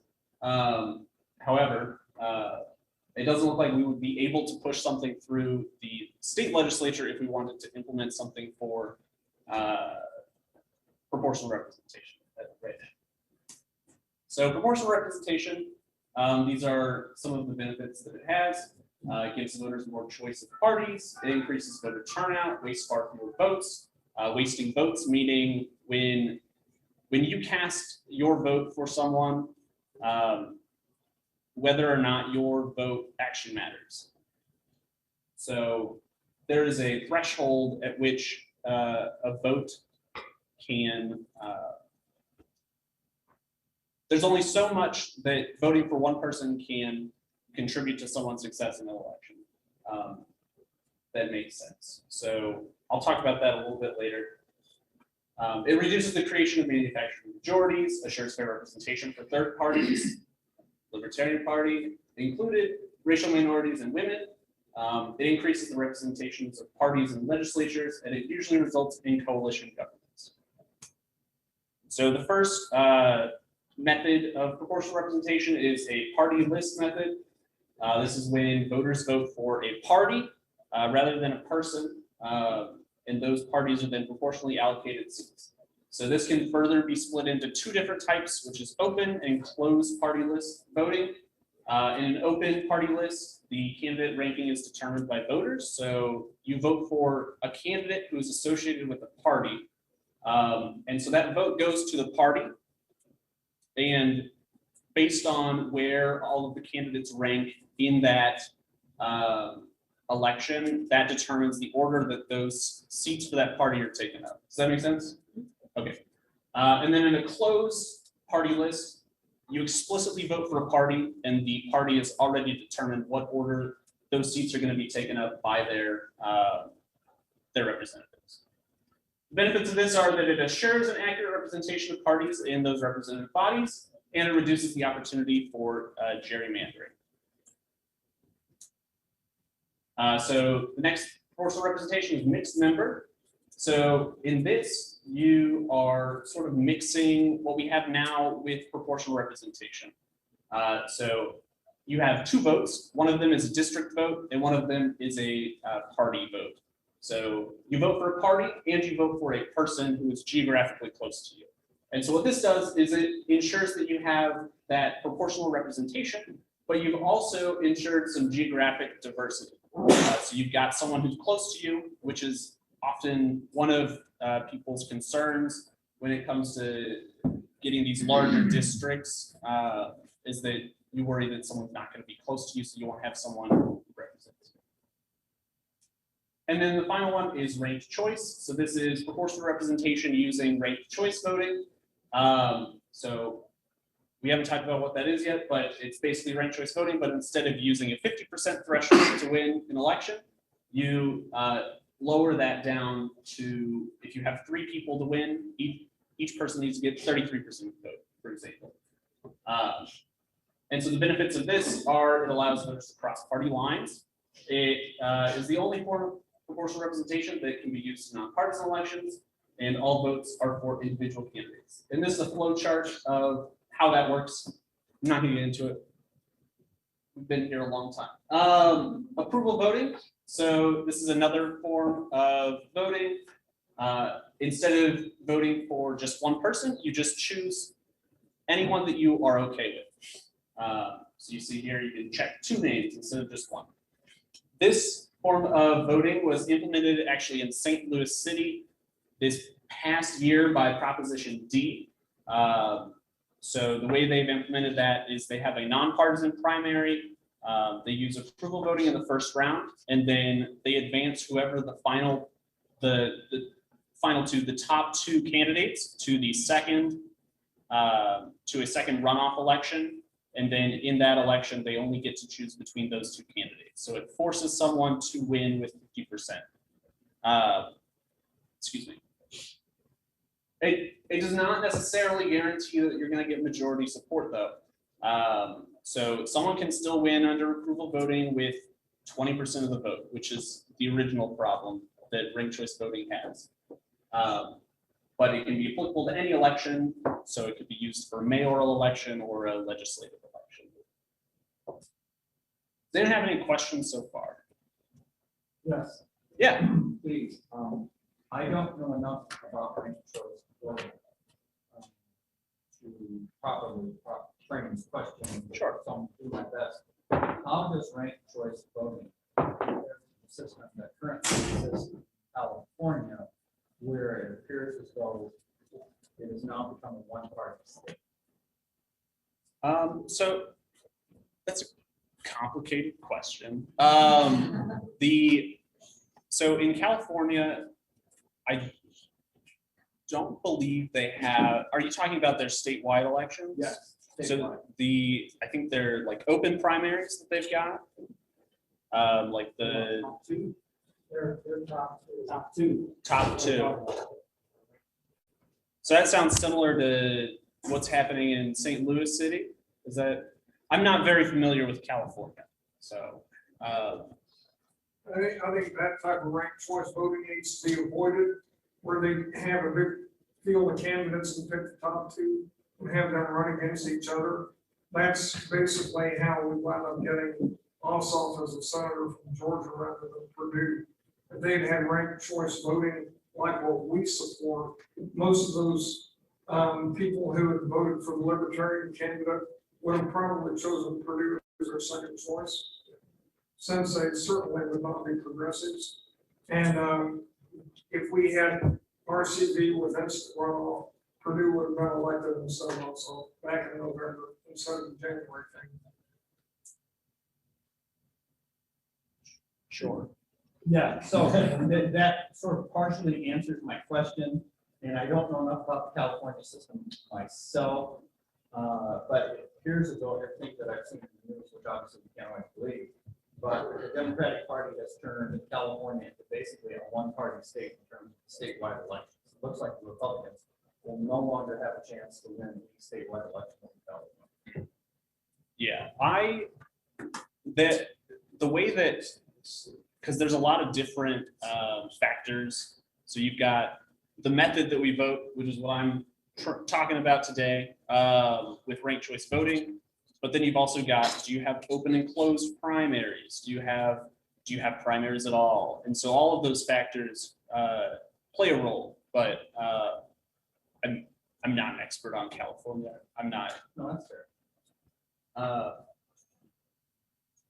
So let's talk about ranked choice voting. So ranked choice voting is exactly what it sounds like. Instead of choosing one candidate or choosing all the candidates you're okay with, you rank the order of the candidates in the order that you like. Just like that. So you can show your order of preference. And let's do a quick mock poll of ranked choice voting. So if you go to that URL, it will open up a mock ballot similar to this, where we're going to decide who is the greatest movie star of all time. So I'll give you a minute. That's LPMO mockpoll.morcv.org.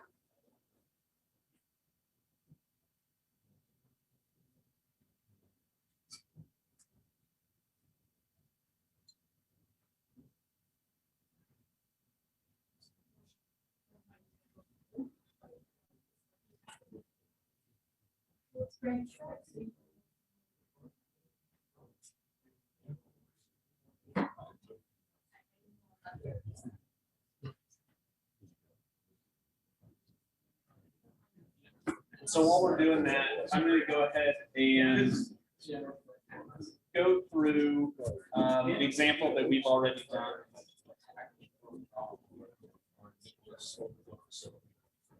Oh. That's what it was.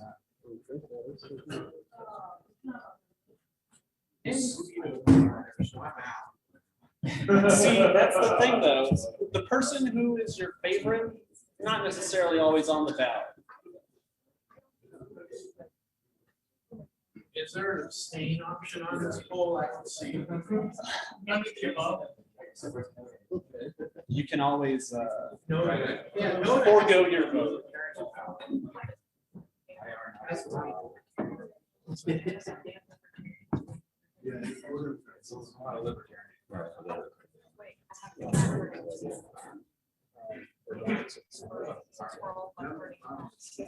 All right.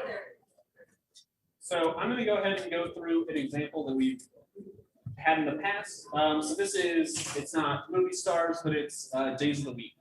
So in a first round of ranked choice voting, we look to see if someone has a majority of the vote.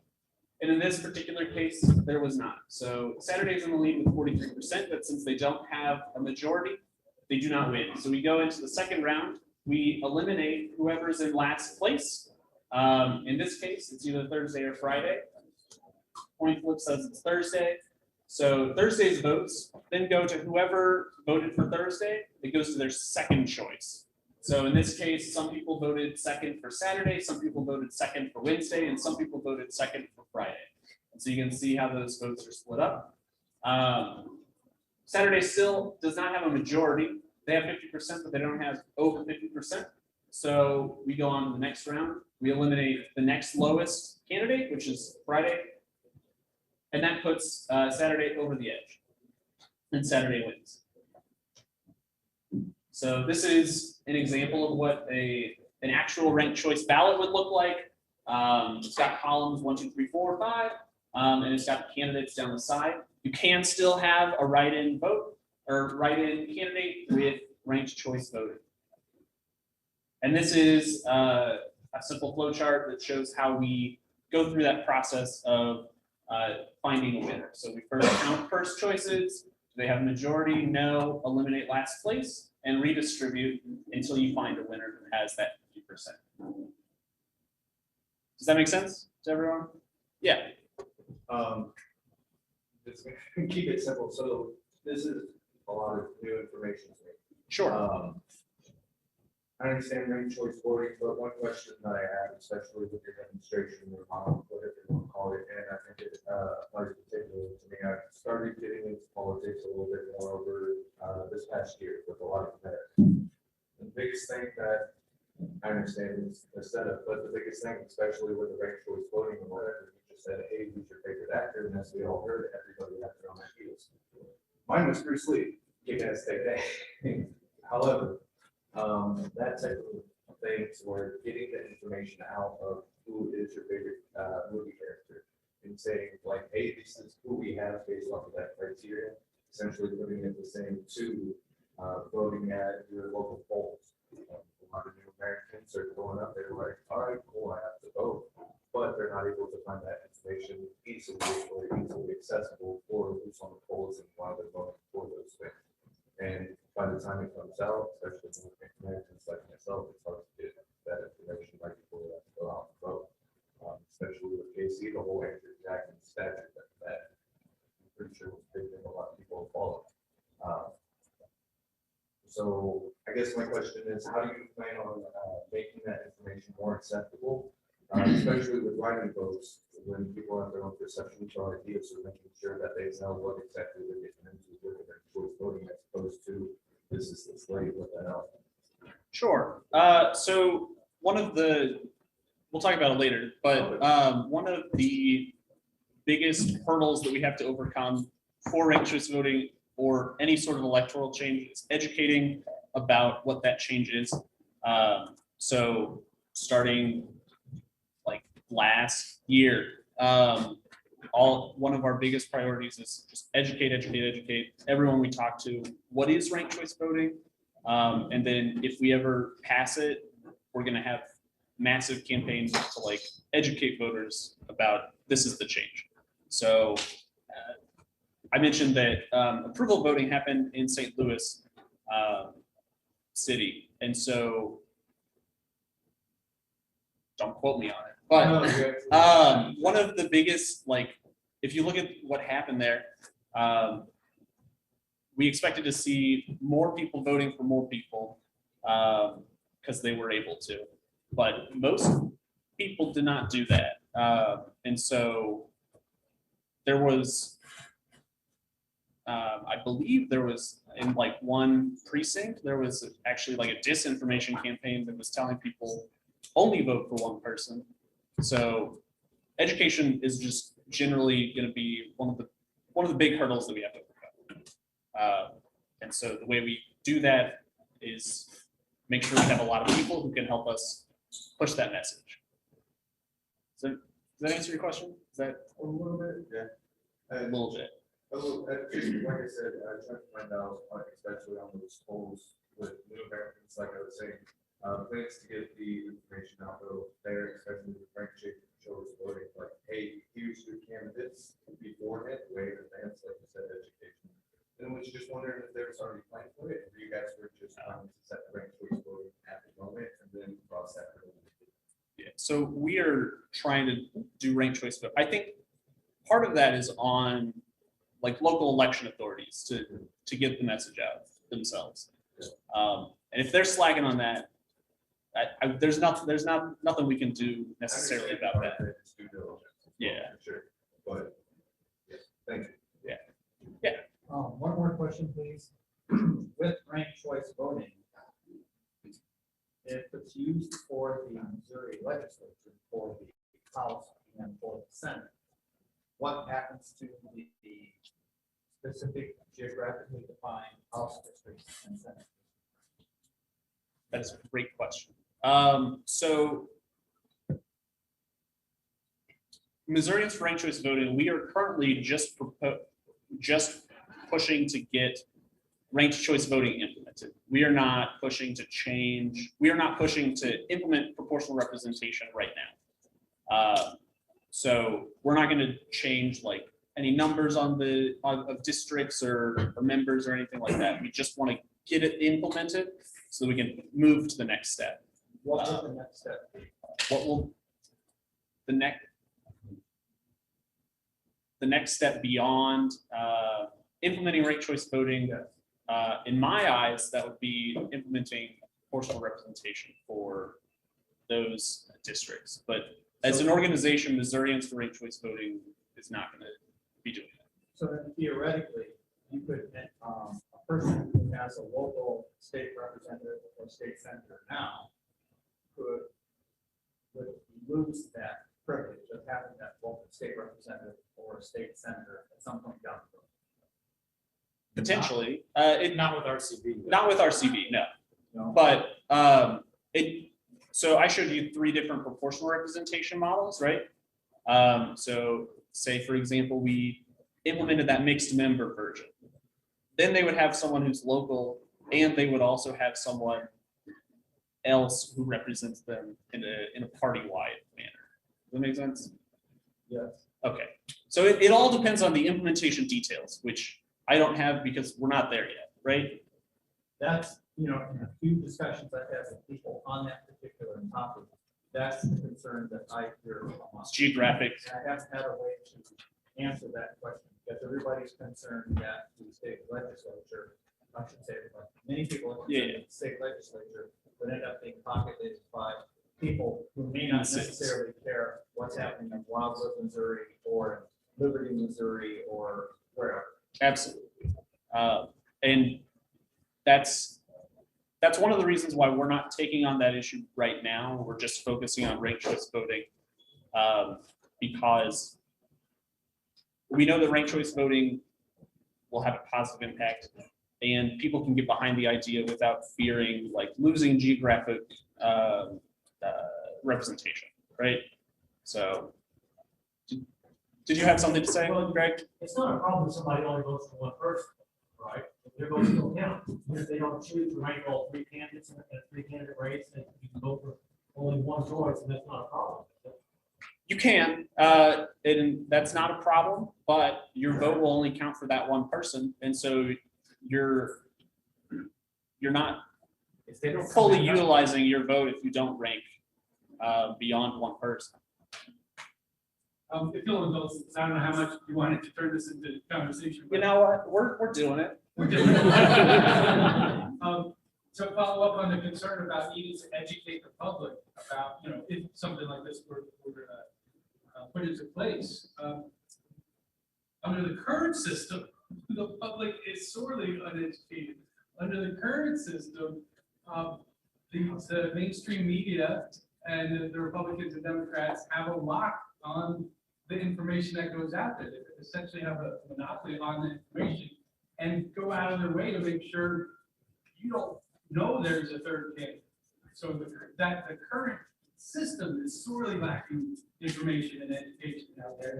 And with either ranked choice voting or proportional representation, I think we have the best chance of having some credibility with, well, there are other alternatives, and there's a reason why we need to promote them. I think when you have a winner take all a person being able to vote for just one person, which is basically what we've got right now.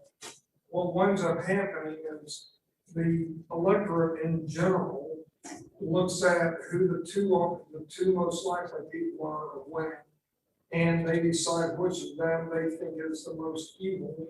And then they vote for the lesser of the two evils because they want to use that one vote that they've got to block the evil person.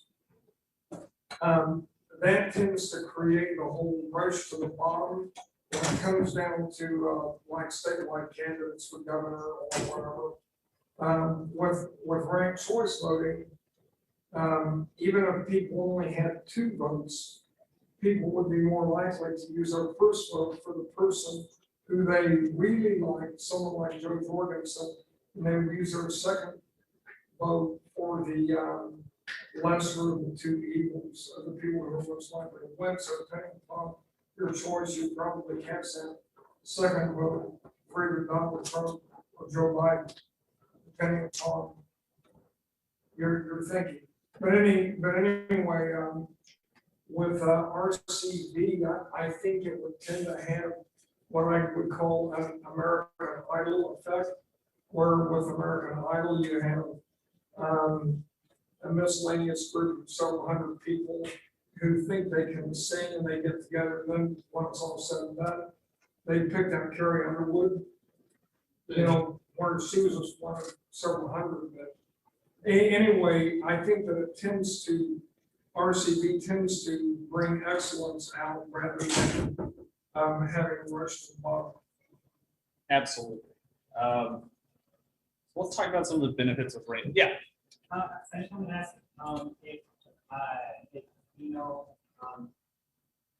the fact like the deep direct aspect of this, so like the first half of the main theoretic like multiple strategies, something like Republicans will be more conservative in the primary to capture the Republican nomination, and they move towards the center to capture, the median voter, and so in first past proposed voting kind of being theoretically it leads to a two-party system. What is ranked choice voting? Is that been studied in that context? About like what? I know it's been studied. I myself do not have that like technical explanation for it, but it's not a cure-all. It's not just going to magically get rid of the two-party system. It's still going to be an uphill battle to get libertarians elected because we've had the system for so long. It's so it's ingrained in like our society. It's ingrained in statutes. So yeah, yes, yeah. But it generally will enable better representation, but it won't magically shift us to having that. Go ahead. I know you've answered this one before, so I know you can answer it today. But what about ballot status? Which round of voting would be used to determine who gets on the ballot next time around? So if we were to implement ranked choice voting, we would need to change the way that, by ballot status, are you talking about parties being able to maintain their party status? Yeah. So that there are 2 ways that we could do that. The first one is make it so that whoever gets the first choice of voters, and the second one is anyone who receives a vote from voters. So the way that we are thinking about it is make it so that ballot status is dependent on first choices. And so that would even more encourage people to vote for their first choice because that would keep them on the ballot future. All right. We're gonna go back to this presentation just for a little bit. Talk about some of the benefits of ranked choice voting. We kind of talked a little bit about some of them. The first and foremost important one is it ensures majority consensus winners for elections. Every elected official should have the support of the people that they are representing. And so that is what we're doing. It fights vote splitting, as you were talking about, and strategic voting, which is when someone tries to gamify how the election is going to turn out and vote for the other person. There's no, at least easy or strong way to do that under ranked choice voting. You just have to rank your candidates in order of who you want to win. Acknowledging that voters have preferences. So this allows people to show where each candidate stands. It prevents additional campaign cycles in elections. So we don't necessarily need to have a runoff election, which runoff elections are very expensive, as are regular elections. And so by putting it all in a single election cycle, you reduce the cost of elections overall. It's compatible with partisan and nonpartisan primaries. Or elections in general. It requires candidates to campaign to a broad base instead of just their extreme pot of people. It's well tested, so it's widely used across the United States. It's widely used across the world.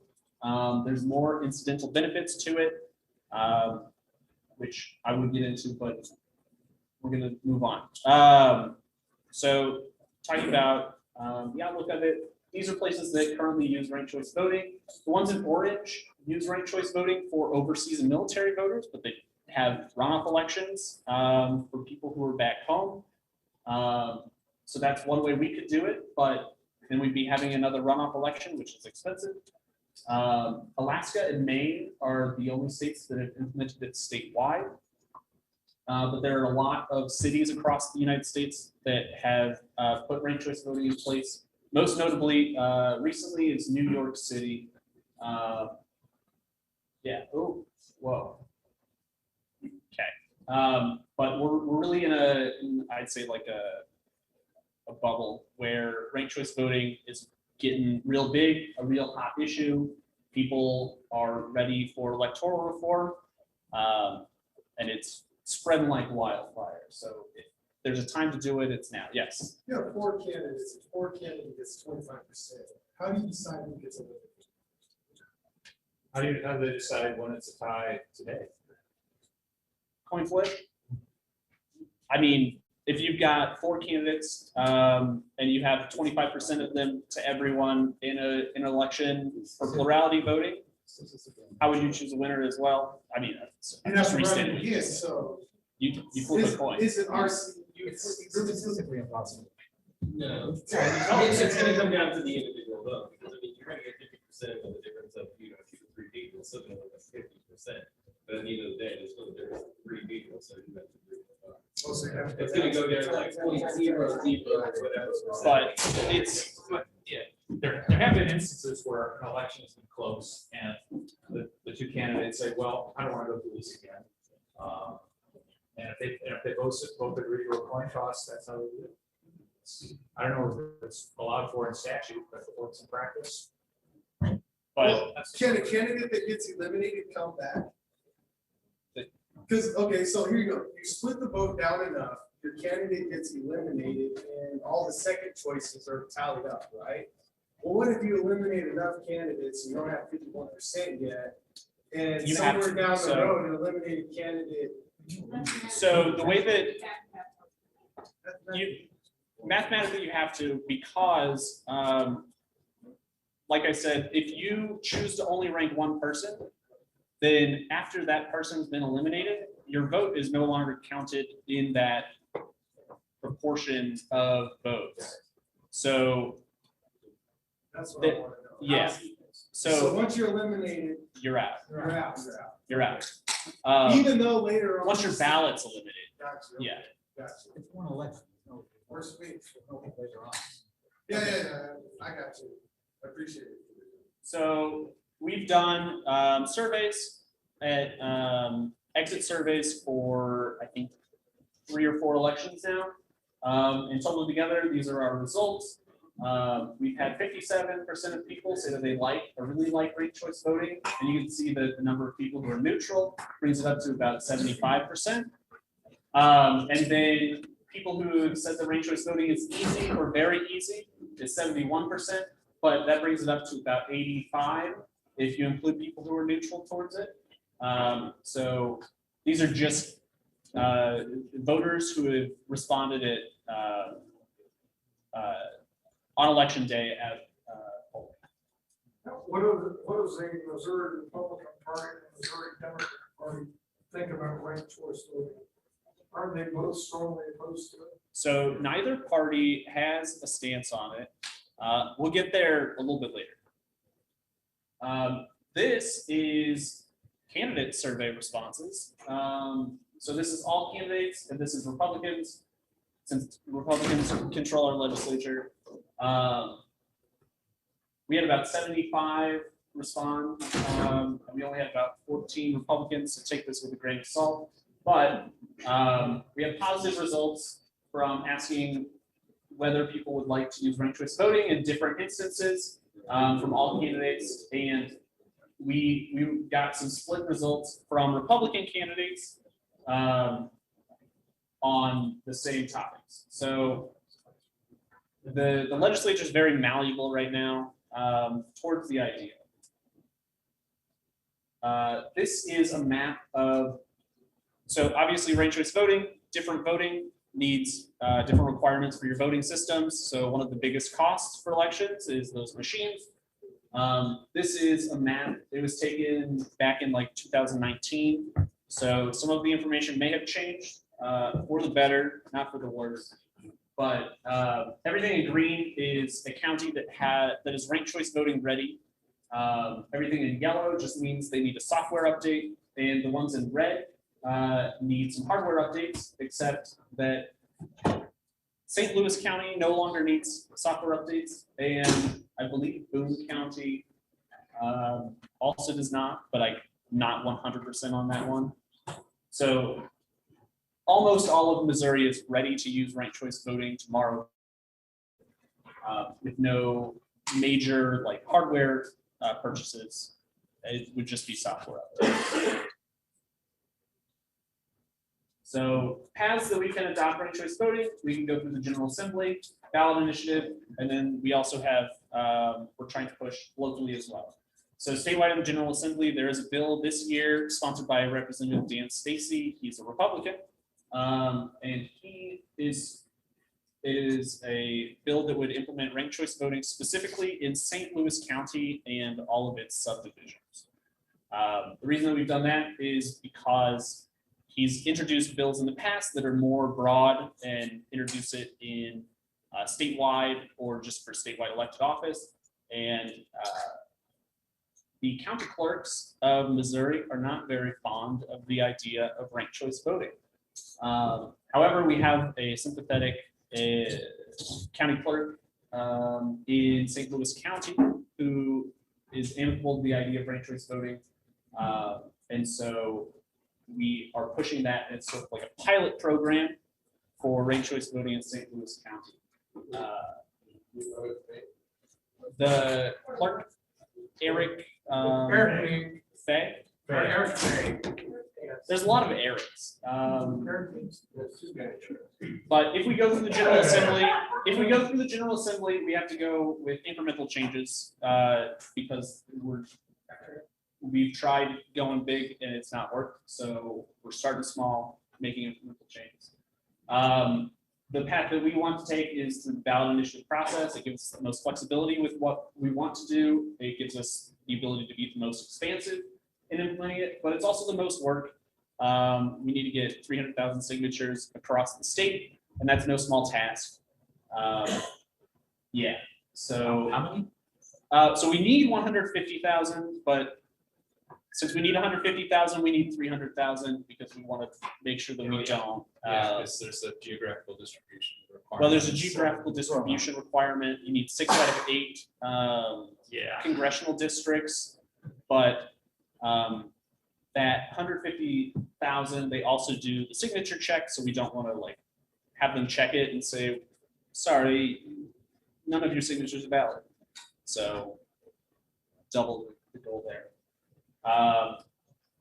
And then local and charter cities and counties can also amend their election implementations. So talking to boards and councils about it, doing local petition drives, and making community level change. So we've got 2 groups right now, St. Louis, and we've got one in Kansas City, Better Valley, KC, which are working on just that, trying to get ranked choice voting.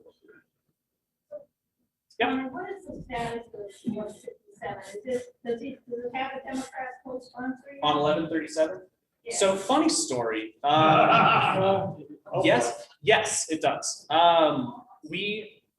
We have, well, just the other day, I was looking through a list of bills, and there was a Democrat who introduced the exact same language that Dan Stacy introduced last year, this year. And Dan Stacy didn't know about it, we didn't know about it, but so we're currently working on gathering St. Louis representatives who support the bill. It's probably not going to pass. It's not going to pass this year, but we are hoping to set it up for success next year. Yeah. Oh, okay.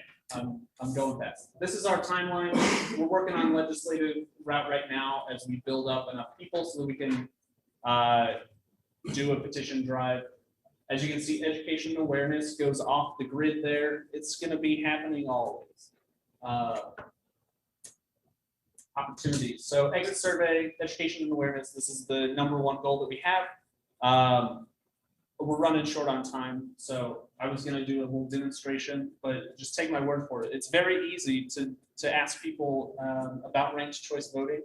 We need people to help us ask people about ranked choice voting in these surveys, because these surveys provide data that we can provide to the legislature as well as the public to show them that ranked choice voting is not scary. As I showed you, people think it's easy, people think it's something that they like. So adding to that body of data will help us immensely. This is the sign that you see up there, and this is what we use at those exit surveys. So it's just literally just got current system, ranked choice voting, and it puts it to a comparison. And then if you want to get involved with what we're doing, Discord is our primary communication platform.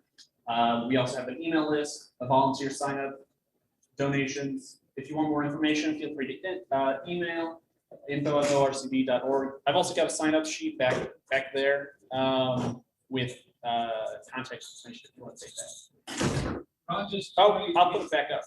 Ron just said he's gonna have one just like that at the state fair, so anyone volunteering will be able to have fun with that. Oh yeah, it's double sided. Ooh. It was an accident. It was a very expensive accident. All right. Any questions, comments? I'm getting the hook. Yes. As a chapter, are going to be tabling events monthly. Can we get a review of something like that? So we can talk about that. Absolutely. Where are you at? Warren County. And where? Warren County. Is that close to either Kansas City or Just St. past Louis? Wentzville. Oh, so it's St. Louis area? Yeah. Perfect. Yes. It's like 2 counties. We have some of these in the Kansas City area, and we have some of these in the St. Louis area. So if you're not in those areas, we'll have to work something out. But if you are, just contact us with the contact information that was up there, and we'll hook you up. Anyone else? All right. Thank you. Thanks, Connor.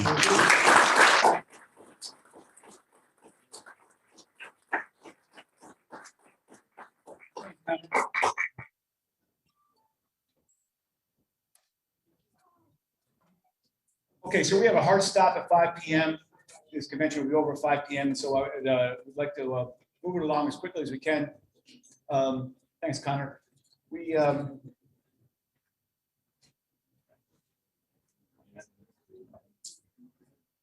that. Okay. All right, next speaker, Joshua Smith, is an at-large LNC rep and formerly chair of the LNC Affiliate Outreach Committee. He's a Navy veteran against wars and has a libertarian podcast. Please welcome Joshua Smith.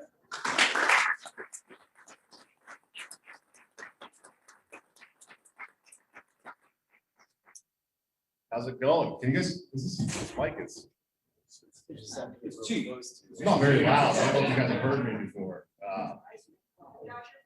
I'm pretty loud. You guys can hear me? Am I right? Doing okay?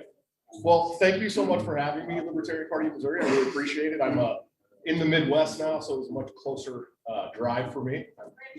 Yeah, the land of ranch dressing and corn, I call it. I live in Iowa now, so.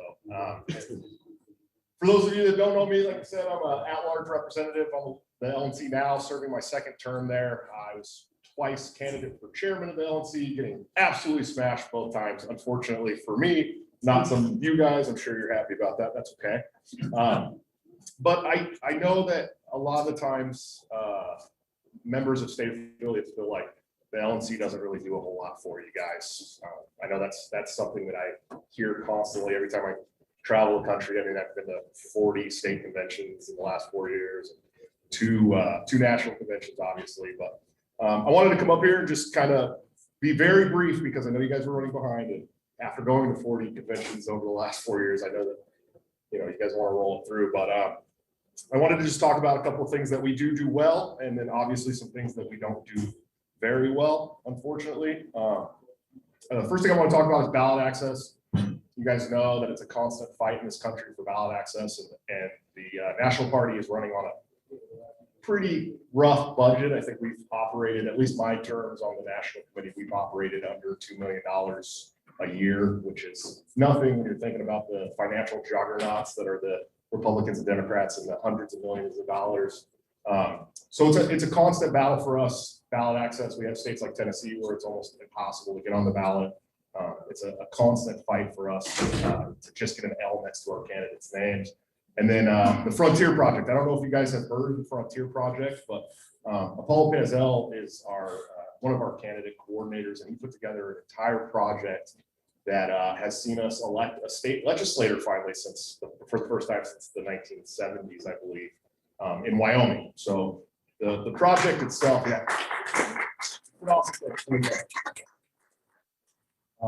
Essentially what Apollo did is he targeted some races around the country, and we were able to direct some of our very small budget to his program and look for races that we could win. And so that's how we got a state legislator elected in Wyoming, but also we got one to flip. So now we have 2 state legislators in Wyoming. So apparently that'll be the new free state project. I don't know. Who knows? Also, the ASC is something that you guys should and can use whenever you need to. I was the chair of the Affiliate Support Committee in my term last year. This year it's Valerie Sarwark, so I'm sure you guys are familiar with Valerie. If you're not, you're definitely familiar with her husband, Nick Sarwark, that was the chair of this party for 3 terms. They're doing great work. When I was on the Affiliate Support Committee, we were able to start putting together an affiliate in a box program, which makes it a little easier to start affiliates, especially local and county affiliates. I don't know, you guys have county affiliates here? Is that how you do it? Yep. Some places are a little different, like Louisiana's got parishes. But we were able to put that together, so there's a lot of really great stuff there. We got to do some cool candidate support stuff, and obviously, if you guys followed my program that I put together when I was the chair, I'm hoping they carry that on. But it was kind of like a contest to see who could do the best activism and send in pictures and then you can win some money for your affiliate. Hopefully, they will continue to do that. Also, we do a lot of candidate training now. If you guys are familiar with Kara Scholes and Follow, they do a lot of really good stuff for candidates, including not just recruiting the candidates, because they do recruit candidates as well, but they also will give you free trainings. If you get a hold of the LNC, if you email them, email up your reps like me, or I think you guys are Region 6, right? So you have John Phillips as your rep. Is that true? If you email them and you say, hey, we got all these candidates that want to run, can we get a training? They will definitely put together a free training for your candidates, which is really, really cool. And then, of course, every 4 years, we have to do the dreaded presidential, vice presidential election. It's something that helps us keep ballot access around the country a little cheaper than the several $100,000s a year we spend to keep it in a lot of states. And then we run a convention every year. And I'm sure you guys have all been to the national convention, right? Everybody in the room? No, nobody? Couple of you? Oh man, you gotta go to the national convention. And especially coming up in 2022, it's gonna be in Reno, which I like to call Little Dirty Vegas. I don't know if you guys have been there. It is a lot of fun. You can still smoke in the restaurants, so it's pretty libertarian. Historically, we've been bad at some things too, the LNC. Marketing, fundraising, media attention. So if any of you guys are interested in doing any of that kind of stuff, you can also reach out to me or any of your reps. We would love to get you involved. The more help we can get in that kind of those areas, the better. So in the interest of keeping this brief so that we can roll this on, I wanted to change it up a little bit and ask you guys to ask me questions. If you have any questions as far as the national party goes, is there anything that you guys want to know what we do, how we can help you? Anything? Anyone? Question? Yes. So what is the affiliate in a box contain? So when you build an affiliate, it's, you know, especially if you're trying to like, okay, so when I first started working with the party, became a region rep for the Washington State Party. And I went back down to my region and only one of my 5 counties had an affiliate, a county affiliate. So I was tasked with building affiliates in these other 4 counties, trying to recruit candidates, do all the stuff I can to promote the party there. But I had no idea what I was doing. I mean, you know, you have to write out bylaws and I'm like, what's a bylaw? You know, and you have to write a platform. And so it's essentially templates put together that you can just fill in your county specific stuff and it'll help you build an affiliate much easier, you know. So it's a really great program. Like a sample constitution, how to set up a Correct. outreach event. Yes, absolutely. Yeah, and you know, it's even, I think they're even now working on doing some, you know, mock logos that you can take and work so that you can make banners for, you know, if you're going to set up at the state fair and stuff like that as well. It's a really great program. I'm sure that they're continuing it because I think John Phillips, he was the one that came up with the idea. And so if they aren't continuing it, you can reach out to your region rep because I know he's got all the stuff. Yes. How often does the LNC meet? How, where do you meet, and how could the national members participate? Sure. So my first term, we met every quarter, and it was always in a different state. It's a really cool thing because you know we show up in a state, we do a fundraiser, we help the state party out as much as we can. You know, we did a couple in Alexandria, which is where our headquarters is. But you know, if you just look on the website, it'll tell you where the next meeting is going to be. Unfortunately, we had about 6 months of no in-person meetings. COVID kind of pushed us down for a while, but now we are doing Chicago, Illinois in June will be our next in-person meeting. So if you guys are in the area, you want to come to a really cool fundraising event, they always have one on Friday night. And you know, did somebody move to Chicago? Is it you? That was you. I knew it was you. I had a feeling. Those Southern Illinois boys, huh? Any other questions? Yes. The name of my podcast is Break the Cycle with Joshua Smith. And I do talk about some party stuff occasionally. Hey, buddy. Hey, buddy. It's pretty new. I started about 7 weeks ago. It's going really well. I have a lot of really cool guests. I've had Scott Horton and Dave Smith, and I had Spike Cohen on 2 weeks ago. So it's a lot of fun. There are some party talks there, but it's not just based around the party. It's more about the movement in general. Like I'll have Zuby from England on in a couple months or a couple weeks, and he's not really a libertarian per se, but he'll talk liberty in the UK and stuff like that. Yes, ma'am. We all know that the best guest that you've had on so far was your mom. But yeah, I did have my mom on the show. I tried to red pill my mom, and it came out pretty good. She was in town, so she got to actually sit on the couch because I have like set up like couch stream, so it was pretty good. Anybody got any other questions about the LNC? This is going to be a really short talk. Nobody? Everybody knows everything about the LNC. How did you get started? How did I get started? Oh my God. Every first question on every podcast I've ever been on. I'm a staunch anti-war guy. I served on the USS Constellation in Operation Iraqi Freedom. In fact, I was in the Gulf when George Bush Jr., not Senior, his idiot son, he declared war on Iraq. And I had joined the military right after 9/11 to go and protect my country from these evil terrorists. And you know, by the end of it, I'm going, why the hell are we in Iraq? doesn't seem right. So when I got out, I kind of just floated around. I wasn't really comfortable anymore with the Republicans or Democrats. They didn't really serve my interests. And so I found Ron Paul in 2007, of course, like most people in their mid-30s right now. And he got me really hyped up on the anti-war movement. And then obviously I started reading Rothbard and F.A. Hayek and Milton Friedman and all these great, philosophers, and economists. And then I found the Libertarian Party for the first time in 2010. I joined the party and nobody reached out to me. I kept emailing, hey, what can I do? I'm a hyped up young activist. How do I do something, And nobody reached out to me. So I stopped my donations after about 3 months. Thankfully, that kind of stuff has been rectified. It's not really happening as much anymore. If you email us, we're probably going to email you back. And then again in 2016, I'm watching Donald Trump and Hillary Clinton. No, there's no way in hell I'm going to be part of this dog and pony show. So I joined the party again, and I became region rep. I worked on Gary's campaign in Southern Washington. I was working with Think Liberty at the time, which was it's still a great publication, I think. Right? You guys still know? I don't know. And it's all history from there. I ran for chair twice. The party. It's kind of like a challenge. I want to see the party be more successful and unapologetic. And I got told no twice, but I ended up on the committee. So somebody else was raising their hand. Yes, sir.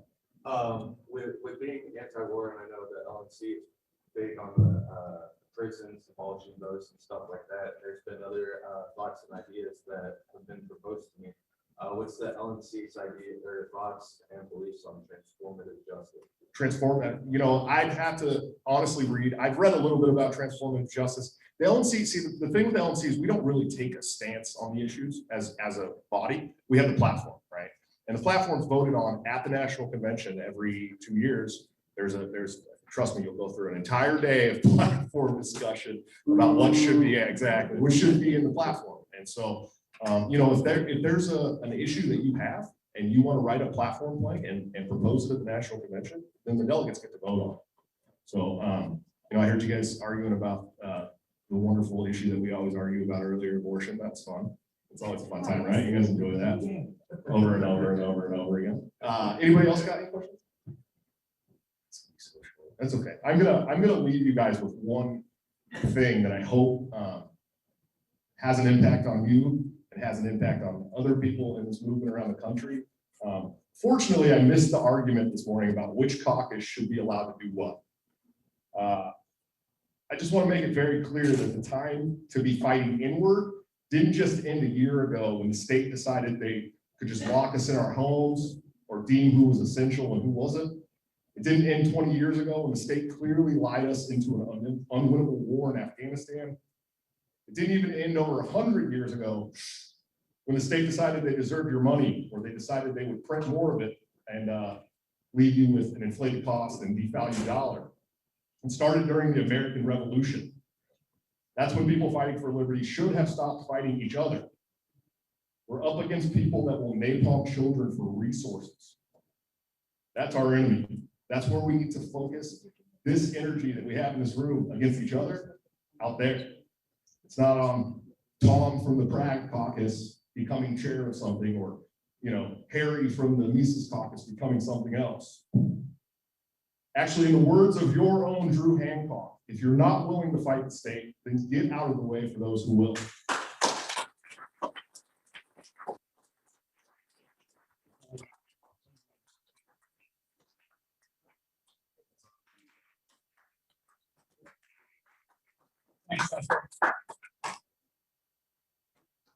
Oh, sorry. A good catch. Okay, everybody in the room is a good libertarian, right? Good libertarians everywhere. Okay, we're running a little tight. I don't know how this is going to play out. We got a hard stop at 5. So I'm going to ask you to take personal responsibility. If you need a restroom break, go out when you need to, come back when you are. We're not going to stop for an official break here unless we need to. So this is up to you. Personal responsibility as a good libertarian. Take your breaks as you need them. I'm taking a little break from the speakers for a while, and I got to do something that's passionate to my heart, and that is running for office. Every single person in this room should be running for office. If you can or have the will to all have the means, run for office. I count 50, maybe 60 people registered. I think we've got 50, 52 people in the room. You can't see from there. We got 190 state and statewide seats that need to be filled in the 2022 election coming up. If every single person in this room, every single one of you ran this for office, we'd only cover 25% of the seats. We need you and your friends and your friends' friends and your family to run for office as libertarians. That's the #1 mission we can cover. We got these 8 congressional districts along with 2 statewide audits, District 17, Missouri Senate districts, and 163 Missouri House seats available. So you all have to have a commitment in your mind. 2 things about that. I would love it if you'd make a declaration here today for your candidacy for one of these seats. Personally, I would love it if you didn't conflict with somebody else. If you're willing to run, we'll find a place for you to run. One candidate who I know who's very enthusiastic about running in a CD8 is Jacob Turner. He's going to come up and say a few words to you now.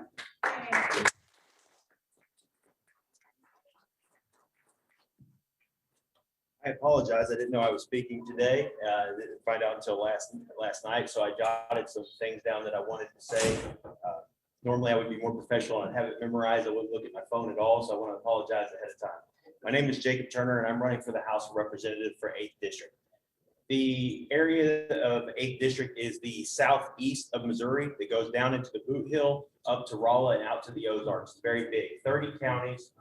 We have a spread of 30 counties and it changes. We have rural on the west side and it goes into more of the city life on the and urban on the east side of the county.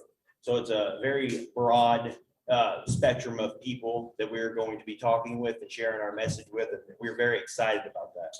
Throughout American history, when our country has faced dark times or tough challenges, men and women of all walks of life have risen to the occasion. They've taken they've risen and taken the call to serve their country and take on those challenges. Today, we have politicians that say one thing, they do another. They strive to strip away our liberties and freedoms. And the other ones, if they get the opportunity to fight to gain back the ones that have been stripped away over time, they fail to do so. And this has been something that has been a problem ongoing, and it seems like it's getting worse. The goal of our campaign is to be a guaranteed vote for liberty and freedom. So by putting me in office, you know what you're going to get. I'm doing this because I see the issues. I see the things that are going on today. Sadly, the government has become more of a roadblock to the success of the American people rather than to step out of the way and allow them to go out and earn their destinies on their own. The American people are go-getters. They're entrepreneurs. I myself, I've been in service since I was 17, old enough to raise my right hand. And now I'm currently a business owner, and I've seen a broad spectrum of how the government operates, whether it's overseas. And I learned about the reason I'm anti-war, just like the previous speaker, is because I've seen these things firsthand myself. I've seen what it does to the veterans, my friends, my brothers that come home. We have injuries that we have a mental health crisis that's going on in the veteran community because of these endless wars. We have injuries that you can see with your eyes, and the big ones, the injuries you can't see. And that's what's causing the suicide rate to become an epidemic in the veteran community. So right now we have a government that has out of control spending. We have endless wars, a war on drugs, and maybe the worst of all, the continued growth of the government. We all in this room, I'm preaching to the choir. Normally I'm used to speaking to people that aren't of my mind. So it's really nice to be talking to you all today. The actions of the two-party system has led to over-incarceration, many military lives lost, as we spoke about earlier. The divide grows farther every day between the voters and the parties. We're starting to see a weird thing go on in 8th District where people were lifelong Republicans, but now they're kind of struggling. They feel like the politicians have left them behind. They want to hold on to those ideas of being these conservative people, but when they look at their politicians, the first 2 years of President Trump's term in office did a lot to separate them. There was a complete rule of Republicans, and here they preached liberties and freedoms And then they had their opportunity to show that they were actually about doing what they said, and they failed completely. And that is known, that is remembered. People remember that in 8th District, and we're pointing that out, and we're going to show how we are different, how we can do better. The same through the madness, there has been but one voice of consistency, of peace, of love for one another, but most importantly, a voice that speaks to principle. The same voice that speaks to personal responsibility and importance of protecting the rights of the individual. That voice is the voice of the Libertarian Party. I am excited, my team's motivated to get out and spread the message and represent the Libertarian Party out in Southeast Missouri. Thank you for your time.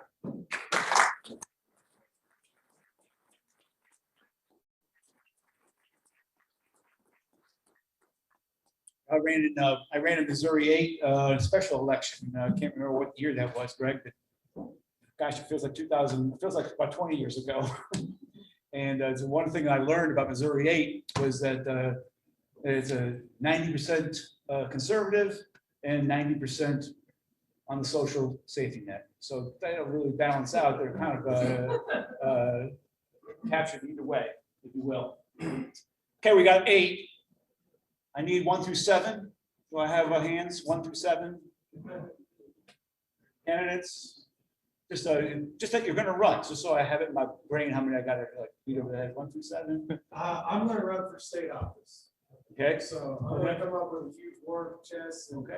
We also got state, U.S. Senator and auditor. I got an auditor back here. I know that. Okay. Please run for office. Okay. Our next speaker. Let's skip ahead here a little bit. Our next. Do I have that right? You skipped over Tyler. No, I was asked to.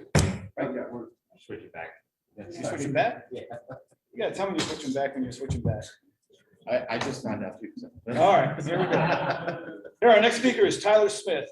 He is the treasurer of for the Outright Libertarians. Is on the ballot access committee for the LNC and the board for Liberty Coalition for Disaster Relief. Please welcome Tyler Smith.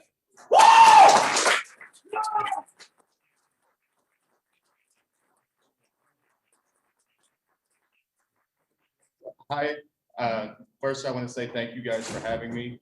Also, Robin, wherever you are, this is an awesome event that you put together. You live or not? But I'm also really excited to be in Missouri because this is the first time I've been to a convention that I haven't been confined to a camp. So this is awesome. Missouri's got some good juju going on. So as Bill said, I am the treasurer for Outright Libertarians, which is our bridge from the Libertarian Party to the gender and sexual minority community, which is a more inclusive way to say LGBTQ+. You know, it's like it's exhausting. I just ran out of breath saying it. So we moved it to GSM. So we are focused on charity, education, and philanthropy mostly within the GSM community.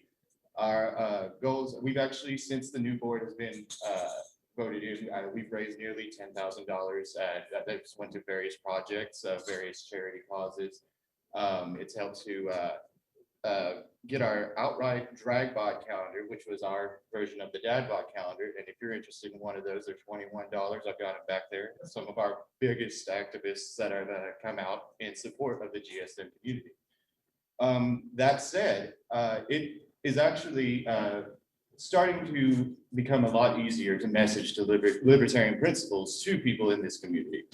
A lot of people have kind of set up defenses against what they call identity politics. That is not our goal. We absolutely understand, though, that there are people that have their pet issues, and that's what they're going to rally around, especially when it comes to attacks on their existence. So what Outright has focused on now is to actually unify this message. We were the first official party to actually come out in support of the GSM community. We had John Hospers, who was apparently, it's arguable, but he was one of our first presidential, or he was our first presidential candidate and was a part of the GSM community. we have people like Ashley Shade, who is running up in Massachusetts. We have Joe Bishop Henchman, who was the first openly gay chairman of a national party. So it's a lot of advancements have been made, but we can do better. And I'm willing to bet that 90% of the people in this room have a 6 degrees of separation with somebody that they are friends with or are related to that are gay, lesbian, transgender, pansexual, what have you. So my encouragement is this. I promised I would cut it short because I don't want to step on any other speakers, and I know you guys are ready to go. My personal challenge is this: we can market to other communities that have been marginalized and trivialized over the years. And the libertarian message is the best voice. He's not in here either, but as he said, that is the best voice for any type of equality that we hope to attain in this lifetime. As he also said, I work for the Ballot Access Committee as an advisory member. So if you have concerns about, Missouri's ballot access or anything like that, you can also get a hold of me. And if you want one of these cool little buttons, because I'm also state coordinator for Arizona and corresponding secretary for the Radical Caucus, just see me or Boa Chapel of LP Kansas back there. We've got a bunch of buttons that we're ready to give out. They're free, no charge necessary, unless you just want to give us money. We'll take that. There's no such thing as a free button. We might even have a button actually over there, probably. Maybe. I mean, we found a lot of cool stuff. Like I get to wear my Abolish the TSA one to the airport tomorrow. So, but yeah. So if you guys have any further questions, maybe a little more about Outright or anything like that, feel free. Go ahead. Tyler, thank you so much for being here. I'm really impressed with Outright Libertarians. This is just kind of, I don't know, trivia question, or not even that, but just on the terminology of GSM versus LGBTQ+, like you said, it's a mouthful. The term GSM, I started to hear about a year or 2 years ago, and it felt like it was starting to get some threshold and take, but then, I don't know, it seems like it went away. I don't know, where do you see that going? So we are very adamant. A lot of partner organizations we work that are non-libertarian organizations, which again is part of our bridge building, and we're actually trying to push that because it does. A lot of people have, a lot of other organizations and a lot of activists in the GSM community have been like, well, it kind of takes away the individuality. I was like, funny you should say that. Let's talk about individuality real quick. I've got this, and so I can't really answer why it's maybe dissipated over the past couple of years, but we are adamant with a lot of our partner organizations to change the language to something that is just as inclusive and less, I guess, less likely to create a reactionary. So it's more inclusive because it's not like having a list of here's what's included, right? Right. So that's why I even have trouble with myself. Like, sometimes I'll still say LGBT plus. See, there went. But yeah, but I still do it. But it's going to be a process. But I'm hoping that in the future we'll see an actual transition to the more inclusive term. Yes. Aside from your activism with Outright Libertarians and your activism with the Radical Caucus, is there anything else that you're up to these days that you'd like to talk to us about? Yes, I am. Thank you, Ian. Southern Illinois boys, guys. Yeah, I'm actually also running for LNC secretary in Reno in 2022. If you're interested in talking about that with me, I am more than happy to do that. But again, in the interest of not keeping everybody and not running out of time, please just come up and talk to me. I'm really easy to talk to sometimes, but but yeah, no. If there's anything else, anybody else in the room might have a question. All right, thank you guys so much. Thank you everybody.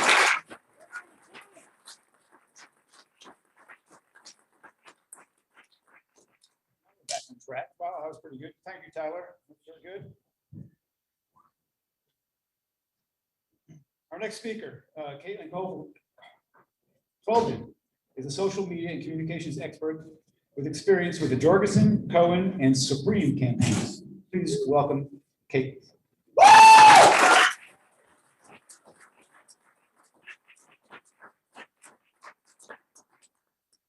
Can I hook this Yeah, what kind of plug?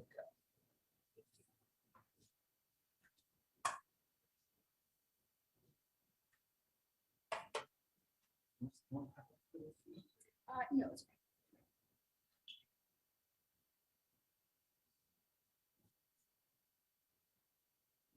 okay. Hi, everybody. Thank you for having me here at the Missouri State Libertarian Party Convention. I usually have about an hour-long presentation. I'll get it down to about 15 minutes or so. Oh, okay. Sweet. I will still make it condensed because that's a lot of information. So we'll just go ahead and get started. I'm Caitlin Coleman. I became involved in the movement in 2016 after watching the Dakota Access Pipeline injustices. I kind of dove right in and joined some libertarian Facebook groups. It was the only people I saw talking about it from the right perspective. I began moderating a Derek Johnson Facebook group, and I learned just how nice libertarians are to each other on the internet. Yeah. That's why there was a gap in between me getting involved and me joining the party, but I got there eventually. Over the last 5 years, I've created, managed, directed, and grown the digital presence of countless brands, causes, and candidates. The editor-in-chief of 2 major publications. I was one of the founders of Think Liberty, along with Josh Smith. We created and led teams for direct activism initiatives, consulted and staffed dozens of political campaigns. And most recently, I was the social media director for Jo Jorgensen up until July of last year. I handled all of her pre-nomination stuff up until right at the beginning of July, and then I moved over to Spike Cohen's team. And to this day, I'm still his communications director for Spike Cohen. So I run all of his social media. I write the vast majority of everything that goes out, and I handle all the marketing and strategy there. I'm the city council member of the Berman Supreme Institute and the digital communications director for Berman Supreme and the Institute. So I run Berman Supreme's Twitter and social media stuff as well.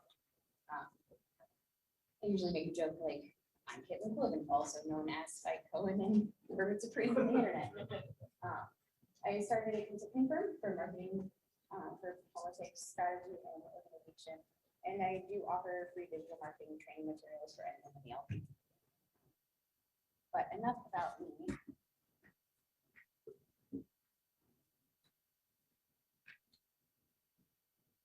So with social media marketing, it's really difficult to kind of get in and learn everything you need to know and get started and have a good strategy. So I've kind of broken it down to your getting started checklist. The first thing you want to do is not create a Twitter account and start calling people names. It's not what you want to do. You know, that's kind of the strategy of a lot of people. You want to identify your objective and establish your goals. So what do you want to accomplish with your social media? And then you have to set goals based around what you want to accomplish. After that, you're going to research your target audiences, gather resources, form a team, and put your tools in place. Establish your voice, branding, and workflow. Your voice and branding is very, very important. You want to make sure that you're consistent. You want to make sure that you are representing your brand, whether it's as a candidate or as an affiliate. Don't want to come off as just kind of all over the place, and everything you say represents your organization. So establishing how to be represented digitally is the thing you do beforehand. After that, you're going to build an asset library and develop your messaging strategy. And I'll lean really heavy on the messaging strategy stuff because I think that's what a lot of you probably care more about than the technical stuff. So your objectives and goals, whether you're a candidate or an affiliate, we're going to kind of be the same. So it's winning votes, getting donations, earning media, web traffic and conversions, it's a little bit more technical, education, and driving membership. You can accomplish all of those things. The best thing you can do is at the beginning of the week or at the beginning of the month, sit down and list out all of your goals and make sure you have several social media posts that represent each of them. So that way you can make sure that you're always striving to meet your goals and meet your objectives. And whenever you make goals, I usually hate these stupid acronym things, but this one works. Once you've considered your overarching goal categories, then you need to go deeper by developing SMART goals. Be specific, make sure it's measurable, attainable, relevant, and time bound. But yeah, so replacing general concepts with quantifiable outcomes, you want to make sure that you can measure your goals and be able to track them.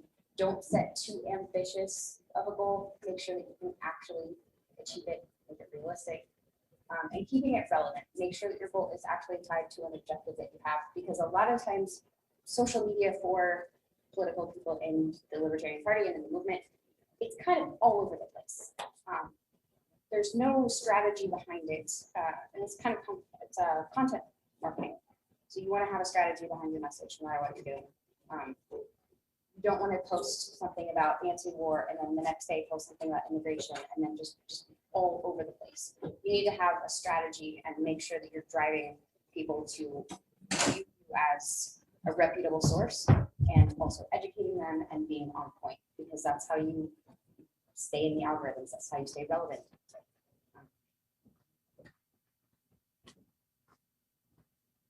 So your social media toolkit. You're going to want to get social listening and brand reputation management systems.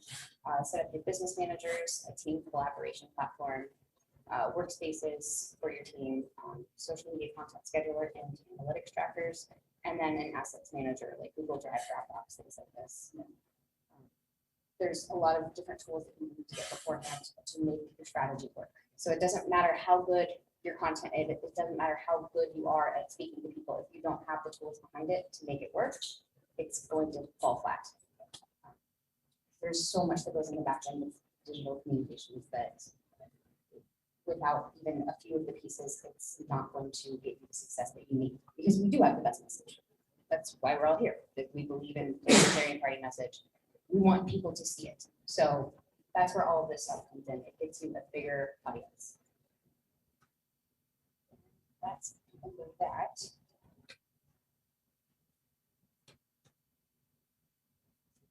I'm just going to go into Q&A. So like I said, I run Spike Phone, social media, or experience. I have all kinds of experience within digital marketing and LP. So whatever questions you guys have. Yeah. Sorry, on the last slide there, the first point was like brand, social listening. Yeah, brand reputation.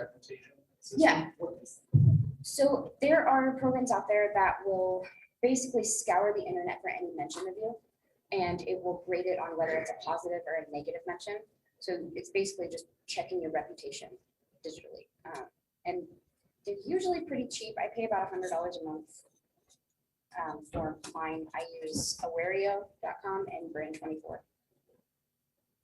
So yeah, those are really good for it. But yeah, just it scours the internet. If it mentions of you, it'll check like what people are saying. If you were mentioned in like an article in Britain, like it'll find it. So, and it also helps you find ways to engage with your audience more. Yes. Caitlin, are your positions with Spike and Vermin volunteer, or are you paid for those? So right now for Spike, I'm volunteer, but it may be paid in the future. But it was paid during the campaign, and then after the campaign, I just continued working with Spike because it's Spike. We all love Spike. One follow-up, please. Are you familiar with a state party that just on volunteer is able to do a very good, very effective social media outreach? What state party stands out in your mind or their efforts? Texas. And it's all volunteer. They'll pay I people on there? don't know if they pay, but it is, they don't, okay.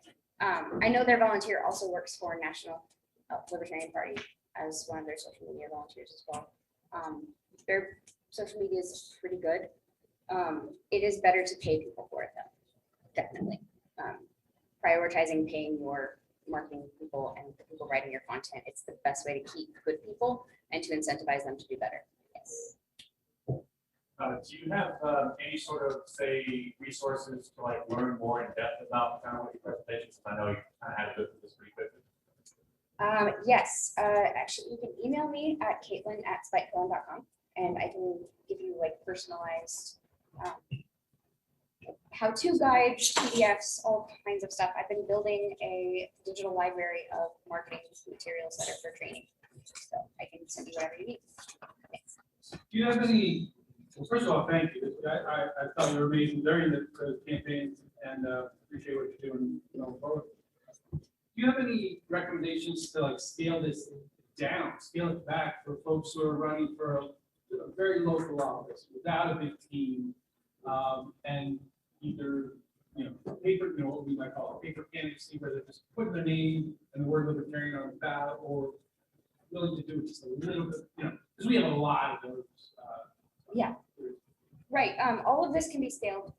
So there's a lot of information here, but it all works for small teams as well. So you still kind of need to do like all the back end stuff, but you can do that with 2-3 people. You can do that with one person, really. It's hard for that one person. I've been that one person, but it's good to have, like, if you have to get the most basic team, it would be like a social media director and a graphic designer. So that way your director isn't also doing all of the graphics, because that's a really hard job and it can get burnt out really, really quickly.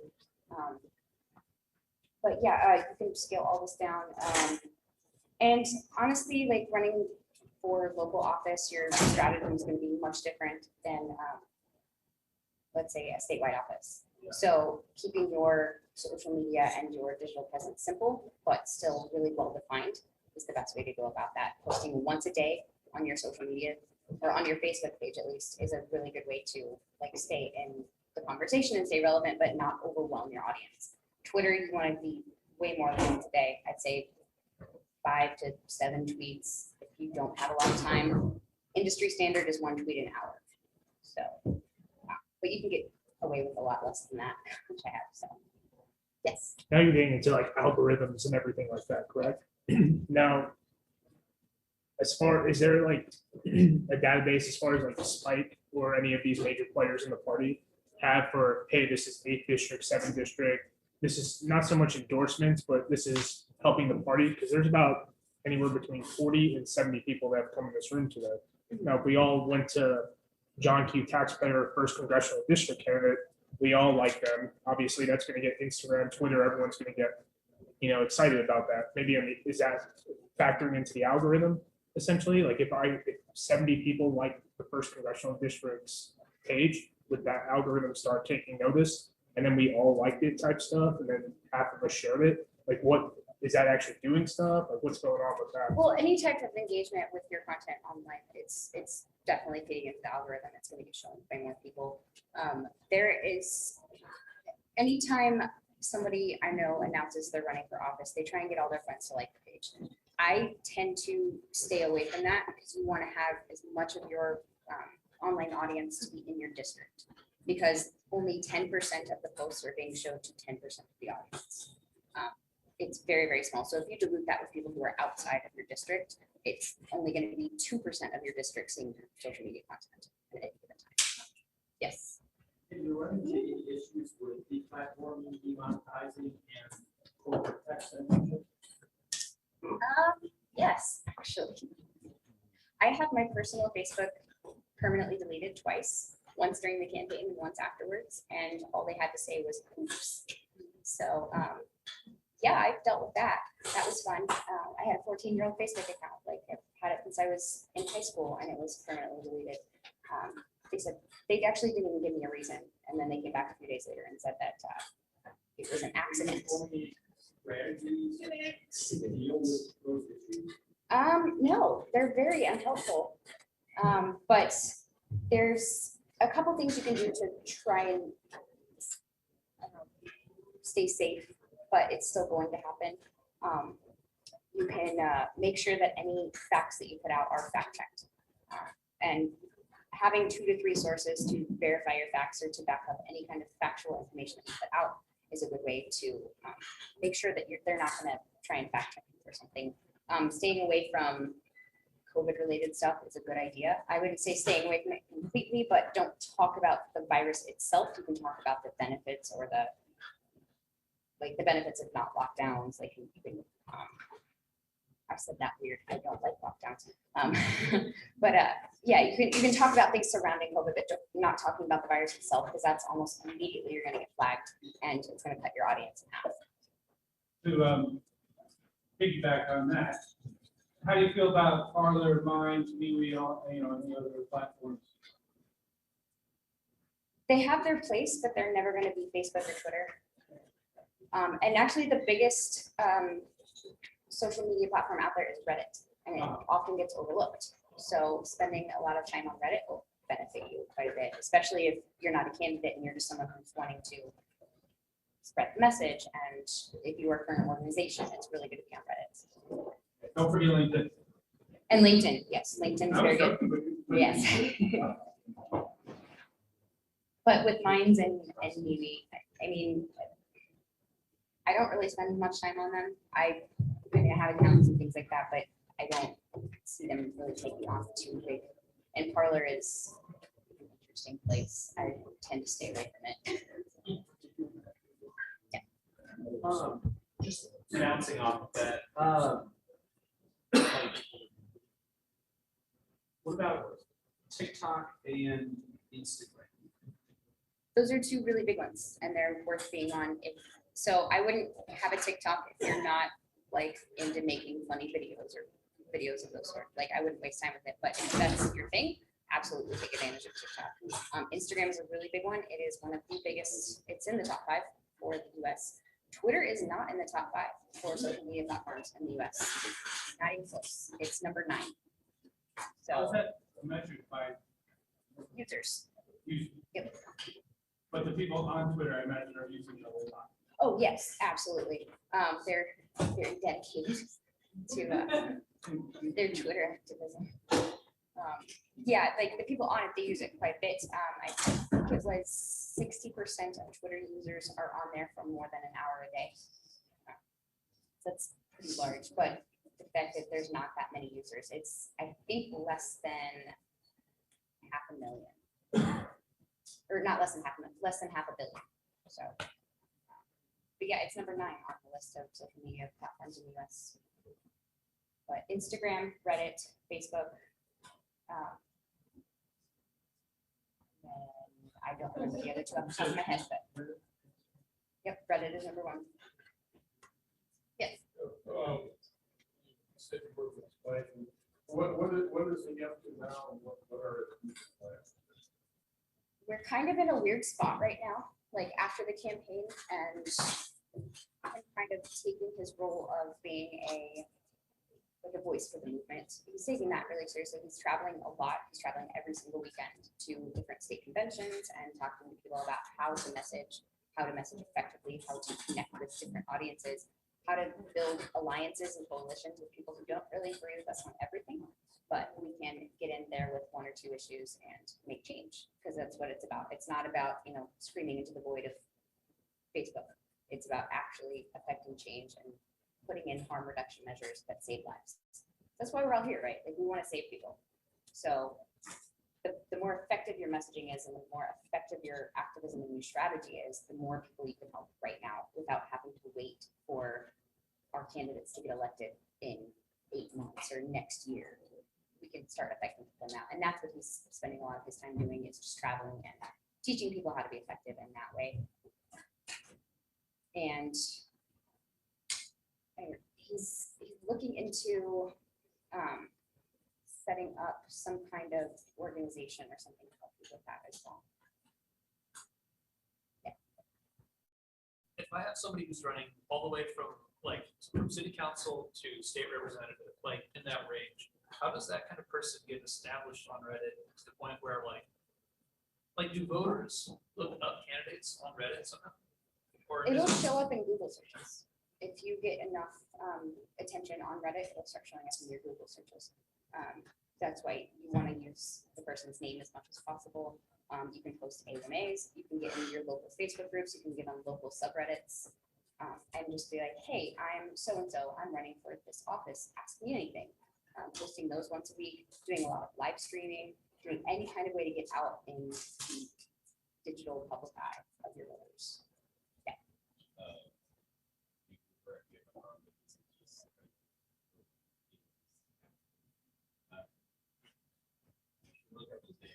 this Dave or something like that. He does a lot of TED Talks and stuff like that for business and everything. But he was talking about, basically building a brand and everything. If you're trying to do that, whether it's on a small scale or a large scale, he's like, spend 4 or 8 hours with anyone you're trying to accomplish for building a brand on every single social media platform. Doesn't matter what it is, just to get your name out there. Start commenting on specific stuff about a specific topic, and for that entire week, focus on that specific topic and just comment. Like, oh yeah, I see your point. That's all you have to say. Just so your name gets recognized. That way, when you start making, bigger statements, draw attention to you. It helps you with search engine optimization. So you're going to show up a lot more on searches for you. It's actually part of my SOPs for all of my platform managers. I have them comment 25 to 30 times, either a day or a week, depending on the account, on different people's accounts. So it's called outreach. It's your digital outreach. So even if it is just like a, hey, great point, like that was an awesome tweet, or stuff like that, that really helps. Starting conversations.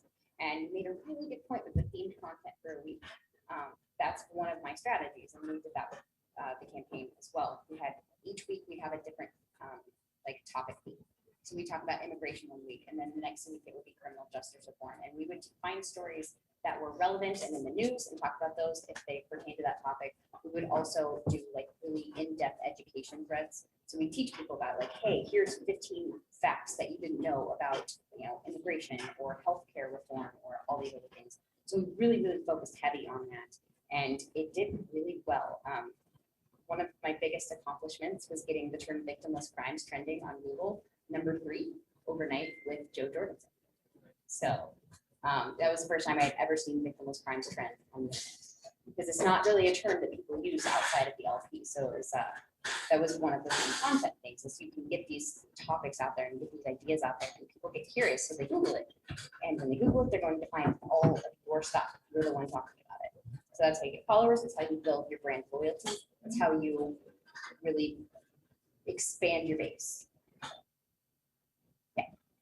This may be a sensitive issue, but any comments on nipple week? If I never see Spike Cohen's nipples again, it'll be too soon. So you take the opposite stance. Yes, I love, Chrissy's actually my best friend.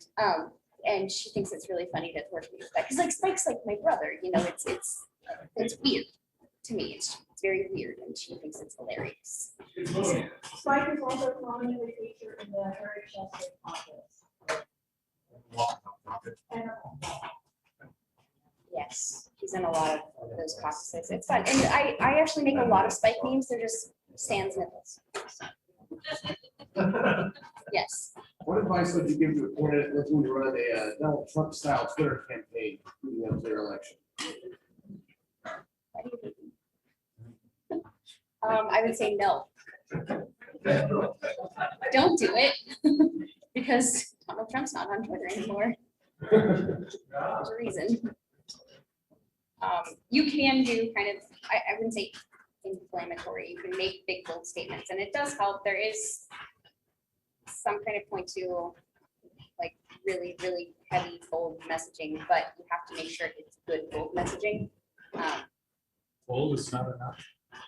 Yeah. You have to, you have to make sure that your message resonates with people. It can't just be shock value, because while shock value does have an instant return, it does not have a lasting return. And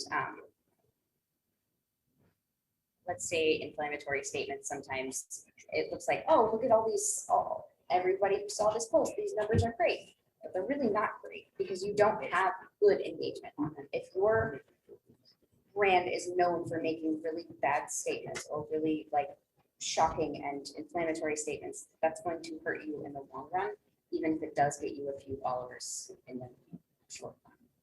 Yeah. If I may bounce off of that as well, thank Hearts and Minds.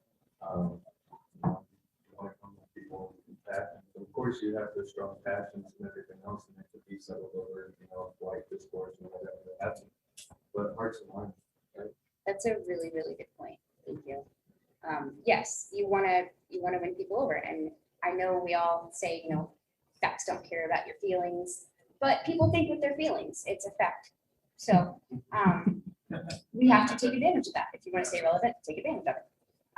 Talk to people and connect with them on a emotional level. And that way you can kind of get in the door and let them know like, hey, I'm not an a-hole. I don't think I can say that. But yeah, I'm not like a mean person. Like you can talk to me about these things and we can have like nice civil conversations, and that will, they may not vote libertarian tomorrow, but they might vote libertarian next year after a year of discourse with them. It's about life cycle marketing. It's about establishing those connections and those relationships now so that we can have a whole new pool of activists and voters and people who become libertarian over the next few years, because we all started somewhere.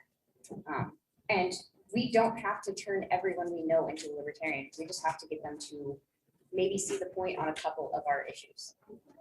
I recently spoke with the Democratic Socialists of America in Tennessee and got them to agree to work with us on healthcare reform.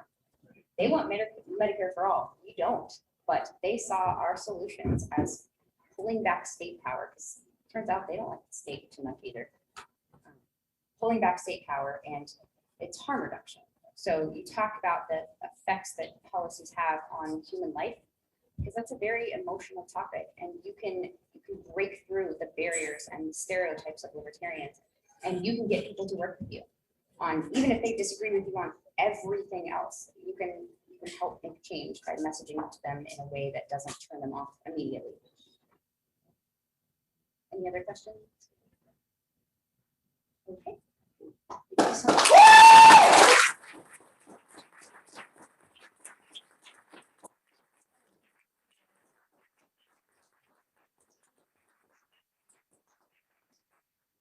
Thank you, Caitlin.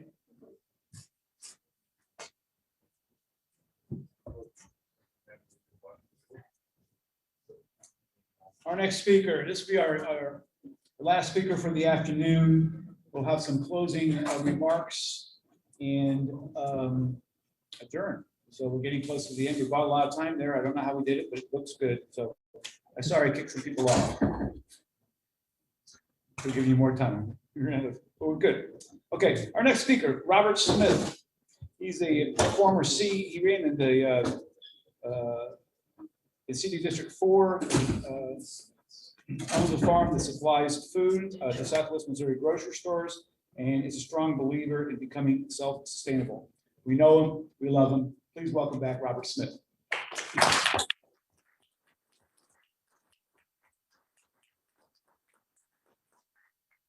Hey, I had to kill two birds with one stone real quick. So, how much time do we have? Well, I wrote a 7-minute speech, so I'm not sure at my mercy. Maybe we can do something else. So I'm 37 years old, have a wife, 4 children. We own a little small piece of family acreage. I started up, I didn't really start it up, but I did start it up. So my dad had used to buy local produce from local farmers, and he would distribute it to 3 grocery stores. Yeah, he got too tired of it one day, and he said he wanted me to start up my own company. And instead of transferring everything over, he's like, come up with your own name and you can just have the routes. So we started off that.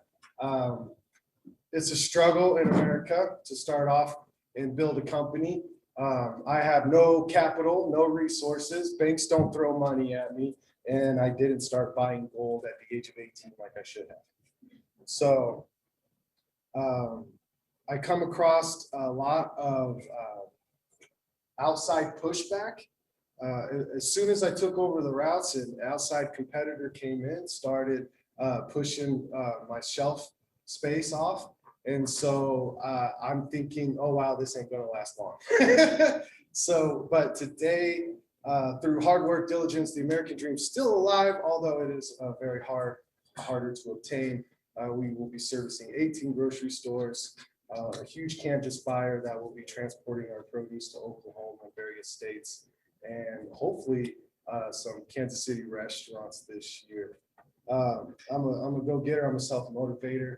I come into the world thinking about life's a certain way, right? and it's a reality check, and the brakes just get stomped on you. And it made me want to become more involved because I'm going to have to give my kids this world. And we should always, as humanity, try to leave it better than when we got it. So I'm a disgruntled citizen of the United States. I do not recognize the government. I recognize the United States Constitution. So tell them I said it. So I properly did my speech. Today I'll talk about how I homeschool and things that we do to limit federal overreach and pressure on us. So title, I don't like the government. How can I avoid them? Simply put, these days you can't. Based on 170 years of data, I have no reason to trust the United States government in most cases. In fact, as many on the left and the right gravitate towards an authoritarian government, I find myself compelled to reject any agency, organization, or government entity that takes away our involvement in our daily affairs. Many agree that the federal, state, and local governments have usurped the power from us and started to wield it in their favor. As the government controls everything I do with fees, permits, license, paperwork, due dates, registrations, inspections, permissions, requirements, rules, taxes, fines, garnishings, and sometimes imprisonment, there's still things that I do to feel in control of my destiny and the future I will hand to my children. Being a parent of four, it is my duty, along with my wife, to ensure our children receive an education that will benefit them and humanity. This can seem like a daunting task when we as adults are consumed with the demand of providing for a home financially. We have a 15-year-old, 6-year-old, a 3-year-old, and a 1-year-old that one day will be responsible for their own actions and help shape the world around them. Our oldest child attends public school. This year's been challenging. Remote learning, distancing, quarantine, shutdowns, mask mandates has put a lot of stress on our youth, teachers, systems, and families. We live in a rural area that does not have high-speed internet options, and the school closed down, and so they handed out what they called hotspots for people in the rural communities in order to access the internet, because it has to be a secure connection. We don't have those options where I'm at. I love the boonies. The school ran out of hotspots for rural families, so we had to travel 30 minutes to town every day and use my mom's internet for schooling. We had to absorb a lot of extra cost for all this hassle, and the schooling is still, in my opinion, subpar. We homeschooled 2 of our children, our 6 and our 3-year-old. The stress and the challenges that we once thought we had homeschooling compared to my oldest son's experience in public school during COVID is a walk in the park. Homeschooling has many advantages that we enjoy as parents. One of the most powerful is the ability to choose what our children learn. We get the option to teach about America and the world's true history. As I have found out public schools sugarcoat, leave portions out, or even in some schools manipulate the facts to form biased opinions. We just want our kids to know the truth. They can form their own opinion with their own discernment.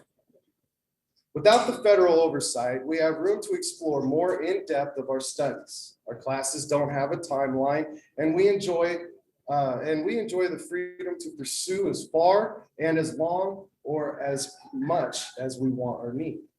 Homeschooling your kids has other advantages, like learning never stops.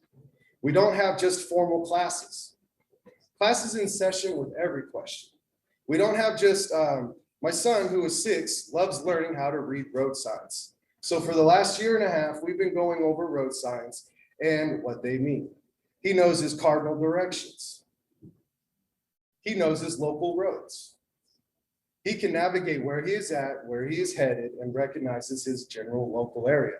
And I'll subpart from, we live out in the boonies, so our local area is actually probably a 30-mile radius because we have 2 towns that are equally distance apart from us.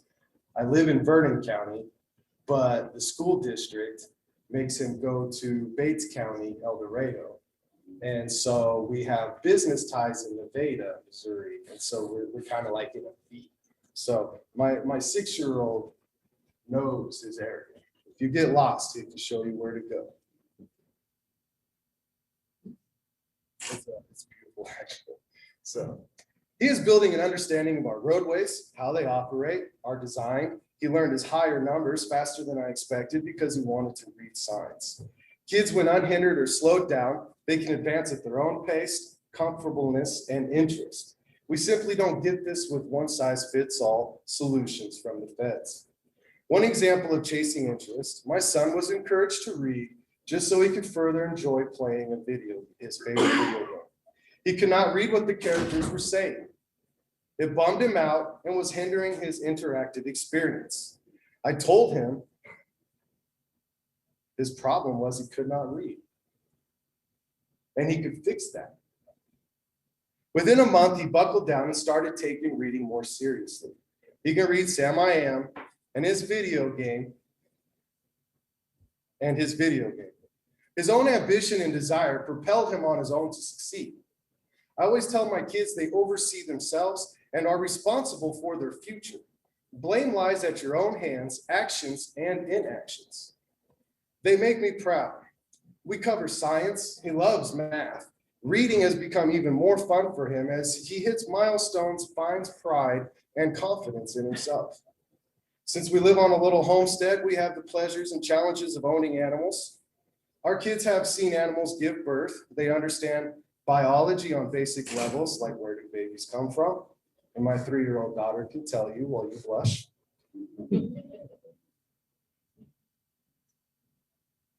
I mean, how else do you explain such a thing? Nature will help. I get distracted thinking about that. Little 3-year-old feels nuts, dude. So I never thought having a daughter would be such a blessing. But I mean, how else do you explain such a thing? Well, nature helps. In our greenhouse, we learn about plant life cycles, nutrient requirements, water cycles, and stewardship of land and animals.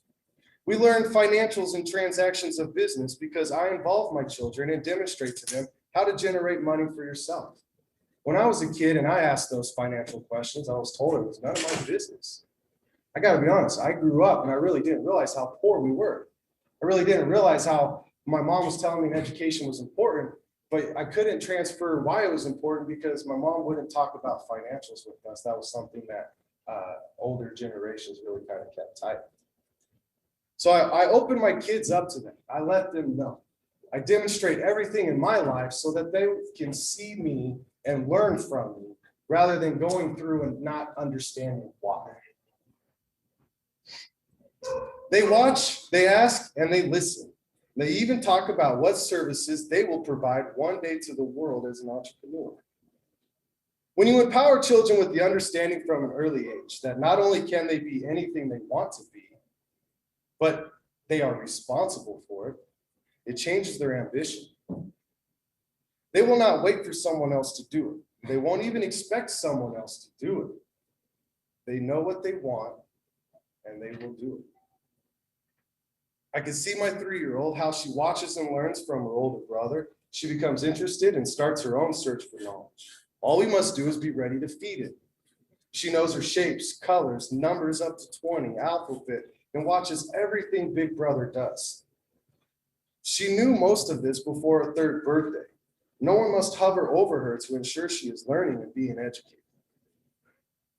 We make sure we teach about our constitutional rights, the overreach into our daily lives, our constitutional responsibilities, and what we can do about them. Simple answer, ignore all unconstitutional law, educate yourself, oversee yourself, do no harm unto others, and take responsibility. We do what we can to avoid the government and make ourselves less dependent on Big Brother, but the fact remains that every year it gets harder and harder to live your life. As an entrepreneur, federal and state regulation make it hard to achieve success. Extra costs associated with fees and license, basically paying for permission to operate, make it hard to compete with established larger corporations. Federal oversight on market sectors and products such as cannabis and hemp favor big oil and other industries. Our government passes laws based on propagandas and lies that our government passes laws based on propagandas and lies that favors high-profile companies and industries over free market and true price discovery. To combat such distasteful practices, we need a generation or two taught outside of our public schools, or we as parents need to take back the system and start being responsible for the issues plaguing our society. The simple fact is obvious to me. We don't need the government to tell us what to learn, how to learn it, or how long to spend on it. Education is an extremely important part of civilized society, and it benefits everyone in the community. To have an educated populace, but I would argue that one-size-fits-all government-led education system can be abused, led astray, or even manipulated to benefit the ones designing it rather than the ones participating in it. A state-run education system can easily become an indoctrination camp and a tool against the free people. I support free choice of schooling and encourage others to become involved in our children's education. As a parent, I feel we are shut out by the public school system, and our control over the food, curriculum, teachers, facilities, and the cost are severely limited on purpose. My advice, if your child attends public school, please help educate on the side. Teach them the things that the school will leave out because maybe there's not enough time, maybe it doesn't fit into the curriculum, or it's not guided by the federal institutions. With all the unconstitutional malarkey our government has pulled over the last 150 years, why, when we graduate, are we not mad at our government? We graduate with compliance and servitude. We graduate with the fallacy taught to us by the very government that victimizes us. I would argue that perhaps we need to pull away from federally ran organizations, programs, systems, institutions, and everything in between. We need to solve our problems in the community as a community. We need to educate our community as a community. We need to rise up and be active, or we may find someone or something else doing it for us, and we may not like the results of our failure. And I finish up with my favorite quote: if you want something done right, do it yourself. So is there any questions about maybe anything else I do to limit my government overlords? Yeah. Do you also do things like we collect rainwater, we're preppers, we haven't gotten into solar yet or anything like that, but just any little thing you can do that avoids taxes. Well, I don't know. I'll probably incriminate myself a couple times and tell them I said it. I mean, they can come get me one day, right? Freedom is about sacrifice. A lot of people aren't willing to make the sacrifice to turn their life upside down. If I end up in prison or dead for freedom, so be it. I don't report my animals. The government can kiss my butt. They're my animals. I'll eat them. I'll sell them. I'll do what I want with them. Taxes is voluntary. I claim a certain amount of my taxes on purpose because that's what I'm voluntarily giving to the government. Everything after that is mine. And, you know, I don't really cheat or lie. I just omit. I mean, I buy animals and I don't say nothing about it. You know what I mean? It's really, I'm completely against property taxes. And if you're not going to tax me for food, then why are you going to tax me for my food sitting on 4 legs still alive, you know? And so we have 2 hand dug ponds, to answer your question. We have a way to collect water and we have the equipment too. It's not set up. If you set it up, you probably need to be using it. I kind of have it set up on the side to where if ever municipal water was not running, we would be able to collect rainwater off of our galvanized roof. We do know how to purify. It's pretty easy to distill. So that's one thing that we're getting into as well as distilling. And one thing that we do is, you know, we save seeds. We have a seed stockpile in 2 separate locations. They're open pollinated. I'm a farmer. I'm still working at getting good at farming in Missouri because that's one heck of a challenge. But we set aside to where like, as of right now, without any human interaction, we could probably, besides exposure, we would probably be able to like at least eat for about a year and a half and maybe even feed our community because we reach out to our communities. I have a few neighbors and we all have the resources that it takes to take care of ourselves and protect ourselves out there. So, you know, they know that we're on board on, I have some pigs and breeding pigs. This guy has different bloodlines and this guy has crop lines. And it is my goal that if, you know, anything were ever to really just go real crazy, just be active in like leading because, you know, you're going to have a lot of panic and you're going to need a lot of organization fast because there's going to be people that are finding themselves without what they have always been having. Right. And you know. if your neighbors are food secure, then that's one less thing you have to worry about somebody coming towards you. Exactly. And then, you know, not only that, like we're in good standing with our neighbors. So like, if anybody comes out there, we kind of watch out for each other and take care of each other. You know, I delivered firewood to a lady the other day who was collecting trash wood at some lumber place to burn fire because she ran out of firewood, but we were having a cold spell. You know, we take care of each other out there. And I want to transfer that idea of my local rural community to to like maybe the town of Topeka. I really believe that if people were more active and showed more love and compassion and generosity, that's a pretty catchy thing. And so what this world needs is true leadership, but not leadership just by somebody standing up here and saying something, but by actually living by example and doing it. So, yes, sir.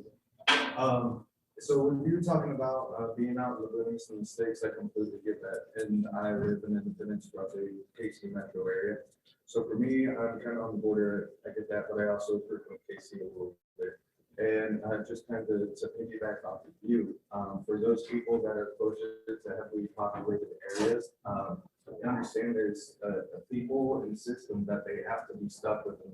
Like single mom trying to just do her best for her children. Of course, she tries to take them out or take them aside and teach them more, but also look within those communities about other organizations that help within the community and operate under those laws. Perfect example, or within the system. Perfect example that I could give for those people that know the KC area is Councilman Ellington. With the Black community, he's doing a lot of great things. He's actually bringing up his own, or he's working with other people on bringing up their own, I guess, patrol, if you want to call it, and understand there's victimless crimes and there's people doing shit they do to make money. However, trying to move them away from that and trying to get kids on better paths and make the community better. So also, if I just can add on to that, look towards those city communities and then also help build those systems. Of course, it's fuck the law, we're going to police our own, but getting them out of that system as well for those people that don't have the luxury or availability of being out of the state and as off the reservation as you are.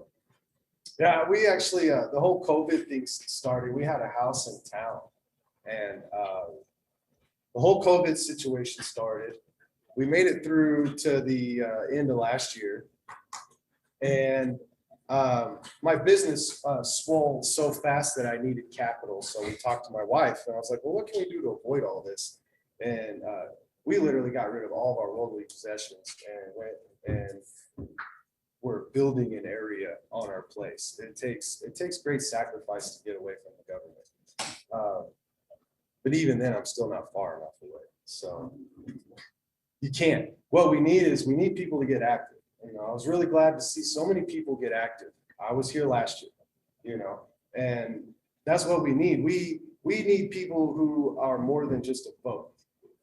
We need people that are going to rise up and lead a project and lead by example and do it. And you don't even have to be a libertarian to do that. I think that's one of the biggest issues we have is the more the government does things for us, the lazier and less involved we get in our communities and the things that the government takes away from us. And as we let ourselves become like that and let other people take over and then pretty much block us out from ever coming back in, you know, it's really damaging. You know, I strongly feel that people were more involved with their children back in the 50s and the 60s than what my generation probably is, you know. Yes, sir, you got a question? Robert, I appreciate it, especially what you were saying about home educating and, you know, breaking that cycle. Do you belong to any homeschoolers or non-schoolers networking group? No. I've always said if you can read, you can do anything. I've taught myself to do so many things. You know, like I taught myself how to turn a piglet around in a pig's uterus. And I've never been to school. You know what I did? I literally read 2 pages and gloved up and went and did it, you know.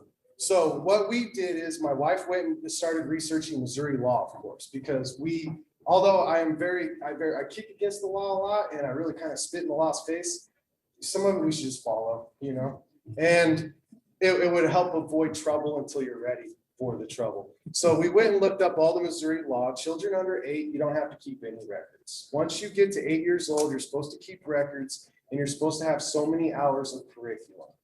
And Missouri, though, I will tell you that Missouri is one of the more free homeschooling, freedom of choice homeschooling states there is. Their laws are some of the most lax in the nation. Yeah, I mean, you could probably raise an idiot and not get in trouble for it. So, but hope, you know, that's not what you want to do when you're educating your children. Like, this is something that I take very serious. So we get workbooks, and he'll go through and he has to do so much per day in the workbooks. And then we try to have a lot of extracurricular activity that includes learning, because kids really learn when they're able to move and when they're able to like do something other than just staring at a book. And that's one issue I have with public schools. It's too much staring at a book. You know, we learn about insects. My kids probably have a wider experience than most kids their age, although their focus might not be as concentrated as somebody their age. And we kind of just, you got to get into a feel of it. And my wife likes to read blogs, I guess you can call them. And, you know, she'll kind of go and research other people's experiences. And that's where we went to. We kind of figured like eventually they'd probably go back to public school, but with it being the first year, it would be his first school year. And that would have been a really weird school year for a 6-year-old. So we held him back, we homeschooled him, and we actually might carry it on because we enjoy it. I really enjoy teaching my kids. I enjoy when they just blow your mind on something. And, you know, I got a 6-year-old who, how do I put it? His thought pattern's not like other 6-year-olds. You know what I mean? He thinks more 3D while other people are thinking 2D. And I really think that comes from just allowing him to tail me in life. And, you know, like I take him on vegetable runs. I show him how to do paperwork. He don't get it, the paperwork, but he understands that, you know, there's more than just a 2D, 2-dimensional world. And the things that he picks up, like the other day he's talking about, he's going to build a robot that picks potatoes. You know what I mean? And it's going to be fast and nuclear powered. And I'm like, well, shoot, you know, I'd probably own one. You know what I mean? Like that's the innovation. And I really think that you can't restrict children's minds. You know, in school, I remember like, oh, take this test. Oh, you're going to be a mechanic. And I really think those aptitude tests are just limited because, you know. And it's all about conformity. Exactly. So, it stifles. And our house is chaotic. Like we embrace the chaos theory. You know, like it's not super, super bad, but like we try not to be, you know, schools like stay in line, eat at breaks, eat at this time, go to the bathroom at this time, get up at this time, recess at this time. It's almost like an institution, like prison. But you can't get time off for bad behavior. Yeah, you got to keep going. And it's so like we kind of, you know, as you grow up and you got to kind of realize like what I thought was true wasn't all true. And adapting to that's kind of hard, but hopefully I don't screw my kids up. And if I do, I'm sorry. So we really want to like, I really want, no matter what they do, I just want to be good people and try to make the world a better place, you know? When it comes down to education, I've never had to force them to do anything. They want it, you know, like we learned stuff like, he's like, all of a sudden he's talking about, he wanted to know about nuclear weapons, you know? And I'm like, where did that come from, you know? And so we got to kind of dive down into the rabbit hole, you know, and we had to go look at, I was like, well, nuclear weapons aren't as good as you think they are, son. You know, they really kind of mess things up. And so we went and looked in like the history of Hiroshima and Nagasaki and, you know, talked about the after effects of nuclear weapons and what nuclear fission kind of really is, even though it was way over his head. It's that seed, it's that little foundation that later on in life he can build on and he won't necessarily need me. You know, we really try to foster an environment that their learning is on their own accord, because as a kid, the more you tried to force me to do something, the harder I pulled back from. And yes, sir. I would say that you're more.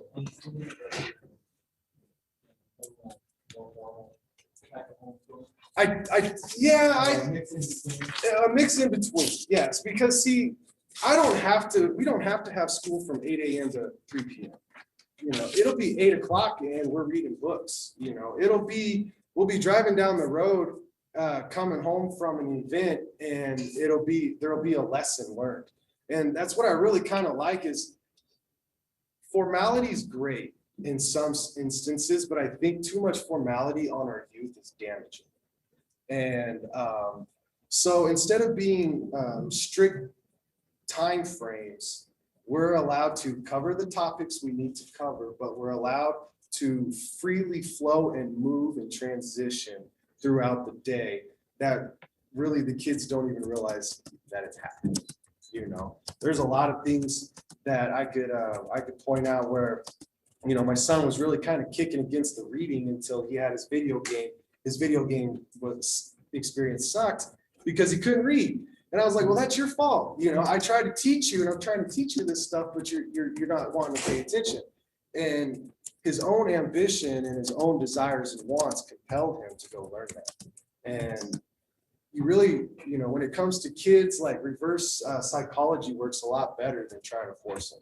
You know, just, they will pull themselves forward with knowledge. They won't stop. I mean, not yet anyway. I guess once they're in high school, it'll be a different story for them. But it's an amazing experience. The kids really do most of the work. All I do and my wife does is we make sure that they get it, that they complete the required work that we ask them to, and then everything else is kind of like extra, to be honest. We have philosophical debates. We talk about where money comes from. I mean, my 6-year-old can give you financial advice on investments, you know, and that's because he'll be leaning over my shoulder while I'm watching the stock market close. And he asks about that stuff and I explain it. You know, he'll even be like, you know, we'll be playing golf. We just hit the golf ball around the farm. He'll be like, did the stocks do good today, Dad? You know, he's like a 6-year-old kid, you know, and he'll tell you to invest in gold and silver and you won't regret it in 30 years, you know. And how does he feel about those? Dogecoin, man. You know what? I should have sold Sundial when I had the chance, and I should have got into Dogecoin, and I kind of could kick my butt for it, but you got to be patient when it comes to investing. So, but it's the exposure that's going to drive their curiosity. And when somebody's curious, they find it out. So I'm pretty much done if nobody has any more questions. Like, I don't know what too much more. My kids has all A's because I gave it to them. Yes, miss? It's not a question, but I was just gonna add to what you're saying. I'm also a homeschooler. I had the young ones that I did when we lived in Korea, and it was very, you know, stuff. And I also homeschool a teenager, and that is more unschooling because we always have to basic knowledge, but it's teaching them how to think rather than that. Exactly. As long as you're on that. Exactly. Because like everybody will form their own opinion, you know, and like I can't believe how much like So my kid, my youngest son, not my youngest son, my 6-year-old, once he hits a milestone, he doesn't stop. He just goes, and he just goes. Like we're sitting and counting silver bars, and he's like, "Well, how much is this worth?" I was like, "Oh, right now, $250." And the next thing I know, we're counting money at $250 intervals. You know what I mean? And then I teach him, like, I guess it's kind of like, what's that? It's that new math that they came out with, Common Core. Common Core is a very advanced type of math that we're trying to teach the little kids.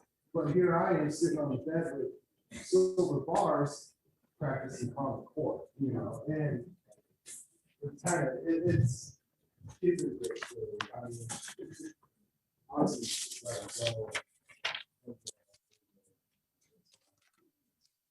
All right, thanks, Robert.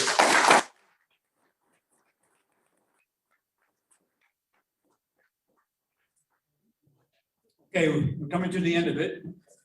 I really appreciate you all being here today. It really means a lot to the party, and it's going to mean a lot to you going forward. The best thing you can do, I'm broken record all day long, but the best thing you can do is run for office.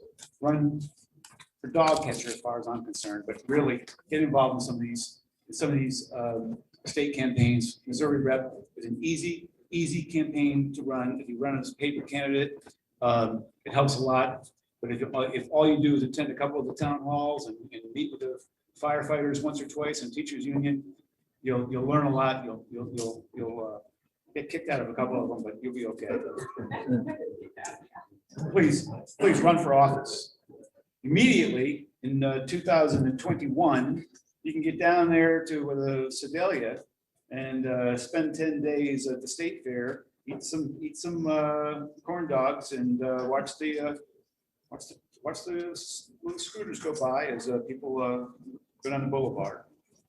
Got a table over here filled with all kinds of really cool buttons. Make sure you get one of those before you leave. The concept of liberty is not a natural condition of humankind. Let us take some solace in our cause and continue to strengthen our party at all levels of government jurisdictions. It is our role to be guardians of liberty. Our next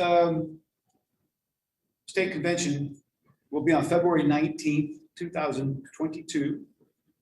It will likely be in Jeff City, but we can make that decision in a short period of time. February 19th, 2022. A special thanks to Robin for all she did to get things put together.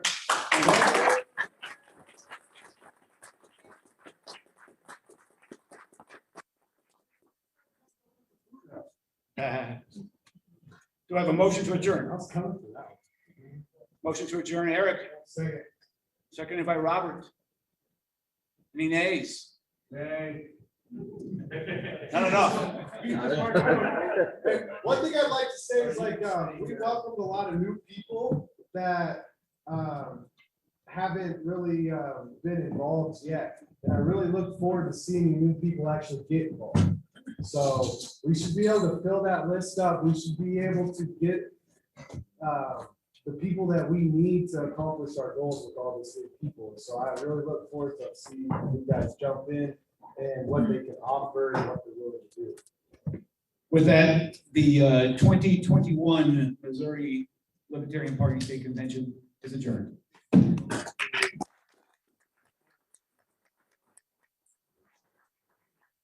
Hi, guys.